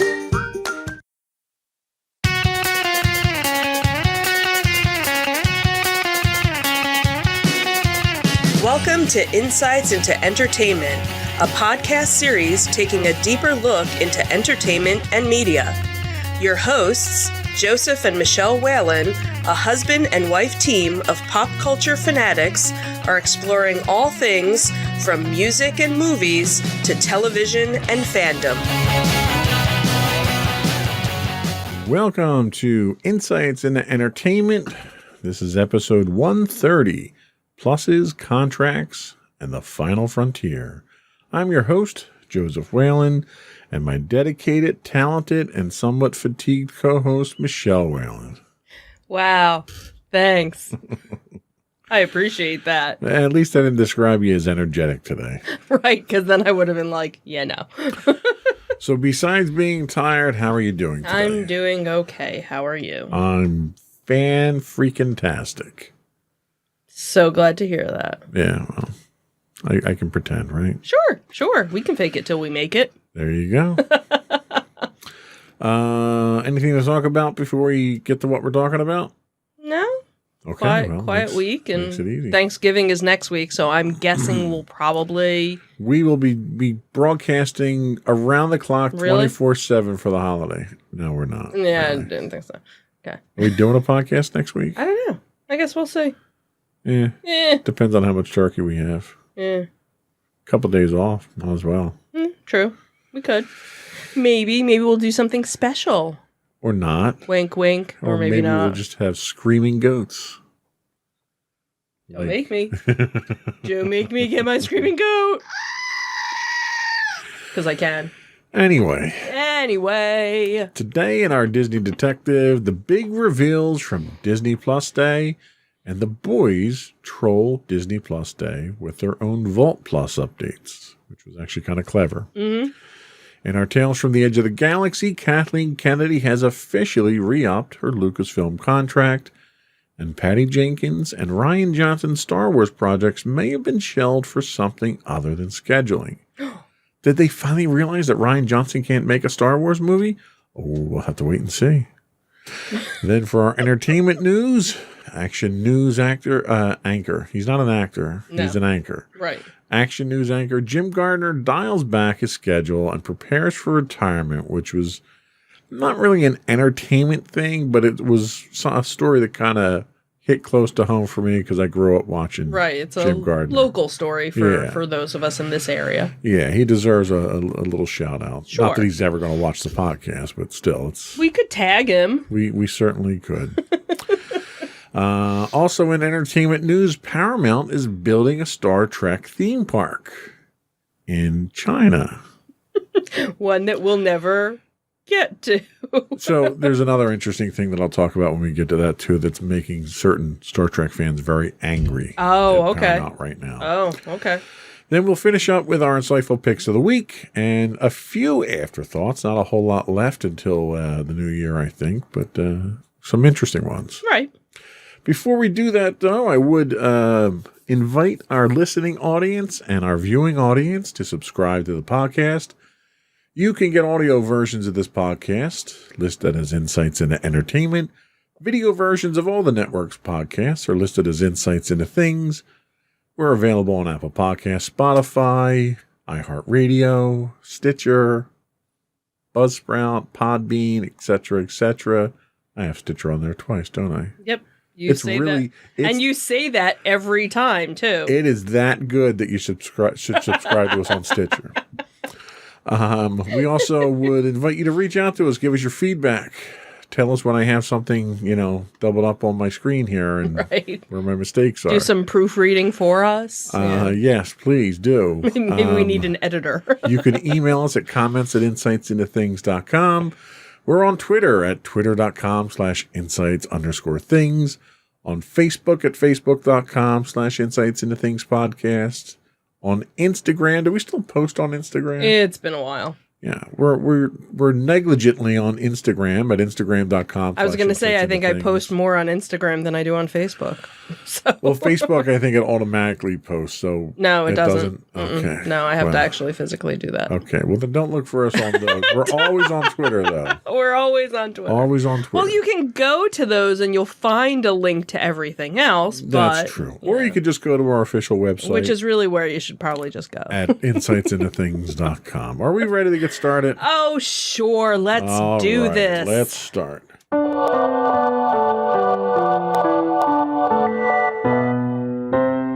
go for Disney Detective? So Disney Plus is going big on Marvel. So last Friday, the streaming service announced several new animated projects and confirmed others that had been rumored to be in development.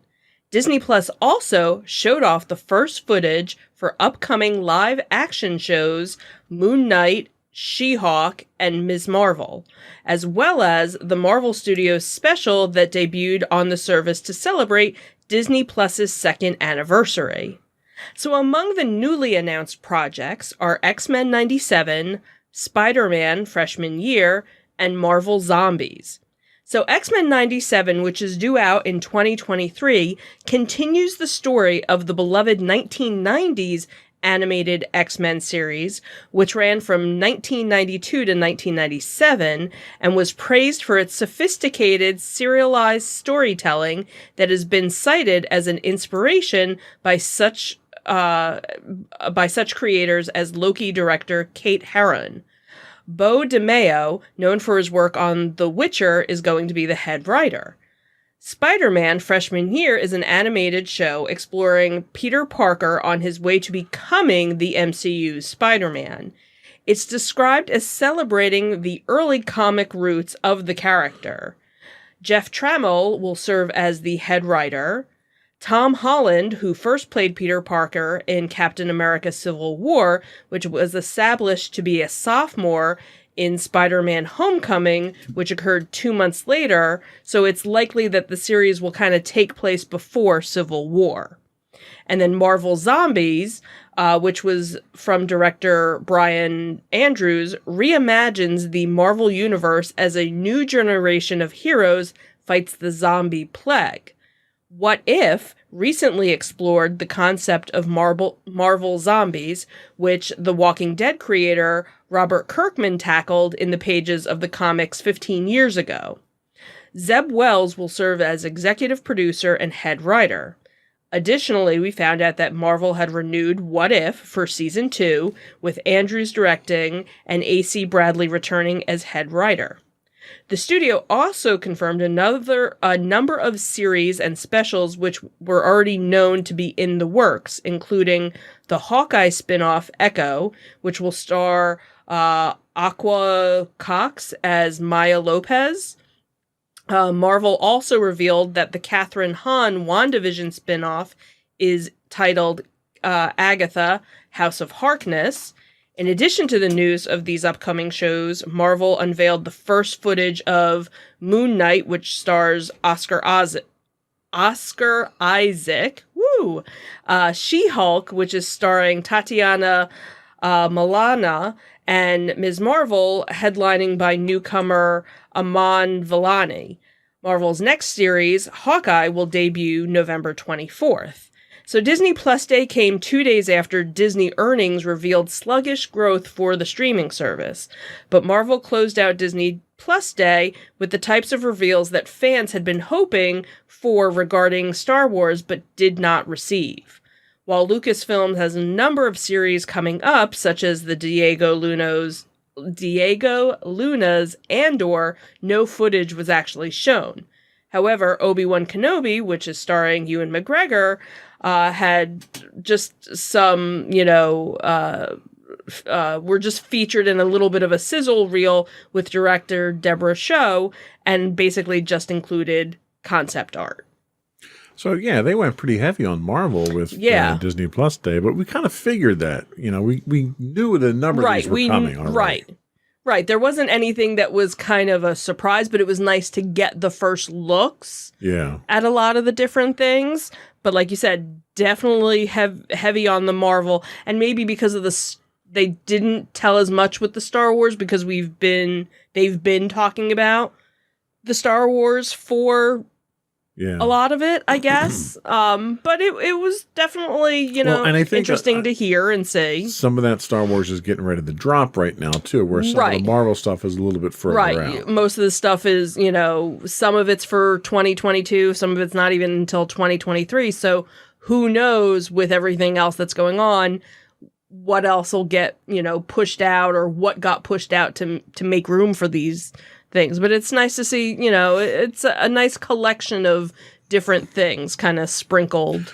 What's throughout. interesting is this comes a day or two after Disney had announced that their growth for Disney Plus subscribers has been rather sluggish. Right. So I don't know if this is one of these things where they're kind of taking a shotgun approach of, okay, here's all the stuff that's coming out. We've got more. We know you've liked these shows here. Right. So we're getting spinoffs of everything, which is exactly what they did last year with The Mandalorian. Right. They wound up announcing all these spinoffs for Star Wars. It didn't bring the numbers in that they wanted. So now they're doing basically the same thing with Marvel. Right. Is that going to bring the numbers for them? And that's the thing, too, is that you have you have a couple of different types of subscribers. You have the person that I'll just pay the full year, whatever. They pay the lump sum and they do it. Or you have the person who, you know what, I'm just going to wait till the series drops and then I'll just get it for 2 months and watch. Binge everything. And that's the thing, too, is what Disney does is they don't necessarily drop a whole season. Right. They don't Netflix it. So you have to wait a month or 2 months for everything, if that's the way you want to do it. Yeah. So those are the people that they have to schedule their time the other thing, to make sure they cancel it, in enough time. The other thing to keep in mind is they've tried the scattershot approach in the movies with Star Wars. True. And didn't get buy-in. Where they do get buy-in from the Marvel side. Right. So maybe having all these Marvel shows will be a key. And you also have to take a step back and realize Marvel already went through and had a whole bunch of series out in the television land with the Netflix series. True. And they were insanely popular there. Right. Now, the fact that they didn't bring any of those over to Disney Plus is kind of puzzling. It makes you kind of stop, scratch your head for a bit there. But I think they already have a formula right now that's successful with the Marvel, series. That might work I know there better. was some article, or I remember seeing some headline. I don't remember if I actually read the article, but it was kind of talking about, is Disney Plus going to move towards more non-family? Right. And that's where you could bring all of those, because the majority of those Netflix, they were not family. So that's so how do you bring those unless you have? So they're probably trying to figure out the parental controls and everything. That was what Hulu was supposed to be. Right. They were supposed to put all that stuff on Hulu, and they never really did. Right. Then they talked about having the sectioned off area on Disney Plus with the parental controls. Right. They haven't done that yet either. So it's given the direction that Disney's going at this point in time, it almost makes me wonder is, okay, are they going to come out with another network you have to subscribe to get that kind of content? Right. Yeah. Who knows? But anyway, Disney Plus Day was not marked just by Disney. It was also marked by Vought from the Amazon show, right? Yeah, this was kind of funny. So while Disney was rolling out the virtual red carpet for Disney Plus Day, the boys celebrated Vought Plus Day and the plusness of it all. So Friday's Disney Plus Day came with first looks and trailers and announcements on various movies and shows across the Disney brand, but it also brought out the maniacs behind the boys for their own version of Disney Plus Day. Inside the superhero-centric world of Amazon Prime's Video's Emmy-nominated satire, Vought is the big corporation on the block with Vought-themed theme parks, cinematic universe of movies that they actually call the VCU, and a Fox News parroting news network. So in response to Disney Plus Day, Amazon announced Vought Plus Day. And Vought rolled out its premiere soups from the 7, including Homelander, Starlight, A-Train, Black Noir, Queen Maeve, to showcase all of the entertainment coming to the fictionalized Vought Plus streaming platform, each of them ending their presentations by emphasizing the plus of it all. So with Vought Plus, you have the power to control the greatest content in the world, Homelander says in a promo. There are movies and shows from Vought Studios. Titles like Terminal Beauty, starring Popclaw, the Invisible Force movies, starring Translucent, and the Mesmerizer series, starring Mesmer. Also, there's fashion, news, sports, and pop culture coverage. Programs for women that tell the stories we want to see, says Starlight and Maeve as they riff on corporations promising diverse and inverse storytelling. From urban beats to city streets, shows that put diverse voices front and center, says A-Train. Vought Plus was previously discussed on 7 on 7, which the boys' in-world news segments that have been released online every month to prep viewers for Season 3. So now all that's left is for Amazon marketing team to launch a working not Disney Plus, but Vought Plus website. Yeah, I thought that was kind of funny, and I'm reading over the article and going down that list of names. I'm thinking, okay, he's dead, and he had his head blown up. And they brought back all the dead characters. Yeah, thinking, wow, okay, I guess they got stock footage. Okay, sure, that works. But yeah, I mean, it's kind of what we expect from absolutely, the creators of that show. Yeah. It's a very, very well done, very, very tongue-in-cheek look at superheroes. We're very interested in when that one comes back. Yeah, that's definitely on the watch list. So I think that was all we had for our Disney Plus, right? Disney Detectives. Plussing it. That's right. A lot of pluses here. That was it for Disney Detective. We're going to take a quick break, and we'll be right back with our Tales from the Edge of the Galaxy. Plussing it.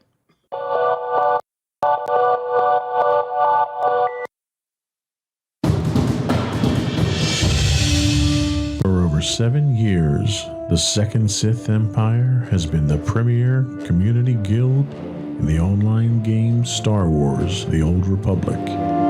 With hundreds of friendly and helpful active members, a weekly schedule of nightly events, annual guild meet and greets, and an active community both on the web and on Discord. The Second Sith Empire is more than your typical gaming group. We're family. Join us on the Starforge server for nightly events such as operations, flashpoints, world boss hunts, Star Wars trivia, guild lottery, and much more. Visit us on the web today at www.thesecondsithempire.com.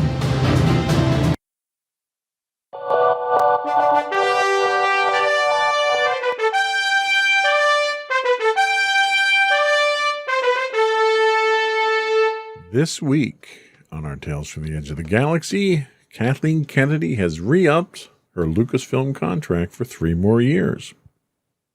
StarWarsNewsNet.com tells us Matthew Baloney's latest op-ed for Puck Newsletter casually revealed that Kathleen Kennedy would be extending her tenure at Lucasfilm for another 3 years. Quote, Kennedy has a lot of good things happening at Lucasfilm, and I'm told she recently re-upped her deal for another 3 years. This matches her latest re-up back in 2018, which extended her contract to 2021. I had to put my over shoulder on. I was like, what are you doing? Sorry, I got distracted there. I lost my spot.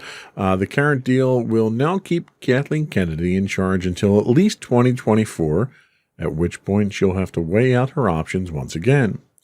While the theatrical side of the Star Wars franchise has run into setbacks, including a recent decision to delay production on Rogue Squadron to allow the script to receive the necessary amount of polish, things are moving relatively smoothly on Indiana Jones and the many television series that Lucasfilm are developing for streaming. This move to re-up her contract is relatively unsurprising in the grand scheme of things. Kennedy spearheaded the revival of a film franchise that has averaged over $1 billion per movie since she became the head of the company. She's also given Disney one of their biggest streaming hits in The Mandalorian, which is one of the most popular originals on Disney Plus that carried the service in its first year. It was also fairly obvious that she'd stick around after 2021, considering she's been involved with every Indiana Jones movie, and the fifth and final one is currently filming and won't be released until 2023. Disney CEO Bob Chapek, not that Bob, the other Bob, previously stated that Kennedy will continue to be involved with the company for years to come, and it's unlikely that she will be removed from her position or encouraged to leave with this in mind. So they're not going to invite her not to work there anymore. That's nice. As of yesterday, Lucasfilm has confirmed the validity of the contract extension, as has Kennedy's husband, movie executive Frank Marshall, who retweeted a tweet about the news of her extension. Kennedy's slate of movies include A Droid Story, which is a Disney Plus film, Rogue Squadron, several untitled Star Wars films that are being developed by Taika Waititi and others, the fifth Indiana Jones film, and Children of Blood and Bone. And her slate of shows for Disney Plus include the Star Wars series and miniseries The Mandalorian, The Bad Batch, The Book of Boba Fett, Obi-Wan Kenobi, Andor, Ahsoka, The Acolyte, Lando, and Rangers of the New Republic, currently not in active development, along with a television sequel to the cult classic fantasy film Willow. Now, we give her a lot of credit for all this stuff here, and I'm really curious because we don't hear a lot of news about what her involvement is on everything. Right. So I'm curious just how hands-on she is with all these projects, because that's a lot of projects. Right. Is it more like she's just kind of the overseer of it? Right. And then and then she just kind of signs off on things, because that's a lot. And that's a lot, it's only a 3-year contract. That's more than 3 years worth of stuff right there. So exactly. You're talking about multiple seasons of shows. You're talking about multiple movies. And I can almost believe that she is hands-on, given the other reports of the creative differences and the micromanaging that happens. Mm-hmm. So I can totally see her being that hands-on. But, I can only look at what Star Wars has been in the past, and they've never had this many projects burning at one time. Right. And even with Filoni and Favreau, they had to kind of split things up. They couldn't both be working on The Mandalorian full time with Bad Batch out and Book of Boba and all this other stuff. Mm-hmm. Even Filoni had to step back into a different role now. So I don't know. I'm okay with her. Right. I don't want to see her go. Right. But I'm just curious how valuable she is to the company that they're making such a big deal about it. Mm. Or maybe there's, other people that are kind of underneath her. Right. If she goes, is she taking an entire staff with her? Right. Or is it where she's training to get people ready for, what? I've been doing this a while now. I want to, step back. Is there an exit strategy? Is that something that a Filoni would move into, or do they have other people lined up for it? Right. I'm curious if the 3-year contract is really a transitionary period or not. Could be. Like, hey, in this 3 years, we're going to start moving things, from you to you. So, time will tell. Yeah. Time will tell. Anyway, they also mentioned in that article about the Patty Jenkins Rogue Squadron film that has been shelved that we talked about last week. Mm-hmm. So they're also speculating that there's reports that Patty Jenkins and Rian Johnson's Star Wars projects were shelved because of creative differences. This comes from IGN. Following the news that Patty Jenkins' Star Wars movie has been delayed indefinitely, reports have surfaced suggesting that the move was made due to creative differences between the director and Lucasfilm executives. The former Hollywood Reporter and editor, Matthew Belloni, once again reports that the issues between Jenkins and the studio caused the film to be taken off Lucasfilm's production schedule. Specifically, Belloni reports that the issues have revolved around the film's script, stating that Jenkins and studio executives couldn't agree on how to move forward. Belloni states that this is a laughably recurring problem, unquote, at Lucasfilm. According to the article, A number of agents have previously reported that top filmmakers are often keen to sign on for a movie with the franchise, but find themselves hampered by issues of micromanagement and plot point by committee processes. Baloney cites that similar experiences were held by Game of Thrones showrunners David Benioff and Dan Weiss, who, quote, bailed on creating a Star Wars trilogy, as well as Rian Johnson's own trilogy having been shelved, thankfully. Jenkins' Star Wars film was originally announced in December of 2020. Disney revealed at the time that the film would be called Star Wars Rogue Squadron, and that it would be the first title in the franchise to feature a female director. While the title shares its name with a franchise-based video game, Disney confirmed shortly afterward that Rogue Squadron would not be an adaptation and instead would feature its own original story. While little else is known about the film's plot, the future of the film now appears to be far from certain. If production does resume again in the future, it's likely that fans won't see anything from the film for some time yet. Now, with that in mind, it does open the possibility up to some of these other projects taking on more limelight and getting more resources. True. We reported a few weeks back that Taika Waititi was actually out doing location scouting for his movie. Mm-hmm. So we may see that move forward. We already know that principal photography for many of the shows is already done for Andor, Obi-Wan, and a few others. So there's not a lot of resources tied up with those at this point. We reported that Mandalorian started filming a few weeks ago. Mm-hmm. So we know that one's under production. So I'm curious how shelving these other projects is going to affect this shotgun effect of projects again. Right. They've got a lot of irons in the fire right now. And even, operating as Lucasfilm and Disney, there's a finite amount of resources. Right. I was reading an article today, actually about the unfortunate shooting accident on the Rust set. Mm-hmm. And one of the industry insiders had talked about the fact that movie sets are becoming progressively more unsafe because the amount of professionals to do all the filming is being stretched thin with all these new sources of all these new studios that are demanding content for streaming platforms. Okay. They made an interesting point about the fact that we're producing more content than ever, and as a result, they're cutting corners on a number of these things now, which was a testament to the unfortunate accident on that set.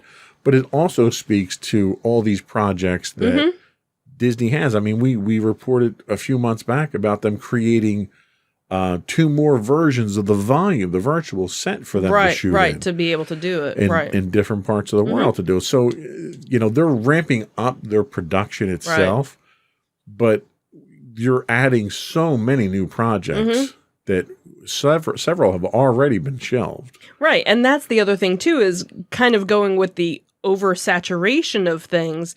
You have to, think back to when, a show would come out September, October, and it would run for a couple of months, and then they'd go on hiatus for, a couple of months, and then they'd come back and, they'd finish up in May. And then you didn't see the show again until, the following year. Yeah. And then if you talk about like British television, they'll do a season, and then it's like 3 years before the next season, comes up. But now we've gotten so accustomed to this. Okay, when's the next one? And because there's so many, like you think about like shows like Stranger Things, okay? And how long it's been since the last season of Stranger Things. It's been like 2 years, almost 3 years. And like the next season's not even coming out until next year. Yeah. And then you get other things that, like the Karate Kid, that Cobra Kai, it comes out a little bit more, frequently. And it's kind of like, unless you put it on a calendar and really see how it is, And there's just so much out there because, again, you have all these different streaming services where back in the day, you had 3 networks and that was it. And you didn't get anything else unless you went to a movie. And even then, you still didn't have you had your as many movies out. 3 months, 4 months of first run, and then you went in the reruns, and all the networks went in the reruns. Right, and and then you had your Fox or your syndicated station, and that's where you saw your reruns of things, and that was it. Now, every station,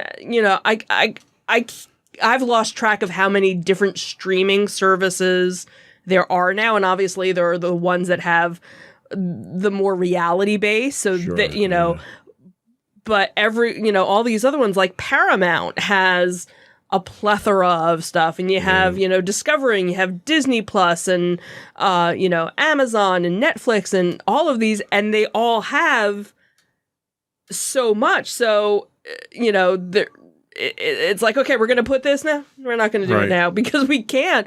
But it totally makes sense, along with all of the supply chain issues. You have to feed this beast. You have to feed this content-consuming beast. Right. And there's only so much content that you can churn out because there's only so many people that you can hire to do full productions. To do the jobs, yeah. I mean, you look at some of the stuff they're producing on Disney Plus, and you're looking at producing, half of a feature film for every episode that you're doing. Right. Like, that's a lot. You do an episode of The Mandalorian, 2 episodes, and you got a feature film. Right. And you figure there's usually 8 episodes per season. So that's, 4 movies that you just made for that. Yeah. So I think they need to be a little bit more picky and choosy about what they're releasing here. I think this idea of, okay, we're going to announce 15 shows and maybe 4 of them make it to press. Right.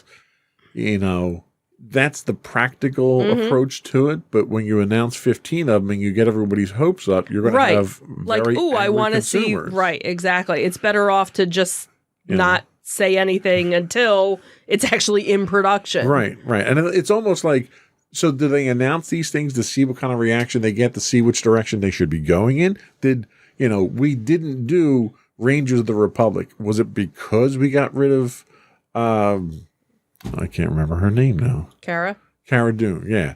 Was that it? Or was it because we didn't really get the reception to that title that we were hoping to get? Right.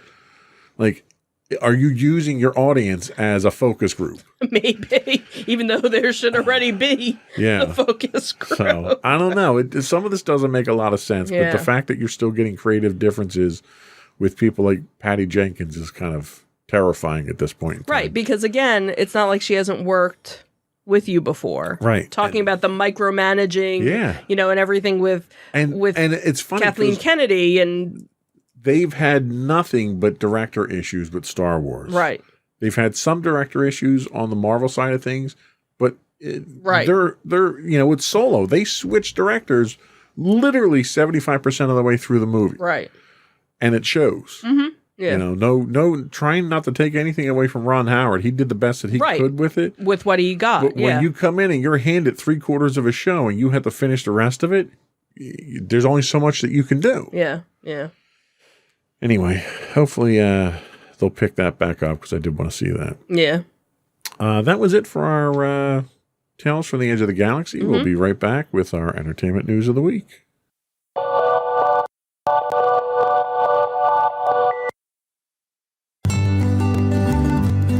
Insights into Teens, a podcast series exploring the issues and challenges of today's youth.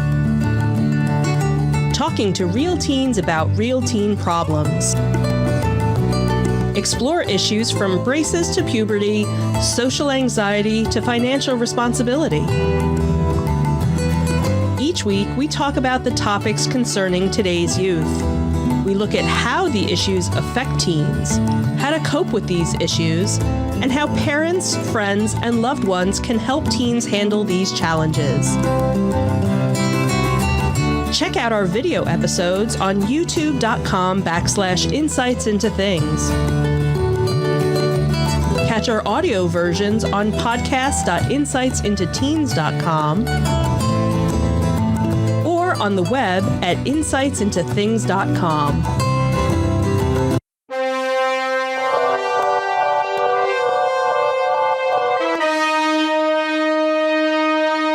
Go for entertainment news. So, Action News anchor Jim Gardner is going to be dialing back his schedule as he prepares for retirement. So, longtime 6ABC WPVI TV veteran Jim Gardner announced that he'll be dialing back his schedule with Action News and plans to retire at the end of 2022 after more than 4 decades in broadcasting. So earlier last week, Gardner had informed his colleagues of his decision to reduce his schedule by continuing to anchor the 6 p.m. newscast, but no longer anchoring the 11 o'clock newscast. His last late newscast is scheduled for early January. The network will announce his replacement in the coming months. He said, "It's hard to imagine that I have had the opportunity to spend a professional lifetime with colleagues so committed, resourceful, and wonderful. They have taught me so much about television, journalism, and about myself. I am profoundly grateful." He said, "I have spent almost my adult life at Action News, and many of our viewers have grown up and experienced life along with me and the on-air team that I work side by side with. I've been blessed to raise a family here, and I have been a member of this community for over 45 years. I feel I have a special relationship with our viewers and the communities we serve, and I plan to continue to enjoy every minute with them over the next year."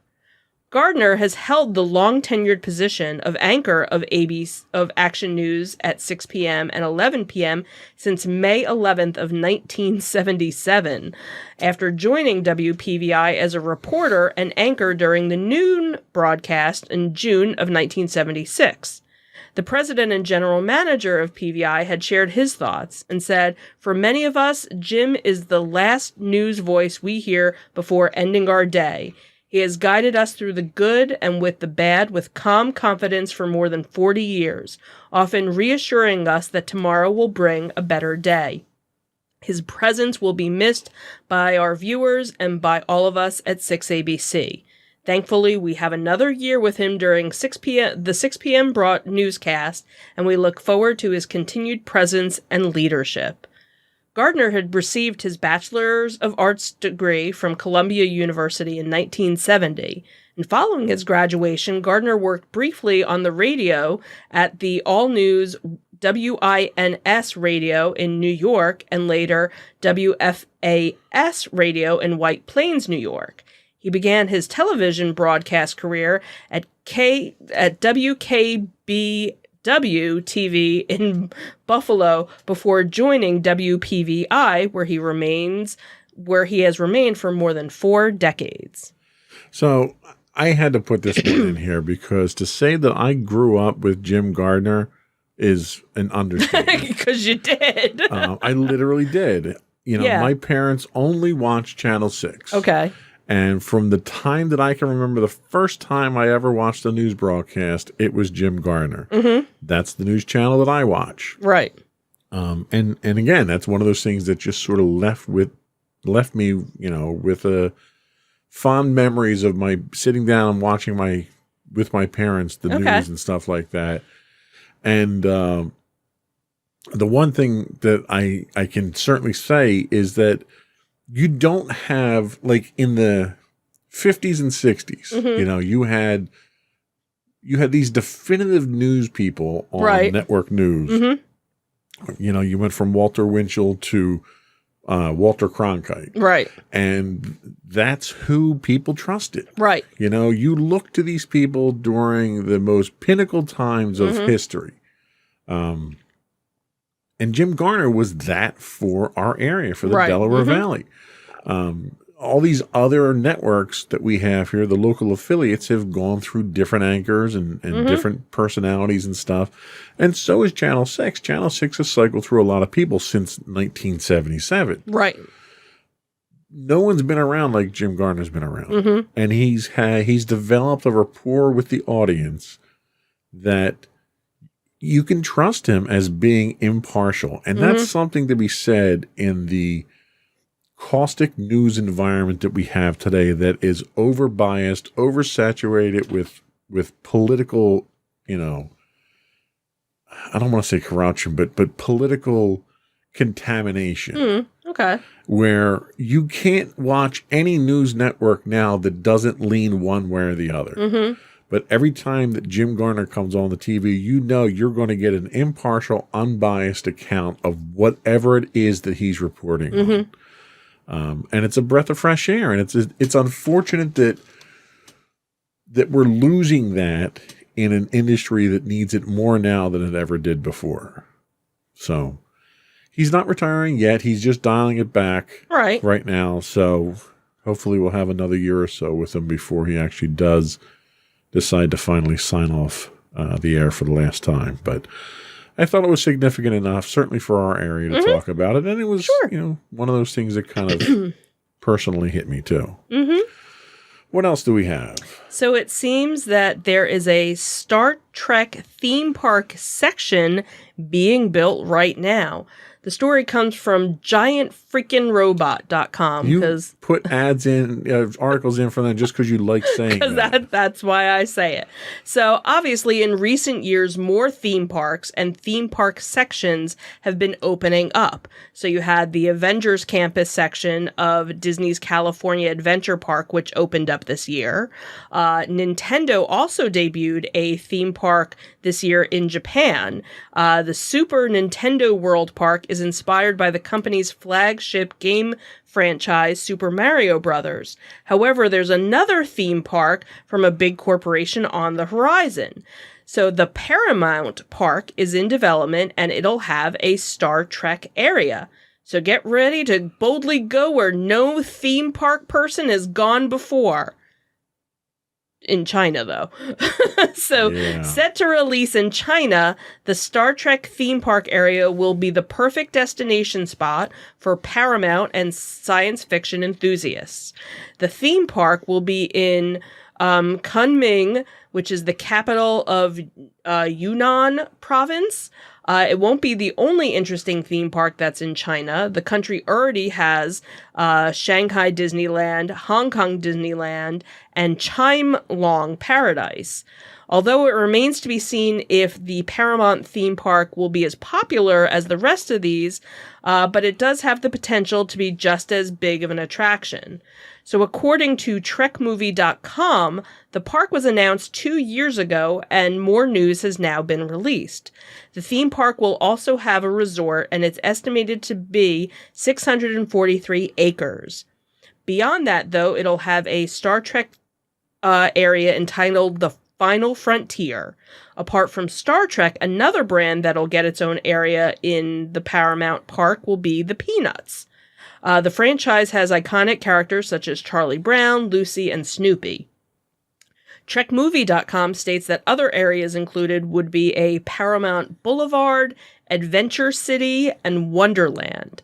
So according to Variety, some of the rides and attractions in the area will be based on the Italian Job movie and the Mission Impossible film franchise, which are other Paramount properties.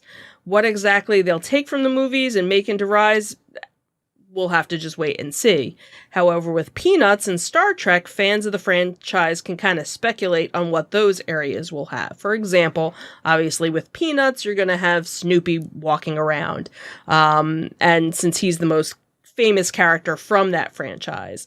So obviously, maybe they'll have different attractions based on some of their animated specials, like The Great Pumpkin or, Charlie Brown and Snoopy, the musical, which could be turned into attractions. And then obviously for Star Trek, you're going to probably have some sort of iconic ship in the park.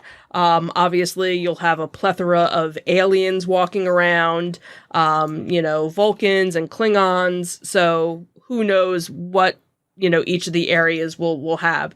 So Variety reports that the theme park's resort will cost $8 billion to make.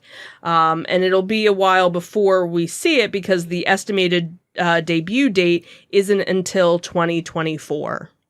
So I guess the biggest question that should be asked here at this point is why China? Is Star Trek big in China and I'm not aware of it? Maybe. Well, there are some really cool theme parks in like Dubai also that are there. Well, I think there's a and I get that, and I understand why Disney wants a presence in China. It's the most populous country in the world, and I think an argument can certainly be made that they can make money off of that.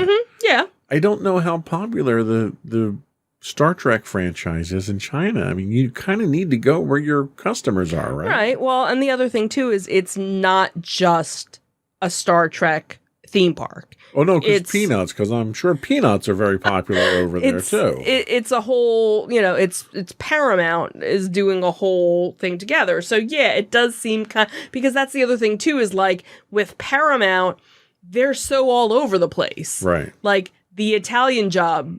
Wasn't that like kind of a hit movie to like, mafia hit people? Like you're going to do a ride like, ooh, let's, it's almost like a Fast and the Furious, I guess, right. Or Mission Impossible. Like, I don't know. I don't see doing a ride like that. So, I don't know. It just seems like a very odd culmination of things that you're going to mix together to do. So some of the obvious complaints that I've seen from Star Trek, some of the feedback I've seen from Star Trek fans is great. You're giving us a theme park that we'll never be able to go to. True. Which is true, but you kind of have that with Disney where you have a hotel that you can never go to because it's too expensive. So it doesn't matter where you put that, right? Right. True.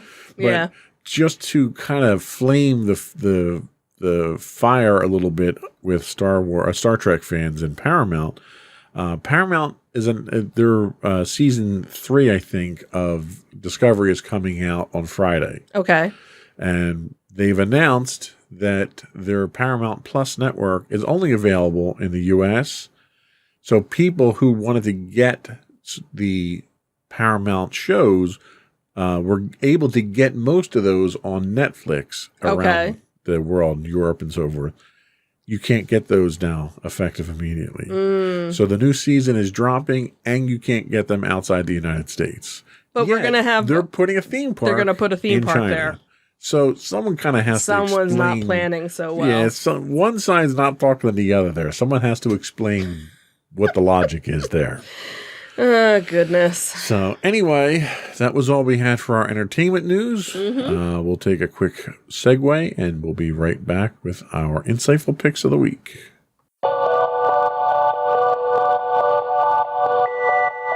Go for your insightful pick. So my insightful pick this week is a Netflix limited series, which just 7 episodes, 1 season, nothing else. Watch it while you can before they, take it away. And it is called Midnight Mass. So Midnight Mass sees Riley Flynn, a man haunted by a drunk driving accident, return to his hometown on Crockett Island, where he struggles to find purpose in life. Enter mysterious Father Paul, and what are the intentions that he has? While this charismatic young priest brings glorious miracles, ominous mysteries, and renewed religious fervor to a dying town desperate to believe. It's a very interesting take on, the classic horror.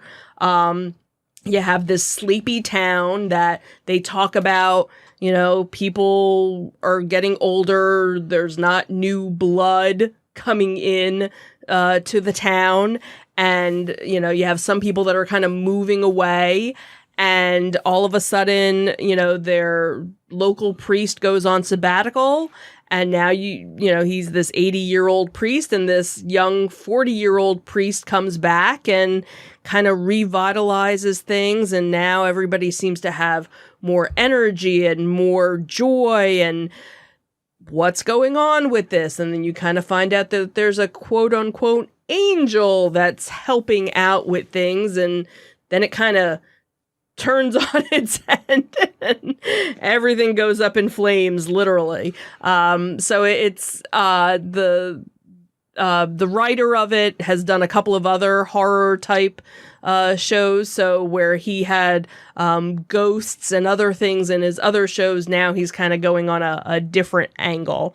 So it's, it's a little slow pace to kind of start, but it definitely, picks up towards the end. I binged it in one day on a day that I had off.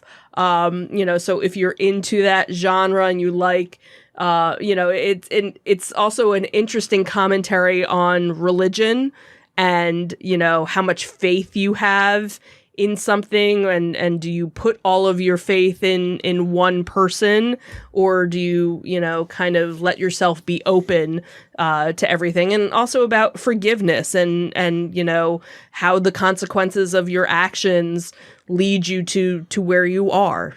Interesting. Good pick. Thank you.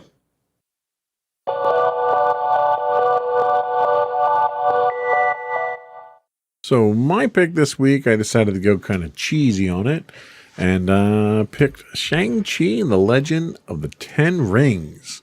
Zhu Shang-Chi is the son of Zhu Wenmu, the founder of the Ten Rings. Since his childhood, Shang-Chi underwent a brutal training regimen that turned him into a formidable martial artist. However, on a mission to avenge his mother's death, he chose to abandon the Ten Rings and leave his family past behind. Seeking to start a new life outside of his father's shadow, Shang-Chi fled to the United States, maintained a peaceful life under the name of Sean with his friend Katie Chen. Eventually, the Ten Rings targeted Shang-Chi once again, so he joined forces with Chen and his sister Zhu Jiling in order to oppose Wenwu in his quest to breach the Dark Gate of Ta Lo, which unleashed the Dweller in Darkness and the Soul Eaters. Unlike with most other Marvel characters, I had little to no exposure to Shang-Chi from the comics myself, so I didn't know much about the original character or backstory, which was kind of refreshing going into the movie.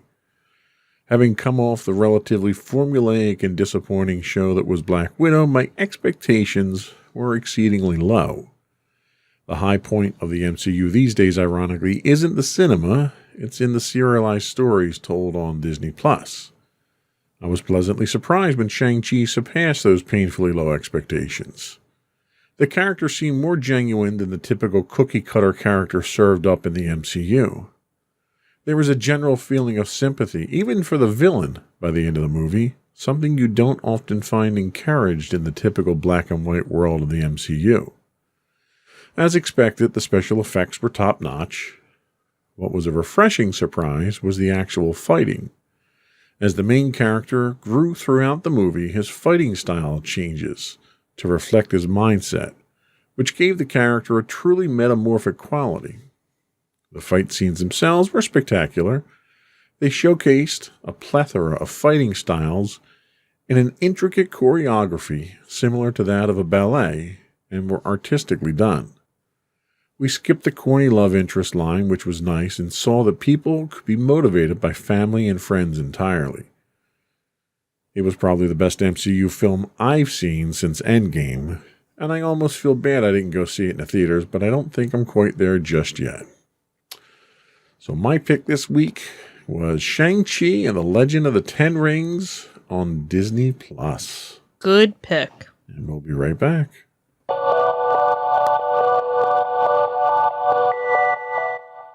So I think that is largely all we had for the show this week. Mm-hmm. Before we do go, you did have a couple of afterthoughts, right? Yeah, we have the two Comic Cons and Comic Con and a Comic Super toy show that are both on the same day. One is in Ocean City, Maryland, and that is the Ocean City Comic Con, which we will be attending, and that is December 11th from 10 to 5 p.m. If you are in the Allentown area of Pennsylvania, there is the Pennsylvania Toy and Comic Super Show also on December 11th, and that is from 10 to 2. So it looks like those will probably be the last convention-y type things for the end of the year, but we also have a lot of holiday stuff that's going to be in the area. So we'll probably include that, next week with all the different light shows and different things to go and see. And I'll do some research and find some of the other ones in the area. So we're not just talking about our area. So for anybody, listening, where they can go and find everything. That would be nice. Before we do go, I want to once again invite our listening and viewing audience to subscribe to the podcast. Audio versions of this podcast can be found listed as Insights into Entertainment. Video versions of all podcasts can be listed as Insights into Things, and you can find them anywhere you can get a podcast, Apple, Spotify, etc. Stitcher twice. Stitcher and Stitcher. Sounds like a law firm. Yeah. We would also invite you to write in, give us your feedback, give us your shows. We would love to showcase any things that you have in your area there. You can email us at comments@insightsintothings.com. You can find us on Twitter at twitter.com/insights_things. We do stream 5 days a week on Twitch at twitch.tv/insightsintothings. You can find us on Facebook when I decide to post something there at facebook.com/insightsintothingspodcast. Audio versions of this podcast can be found on the web at podcast.insightsintoentertainment.com. You can find us on Instagram also whenever I post things on instagram.com/insightsintothings. Video versions of the podcast can also be found at podcast.insightsintothings.com. And for video version, nope, you did the video versions, didn't you? I didn't do YouTube. YouTube, that's it. I knew there was a video thing somewhere around. So if you find us on YouTube for all of our videos, it is youtube.com/insightsintothings. Or you can get links to all that on our official website at www.insightsintothings.com. And that is it. That's it. Another one in the books. Have a good week, everyone. Bye. Bye.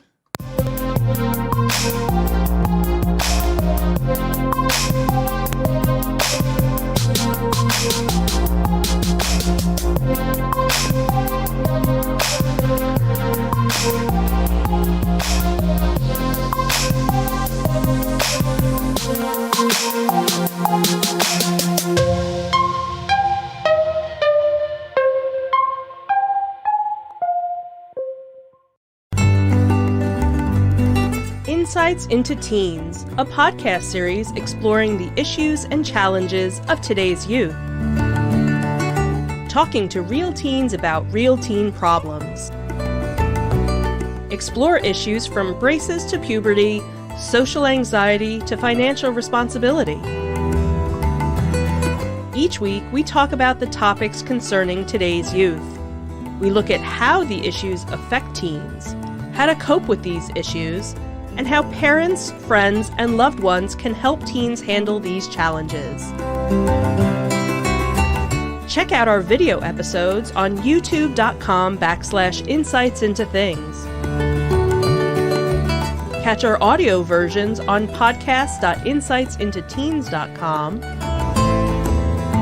or on the web at insightsintothings.com.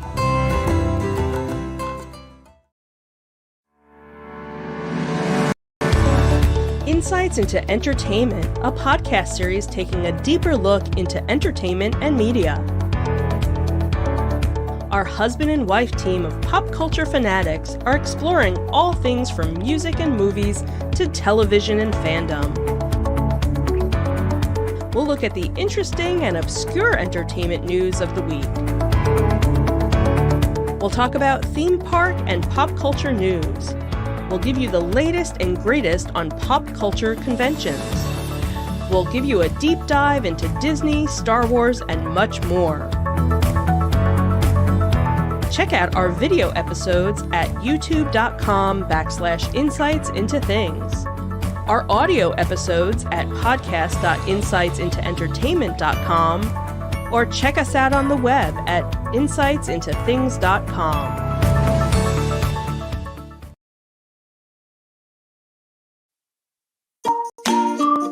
Insightful podcasts by informative hosts.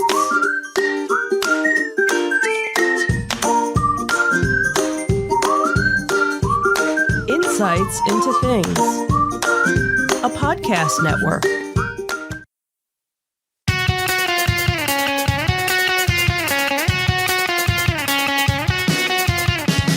Welcome to Insights into Entertainment, a podcast series taking a deeper look into entertainment and media. Your hosts, Joseph and Michelle Whalen, a husband and wife team of pop culture fanatics, are exploring all things from music and movies to television and fandom. Welcome to Insights in Entertainment. This is episode 126, Making Time for New Neighbors. I'm your host, Joseph Whalen, and my patient and understanding co-host, Michelle Whalen. Hi, everyone. How you doing today, dear? Good, and you? Doing good. We are recording a little bit later than we normally would during the week. Yep. We had both gotten our booster shot, our third COVID shot over the last weekend. Mm-hmm. And we were kind of still less than energetic by the time our new normal recording time arrived. And we're still not really all that energetic. But I think a lot of that has to do with being out there in the cold last night with the football game and marching band. Yep. So because we are band parents. Yes, we are. And someone was kind enough to volunteer me for AV duty for. I wonder who that could have been. Yes. So we have a competition that we'll be attending today to film and photograph and all that wonderful stuff. Mm-hmm. Be the supportive parents that we are. And that's what we do. We are the support. We're the suspenders of the band. Right. That's what we are. I like that. Okay. So, but that is not what we're talking about today. No, it's not? It is not. Oh, okay. Or if it was, it's over and done with. Okay. What we are talking about today in our Disney Detective, Disney thinks the rules about copying someone else's work is different when they do it, then welcome the new neighborhoods of Epcot. In our Tales from the Edge of the Galaxy, a new way for lightsabers to change color, and George Lucas joins the Hasbro Black Series. Then, in our entertainment news, Johnny Depp is still whining that he's being treated unfairly. Plus, Russell T. Davies returns to the TARDIS.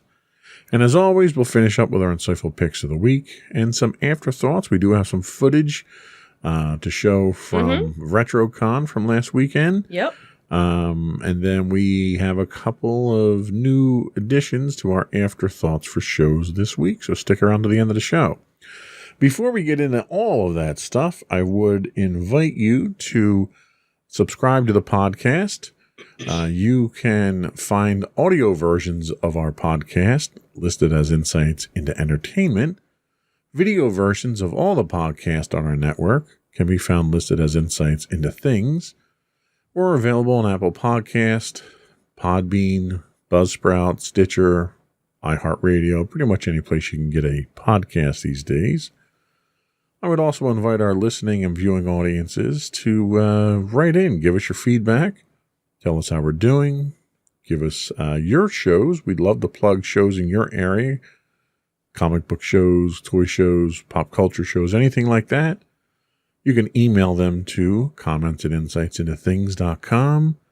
You can hit us on Twitter at insights_things or on Facebook at facebook.com/insightsintothingspodcast, where you can get links to all of our social media contacts and much more on our official website at www.insightsintothings.com. Ready to get into it? Sure, let's do it. Here we go.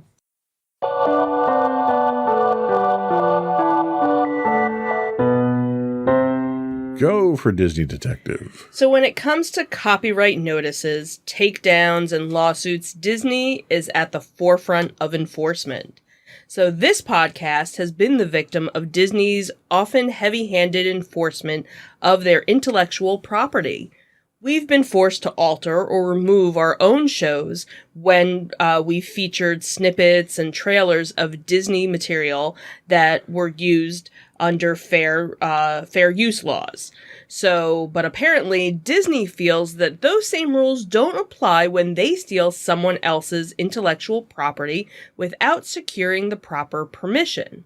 So YouTuber James St. Onge, a creator for the Art of Engineering YouTube channel, raised an issue with what appeared to be unauthorized use of graphics that he created and owned that appeared in a Disney Plus show. It seems Disney appropriated some of the YouTubers' graphics and featured them in an episode of Behind the Attraction series. Only when called out on the carpet publicly did Disney own up to this violation of copyright law, which they so diligently enforce for their own properties. Producer on Behind the Attraction, Brian Volk-Weiss, reached out to St. Onge directly and apologized for misappropriating the creator's work without permission. Disney announced its intent to update the offending episode of the series to include him in the show's credit. The issue was originally raised publicly by St. Onge on Twitter, where he also reported the follow-up apology from the Disney producer. The post was short on specifics of the communication, but did confirm that Disney admitted that the graphics in question that were used in the show did indeed originate from Art of Engineering. In his apology, Volk-Weiss took full responsibility and apologized for everyone involved, which included Seven Bucks Production, which is partly owned by Dwayne "The Rock" Johnson, who serves as host of the Disney Plus series. So St. Onge was told the unfortunate situation was a result of a chain of mistakes, but no further details were released detailing those mistakes. This is yet another example of Disney being I was doing so well, ingenuous to a copyright system they themselves have lobbied to their advantage. Previously on this podcast, we've discussed royalty disputes between Disney and author Alan Dean Foster and others following their flawed interpretation of existing contracts after acquiring properties like Lucasfilms